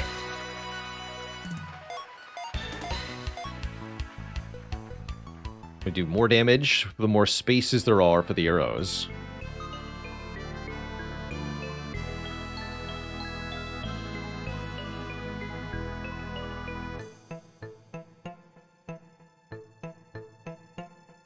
Debuff potion looks pretty good. Let's take a couple of consumables.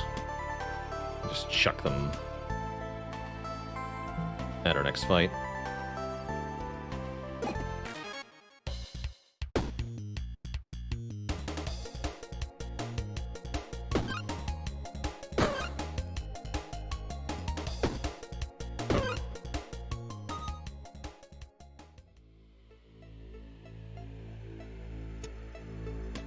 The heck is this? Unlucky Horseshoe. When combat ends, make a curse. What? Why would I want that? 5 block per turn with Tunic. I need to know if this,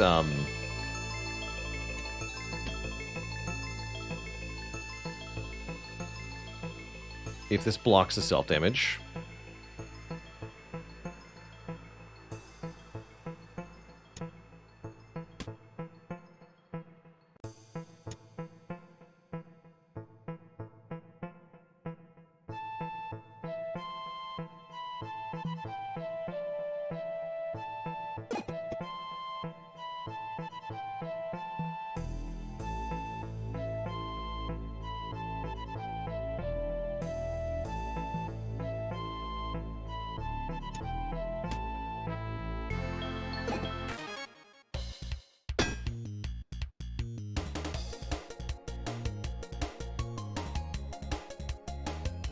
Looks like I took the damage and then gained the block.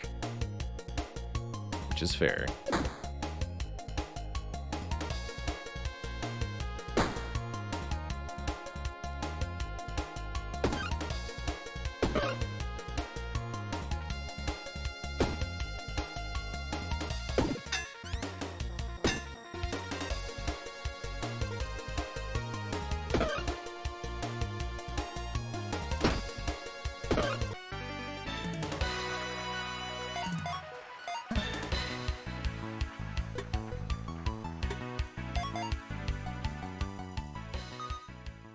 Hey, a real arrow. For each empty space to the right, deal 1.5 damage. One time. Legendary coal. Items in this row are refreshed and can be used again this turn. I'm gonna keep that, even though it doesn't actually help.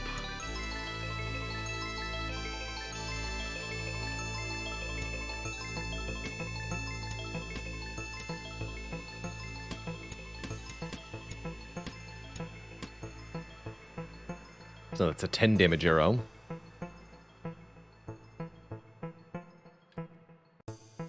Glove can make a lot of block, too.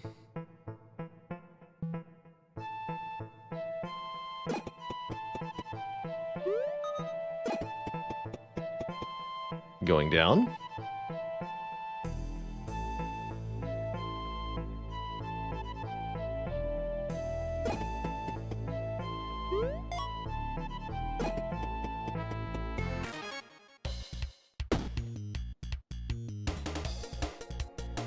Goo.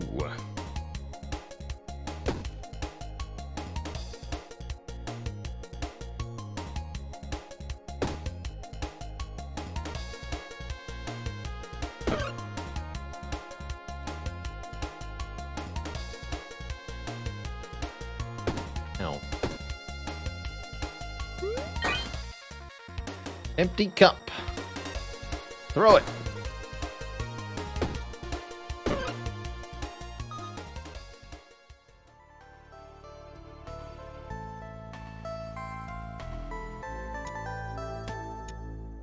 Does this work the way I want it to? We're gonna find out.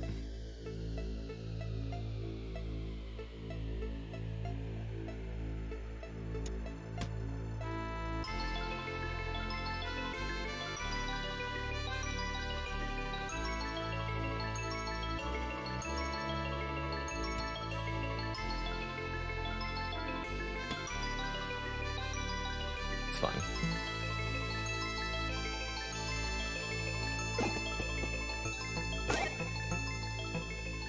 Ooh, Hawkeye's bow, legendary.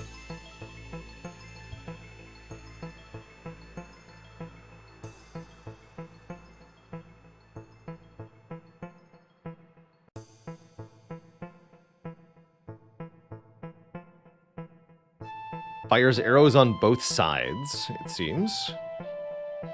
Shoot all the arrows, and a bunch of arrows, too. And it's on sale, oh my god. Okay, that's gonna be fun.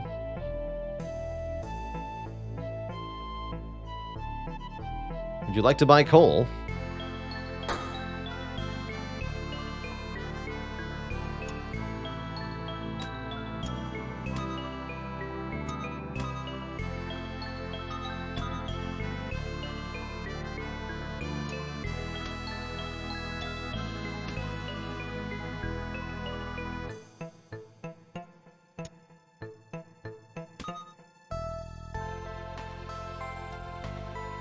Don't think we need rage anymore, although I think it's still pretty strong, actually. Here, sell the dice.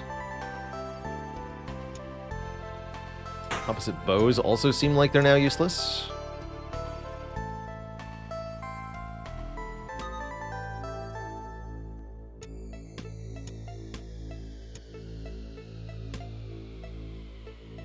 That's just gonna do 2 damage.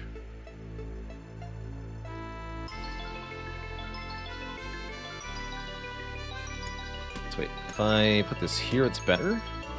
That's 8 damage. 5, yes. Likewise. You want the arrows? You want the arrows to go like that? That's weird. doesn't make any sense. How do I find the difficulty of the game? So far, pretty easy.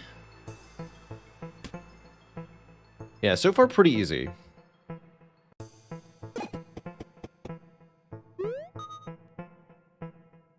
But that's what I'd expect early in story mode, so hard to judge overall. I did find it, when I played it first, pretty easy overall, too.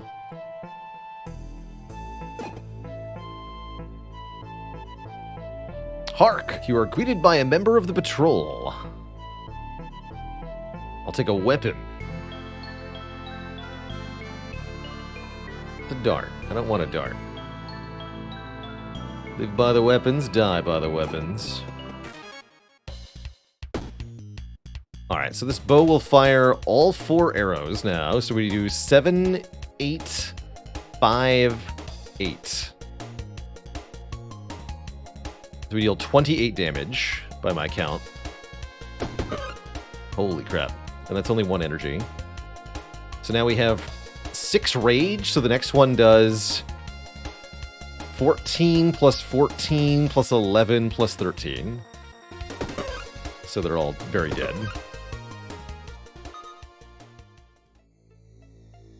It does a lot. I want supplies, but I have no room. I'm here to shoot arrow.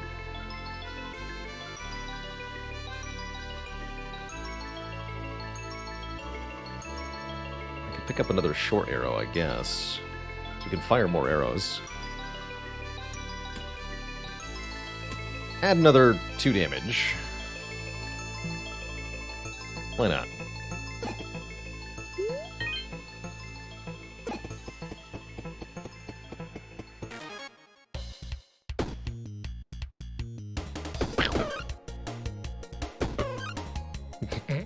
This is fun.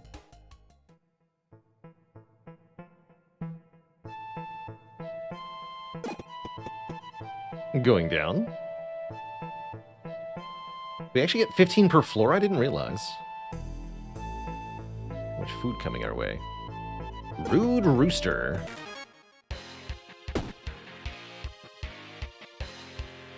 Oh no. When attacked, gain 1 rage? The only thing I could do is click on Hawkeye's bow over and over again. I don't know if this is going to work. Pro tip. Because he's going to gain 5 rage per attack, is that right? No, just 1. Okay, okay. That's fine then. You just, like, murder him with DPS. I thought he was going to get plus 5 per attack.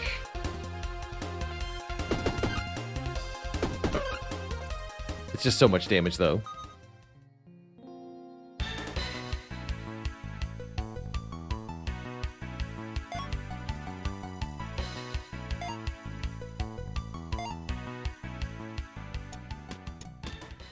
Now it's even more damage.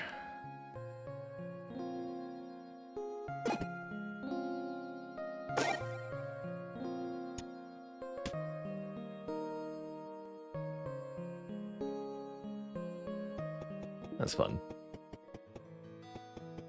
Okay, everybody's got something to say. To the merchant.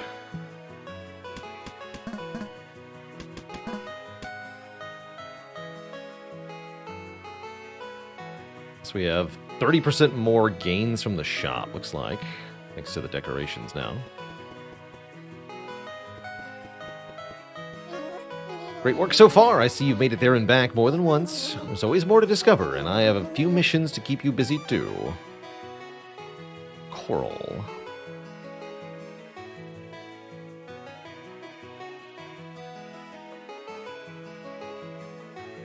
Unlocks Coral 2. Interesting. Windmill. Don't start with standard items. Start instead with standard items. And a windmill. Energy carries between turns.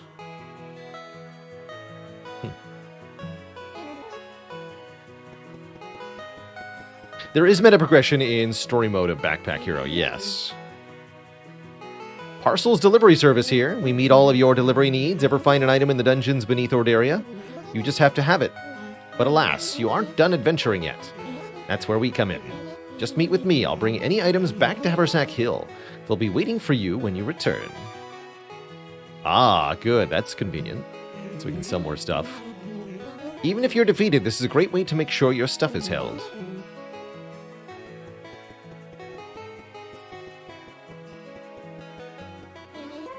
The name's Doug. I'm just a local carpenter passing through, although this town has seen better days. Could definitely use some help. I could do that. I can put in some blueprints for new buildings with your mayor. While we're working on that, I have an idea for you. You should set up a few sawmills. Creates building materials while we're in the dungeon. Must be near the woods.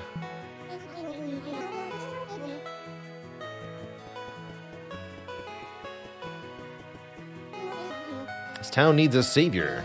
I believe it can be you. You've completed archery training, but there is still much to learn. Build this so we may learn more. Fletcher, research bows and arrows here. Fly straight like an arrow. My first order as mayor is to get a few items to attract local businesses. Bring me some of these items. Oh, consumable armor and weapon. I see.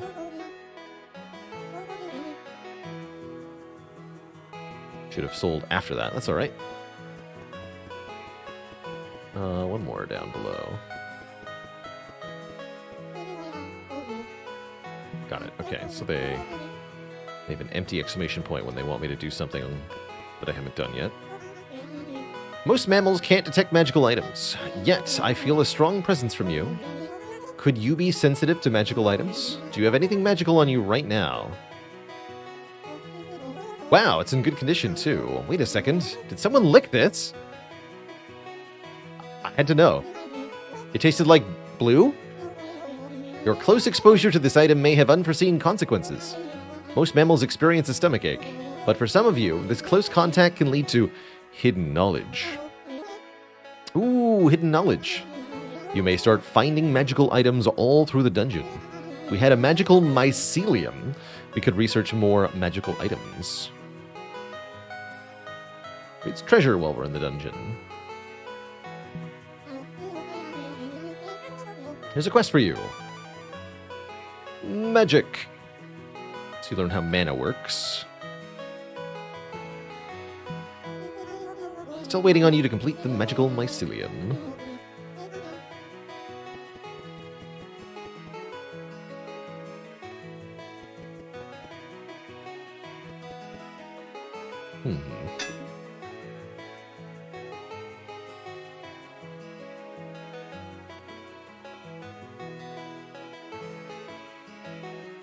Get Fletcher.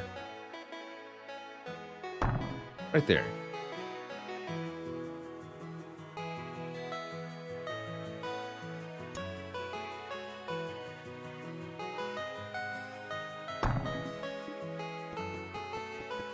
Cool.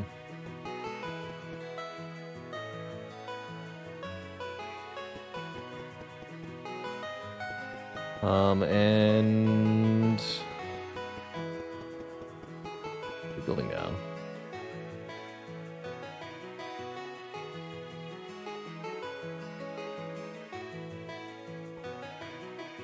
We have to bring back stuff? Or is that what we're unlocking? Not clear what I meant to do with the Fletcher here.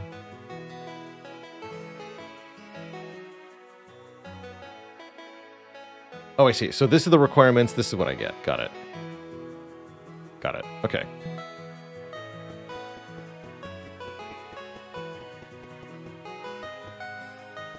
Who wanted the stupid gem?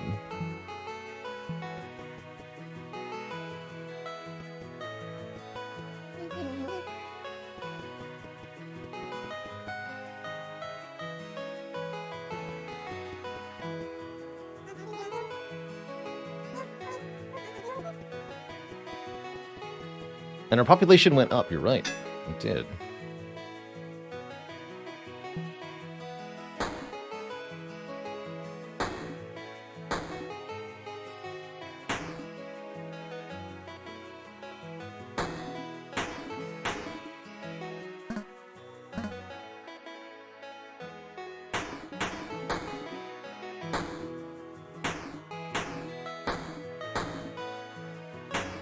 Boss space cleared up.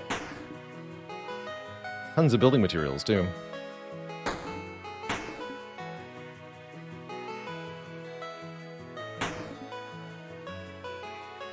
Beautiful.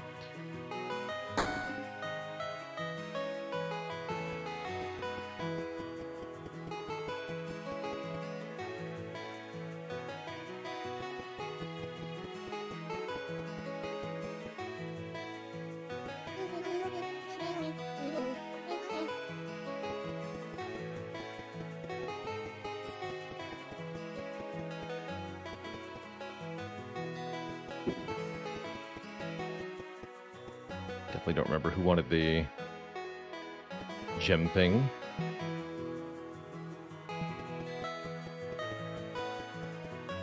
Okay, I can't go into the houses. You, Matthew. That was you.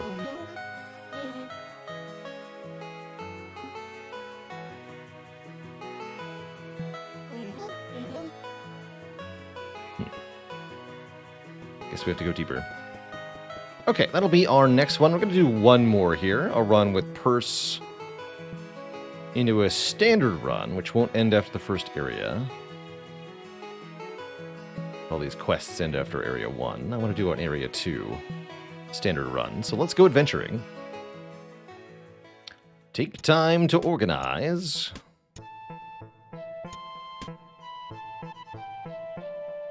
Get a rare item, get a relic, or get an item set. Take a rare item. Don't forget it. Guarding Band. On taking damage, gain 2 haste. Sure, I'll take that over the starting shields.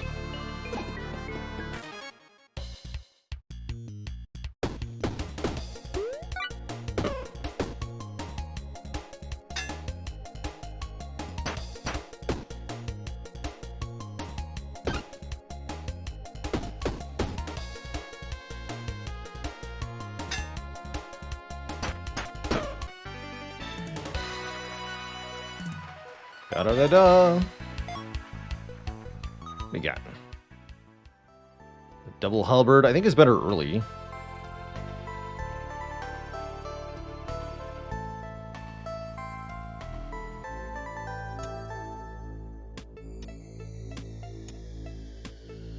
Give it a shot here.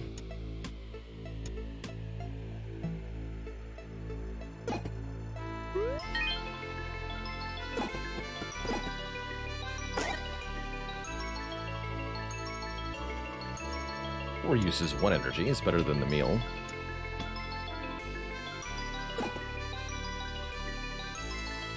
I can get a different rare item? Yeah, give me that. A rarer item of the same type. Even better, we get a legendary accessory here. Philosopher's Stone.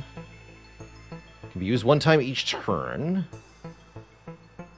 Adjacent and diagonal consumables are destroyed. Gain 1 energy for each. Interesting. Wouldn't call that great, but here we are.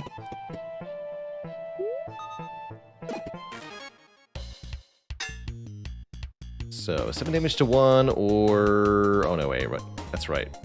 That's not gonna work. That's not gonna work.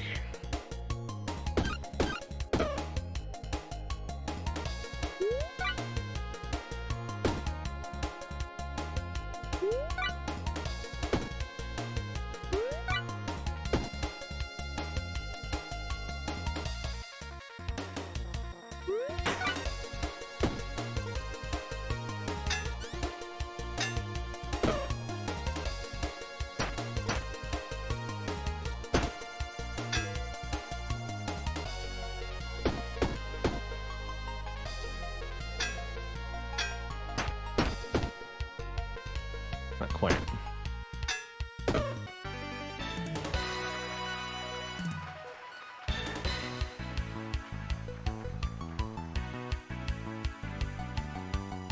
Yeah, so we can later just pick up consumables for free, basically. Something like that. Cloud Sword. For each adjacent or diagonal structure, +2 damage.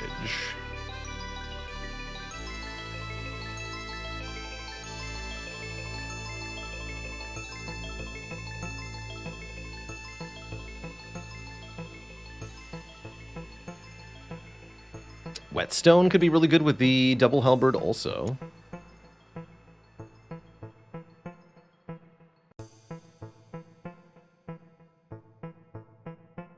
You can use it without a consumable, but it won't do anything, this Philosopher's Stone.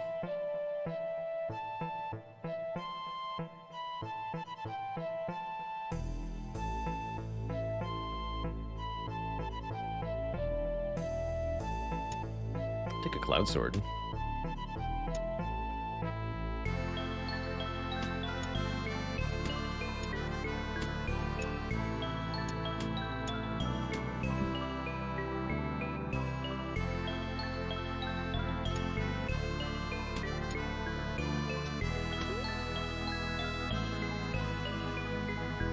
Floats.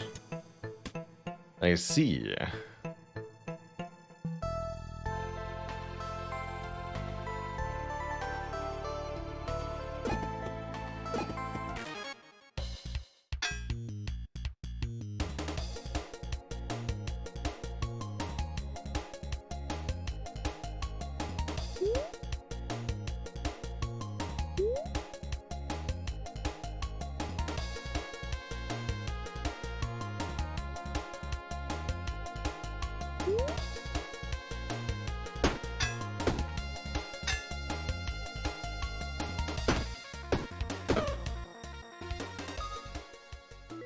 To heal or something.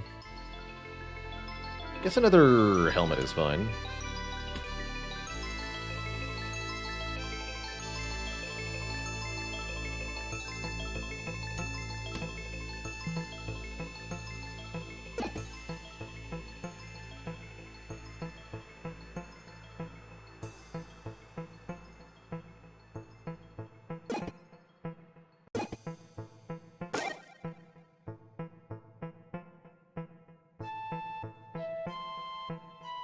This turn, this combat.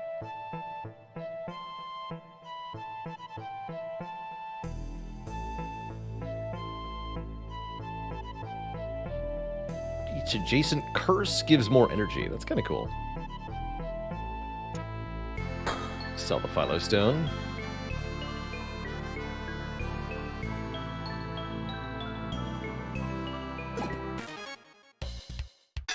I'm not impressed.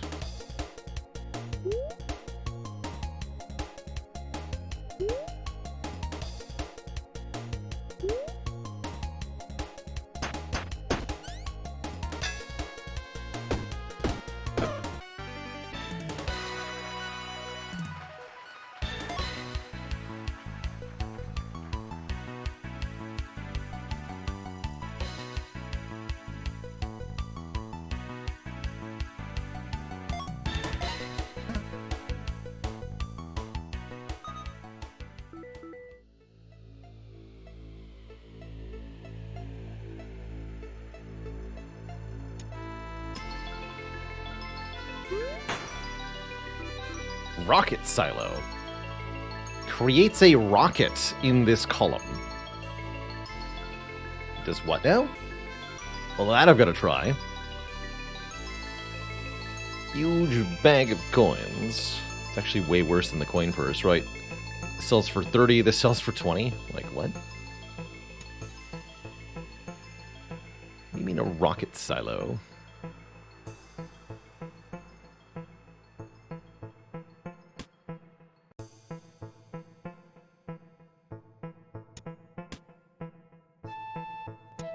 In this column.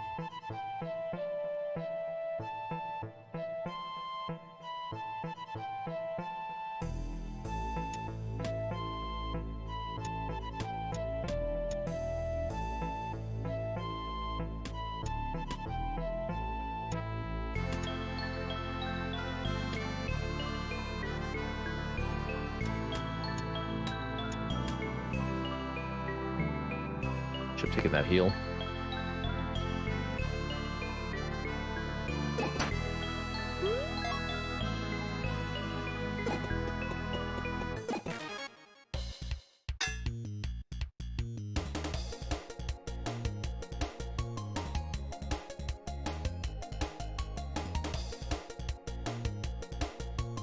Forward until stopped. When this moves, deal permanent plus 10 damage. What? I don't think I understand. But now I have an adjacent weapon. I've done something terrible here. That was bad. Alright, kill him with the Cloud Sword, I guess. Sleeko, thanks for the Prime sub in the 7 months. Toot thump, indeed.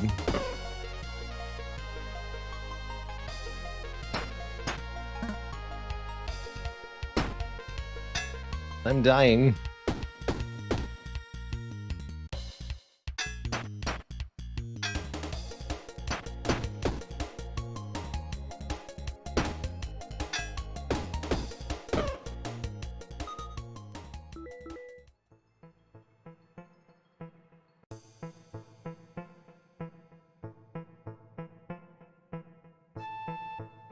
Take that.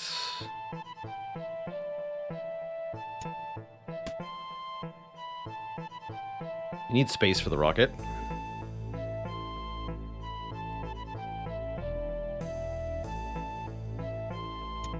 One time gain 1. Seems fine. Got another heal here.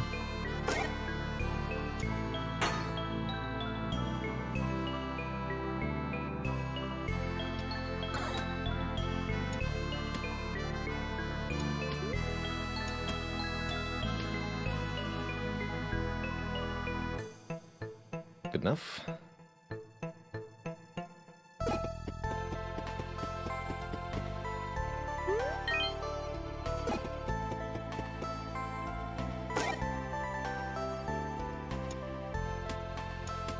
Oops. Is a weapon, right? Yeah.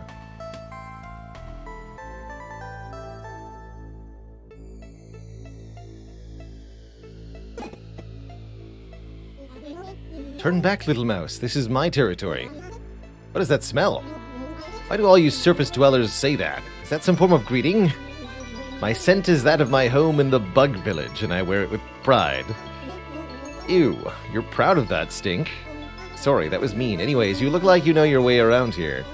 Do you think you could help me and my friends in Haversack Hill explore deeper reaches? Never. This is my home and you're trespassing. Leave. Say, is that a magic backpack you have? No, it's my shell, and I'm going to show you what it can do. Oh, heck.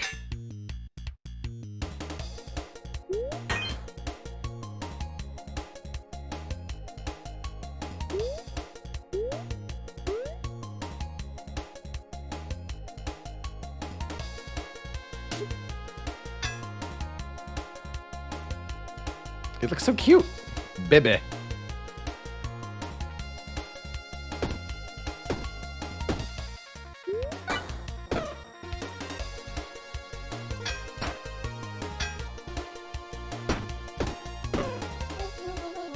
Ow, you knocked some of my dirt off. I knew it. That totally is a magic backpack. You know, you're actually kind of cute underneath all that grime. Come back to Haversack Hill with me. We can clean you up. With our backpacks and your knowledge of the dungeon, we can reach some of the deepest parts. No thanks, I'm just gonna roll around in the mud. Suit yourself.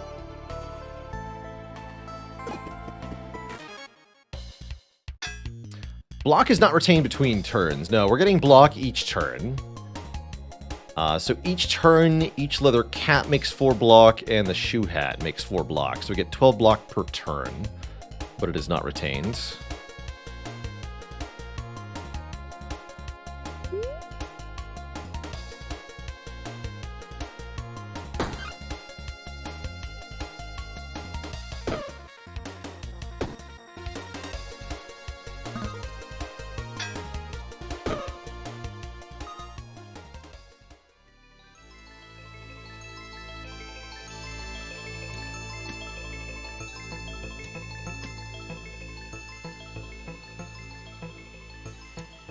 All good consumables. Potions are not weapons, even. My house looks like a hat! Drop the little buckler, and you can take the item you land on.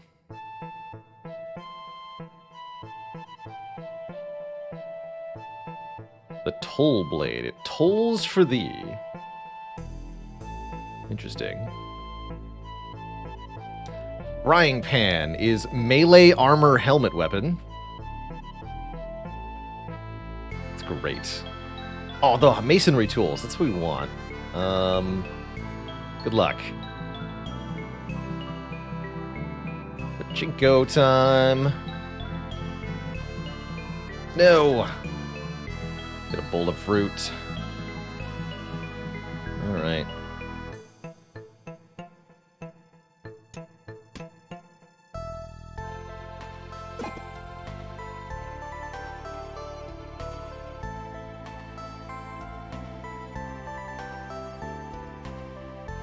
To fight the Ultra Knight with only 16 health. This could be bad. Good luck to us, I suppose.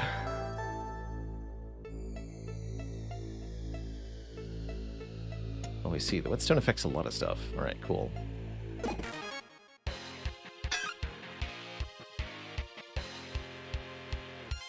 That's right. It turns into multiple foes.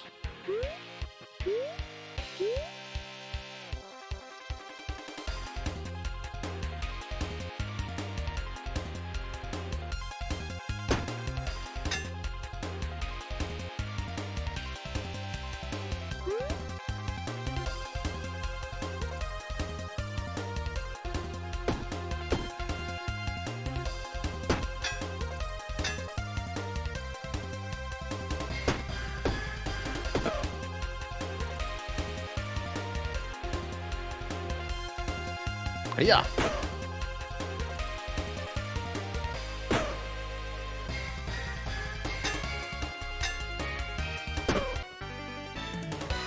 Wreck nerd.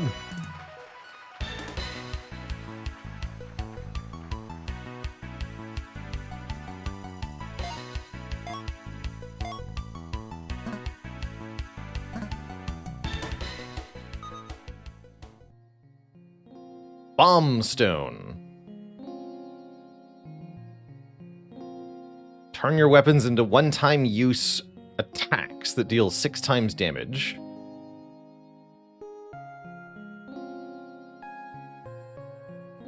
Decrease the cost of all adjacent items to 0 energy, but they can only be used once per turn. With a coral. These are all relics. Try bombstone. Choose one of these 3. Neat. You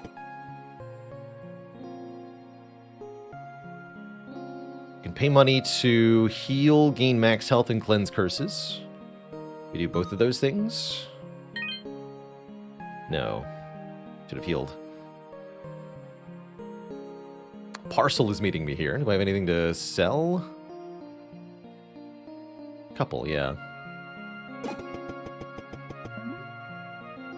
Let's grab this first. What the?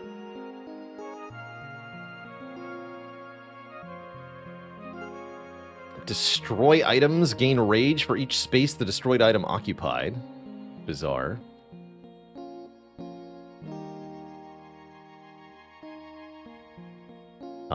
Is bombstone explosive as strong as I think it is? We're gonna find out momentarily. Grab this too.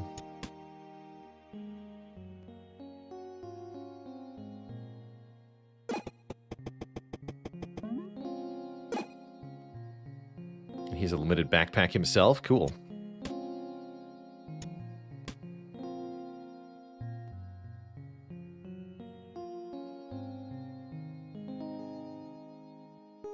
Deep cave or swamp? Let's go to the swamp. I can't go to the swamp. We have the key to the cave, not the swamp. So now we get 3 more floors to go through on this run. Cool. Alright, there's 4 enemies here. Let's find out if this do what I think it's gonna do. So, it says a weapon. Oh wait. Yeah, that's a weapon. Yes. that did that did a lot of damage. sure did. Yeah, the rabbit dodged the explosion. Whatever, you can flee, sir. Oh, you're not fleeing.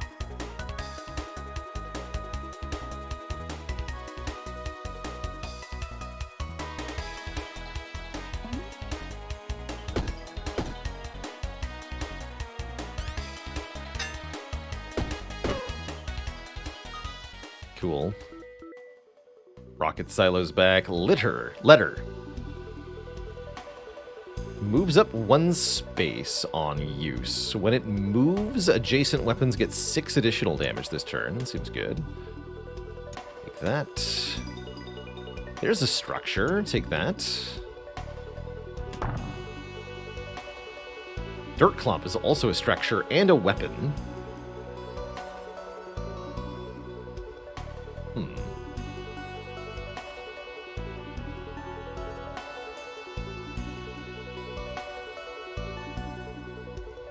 Interesting problem.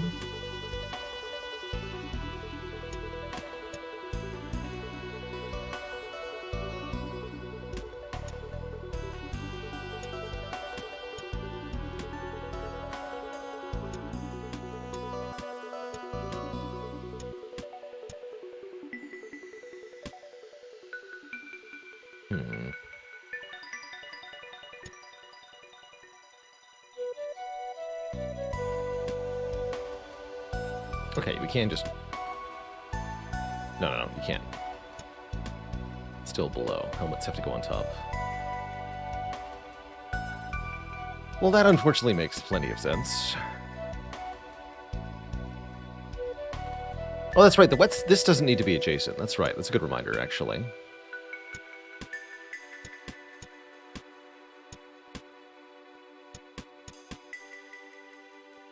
Okay, so let's try that.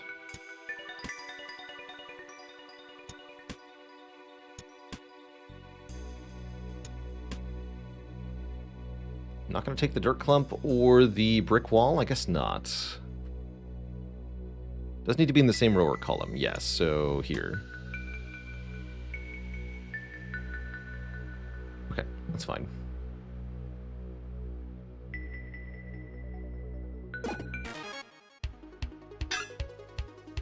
Not the goop.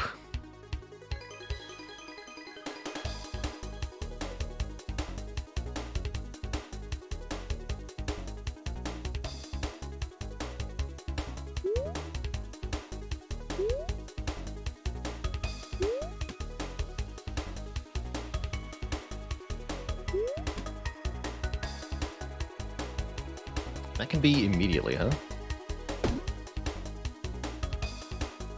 Interesting. Some enemies will create hazards, forcing you to add them to your backpack.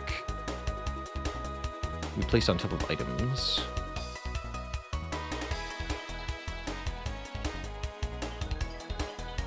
Each turn creates goo in adjacent spaces. When destroyed, destroy all adjacent hazards.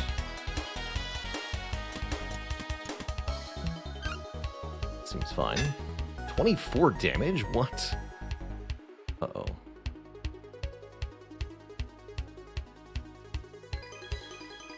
But all I have to do is deal 14 and you don't get to do anything. Okay. Help!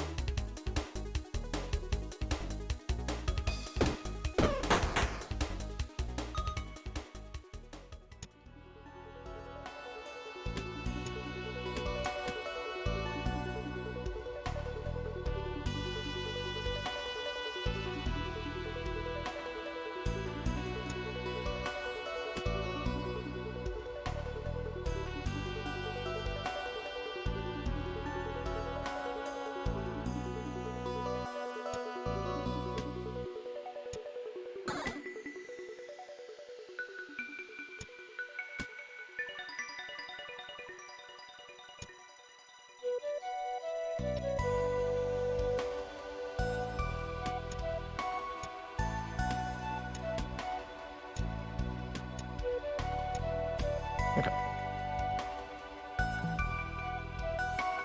That looks pretty good. We meet again. This time I'm gonna kick your butt. You sure? Never!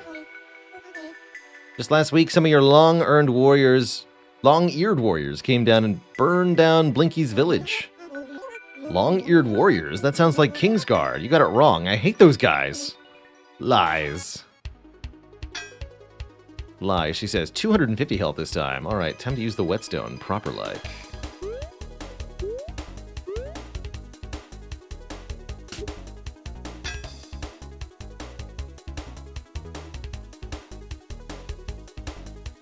So let's properly find out. How much does this deal?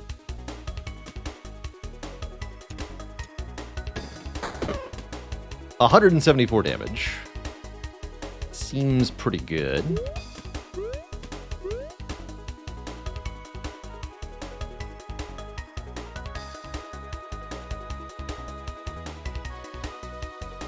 Plenty.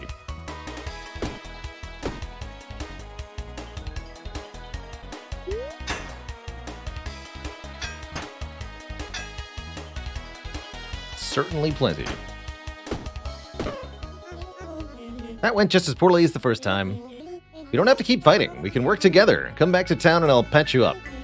I'd rather eat escargot. I'm not sure I know what that is, but I'll put you down as a maybe. Sounds good. Obsolete format with the 10 months of the Prime sub. Thanks for the metric year of support.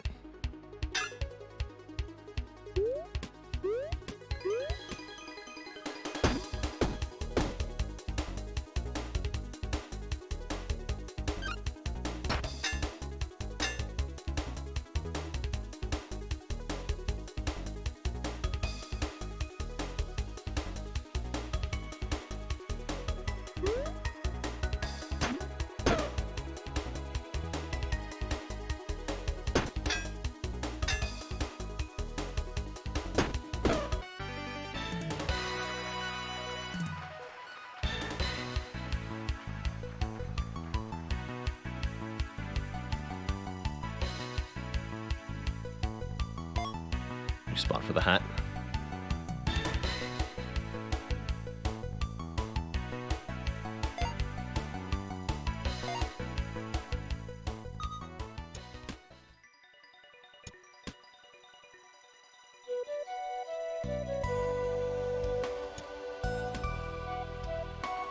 Neil is pretty good too.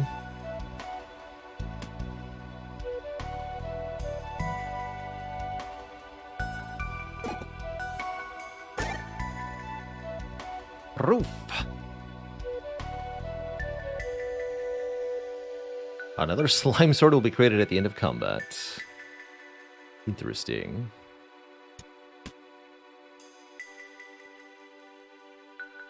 No thanks. The roof does buff the sword. It's true.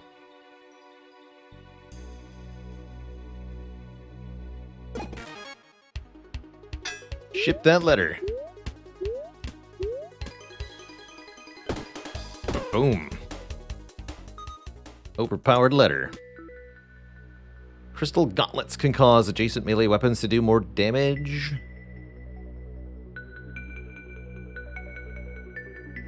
Doesn't work all that well with the letter, but we can do some stuff.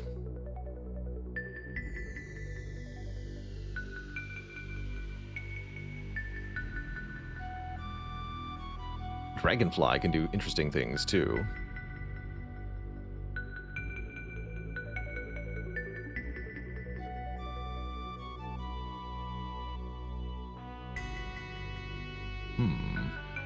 So it moves forward and turns clockwise. So it goes in a square, if it can.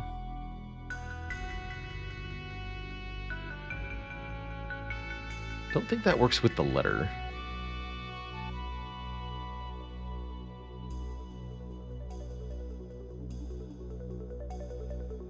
Meh.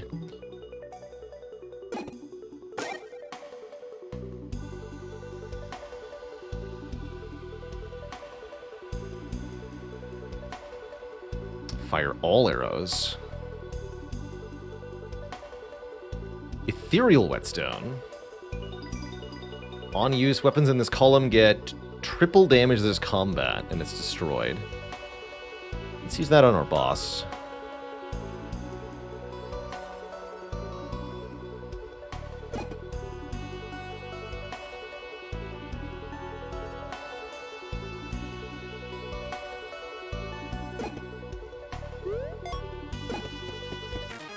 Badger, badger.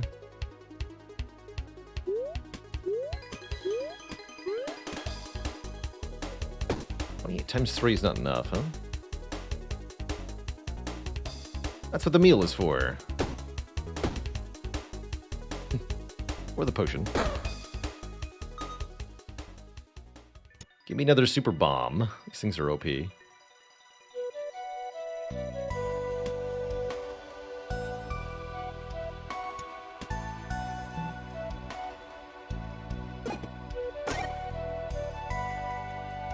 Happy buckler. Regenerative whetstone. Adjacent weapons get +1 healing. I'll take the one-time heal 10. That's all I need.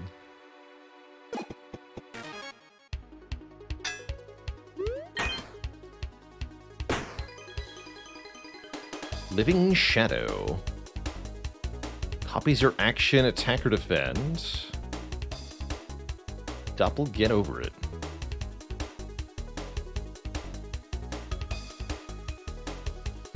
Concerning. What do you mean, copies my action?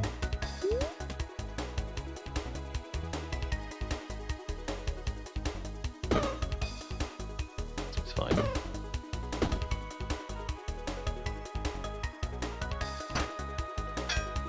$20.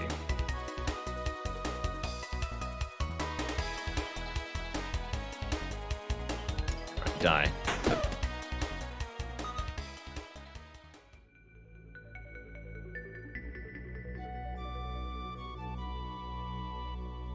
Me.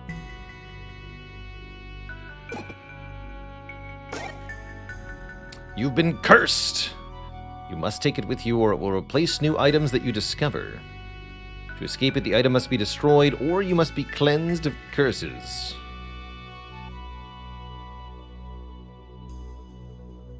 Each combat adds exhaust? Add 5 rage to yourself. What does that mean? Exhaust.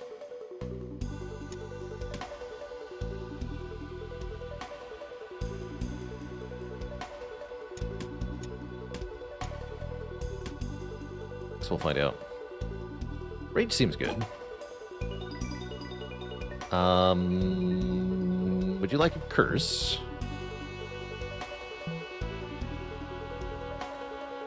Thanks. Alright, so much for that.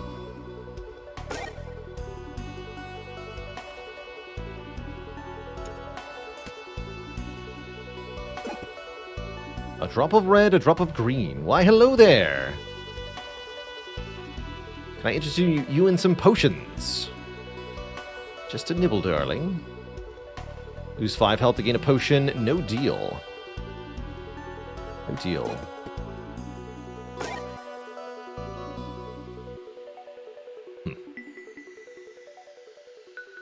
Can right-click to see tooltips. Oh, I see. Yes, we could have looked at exhaust from the thingy.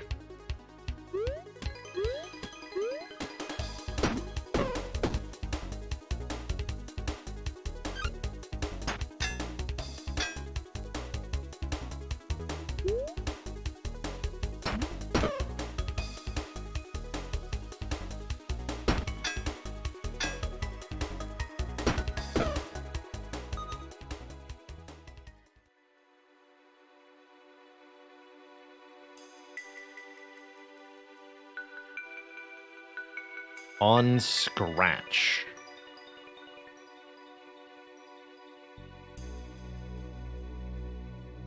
Deal 1 damage. If you kill something, get a gem. And each turn for each adjacent gem gets more damage for the combat. It's kind of interesting. Take this brick. Brick seems good.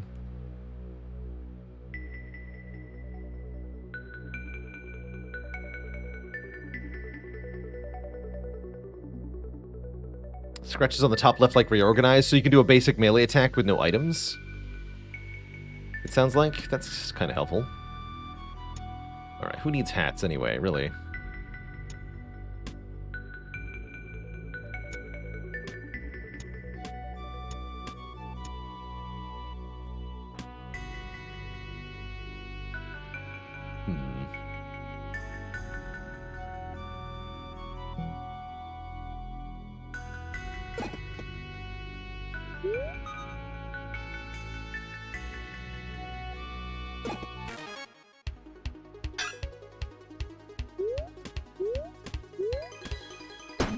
there's the scratch button. 3 damage, costing 1 energy.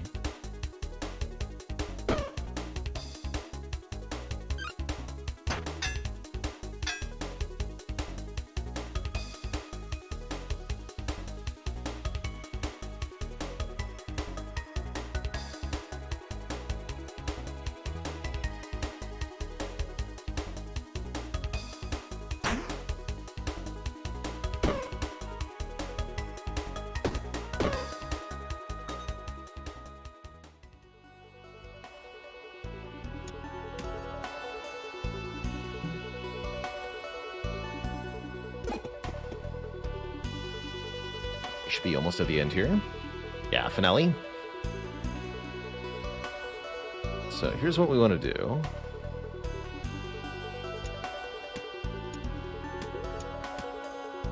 Pretty sure if I do this correctly, we will more or less immediately kill the enemy.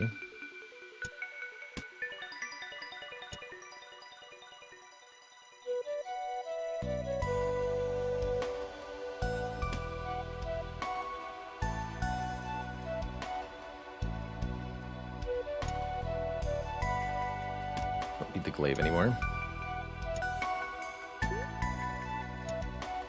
Here we go. Yeah, this is the way. Like this. Okay, that should be more than enough. Blade Master. I bet you're dead on turn 1.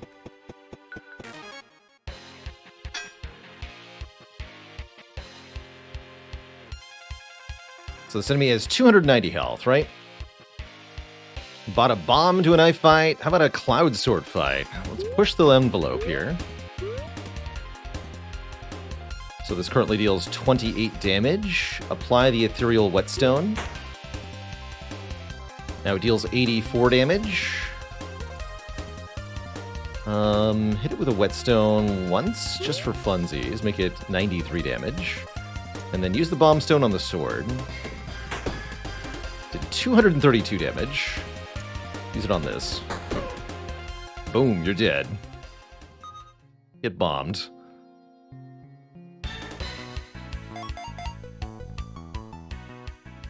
GG'd. Blah. Although we don't have a lot of stuff to sell, admittedly. That's alright. Who needs real weapons anyway? Not me, certainly. Not me. And then we're back. Great job bringing so much back. The people of Ordaria thank you. There are still more areas to unlock. Do you have lost sparks? For me. Key to the bramble. You have conquered the crypt several times. I'm impressed. Back when I carried a backpack, I sometimes explored there too. But I also knew another path. When you first enter the dungeon, be alert. There is another way that avoids the crypts. Animals have long explored the ominous crypts that stretch beneath Ordaria, but a new path through the bramble beckons those who are strong enough. You can instead travel through the bramble. I see you were cursed. It was the worst. At least I can complain about it. Curses can be cleansed with the proper light. When a cursed item is cleansed, it is left just like any other item. It can be left behind freely. Little lamp.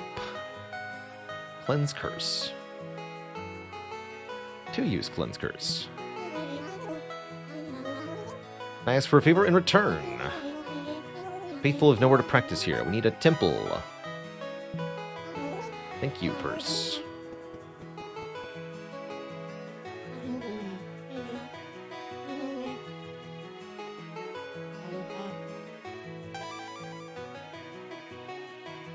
Pouch. Store things inside that can't be used.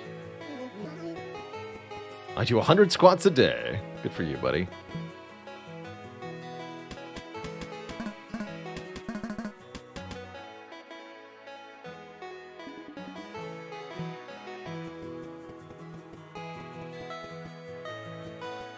Who wants to read me a book? You.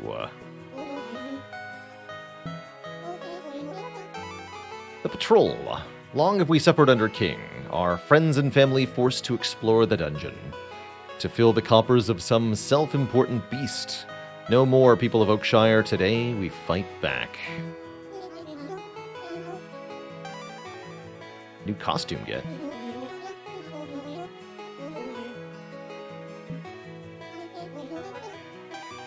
Conscription.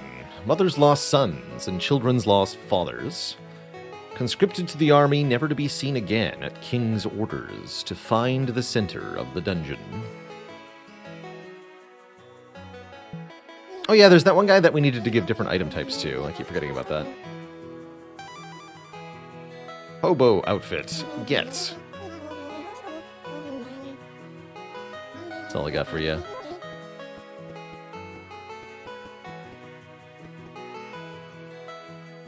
Yeah, we're supposed to bring stuff to the Fletcher. Oops.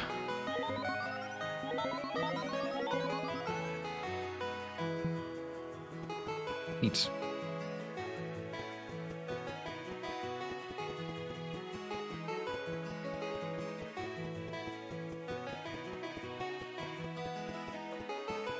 Beverage of choice. I like whiskey just fine. Good rye whiskey especially is nice. Big fan of IPA beers also. Those are great.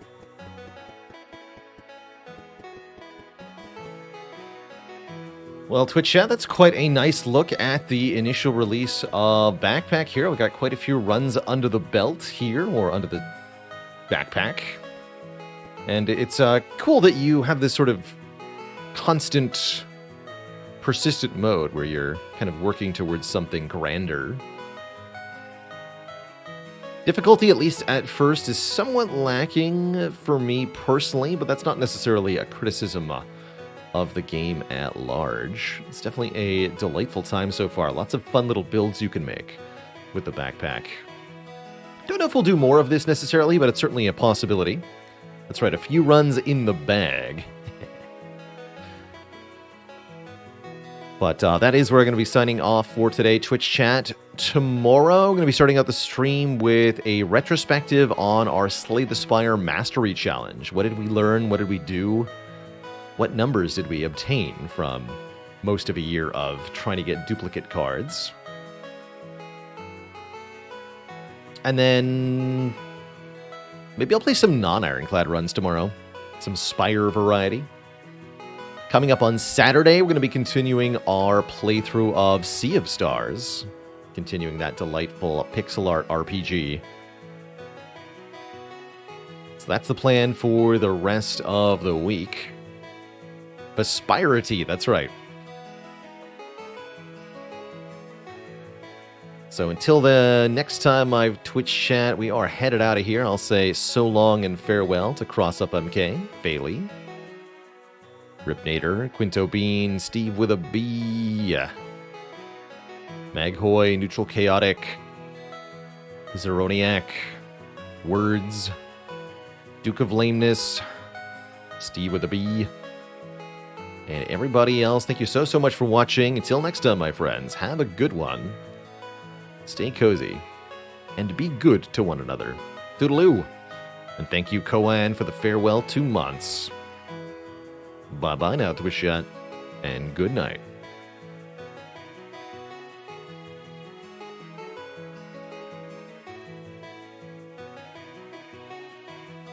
And Razrus with 13 months. Hello to your wife, Julia. Sorry for missing that earlier. All right, folks, good night and goodbye.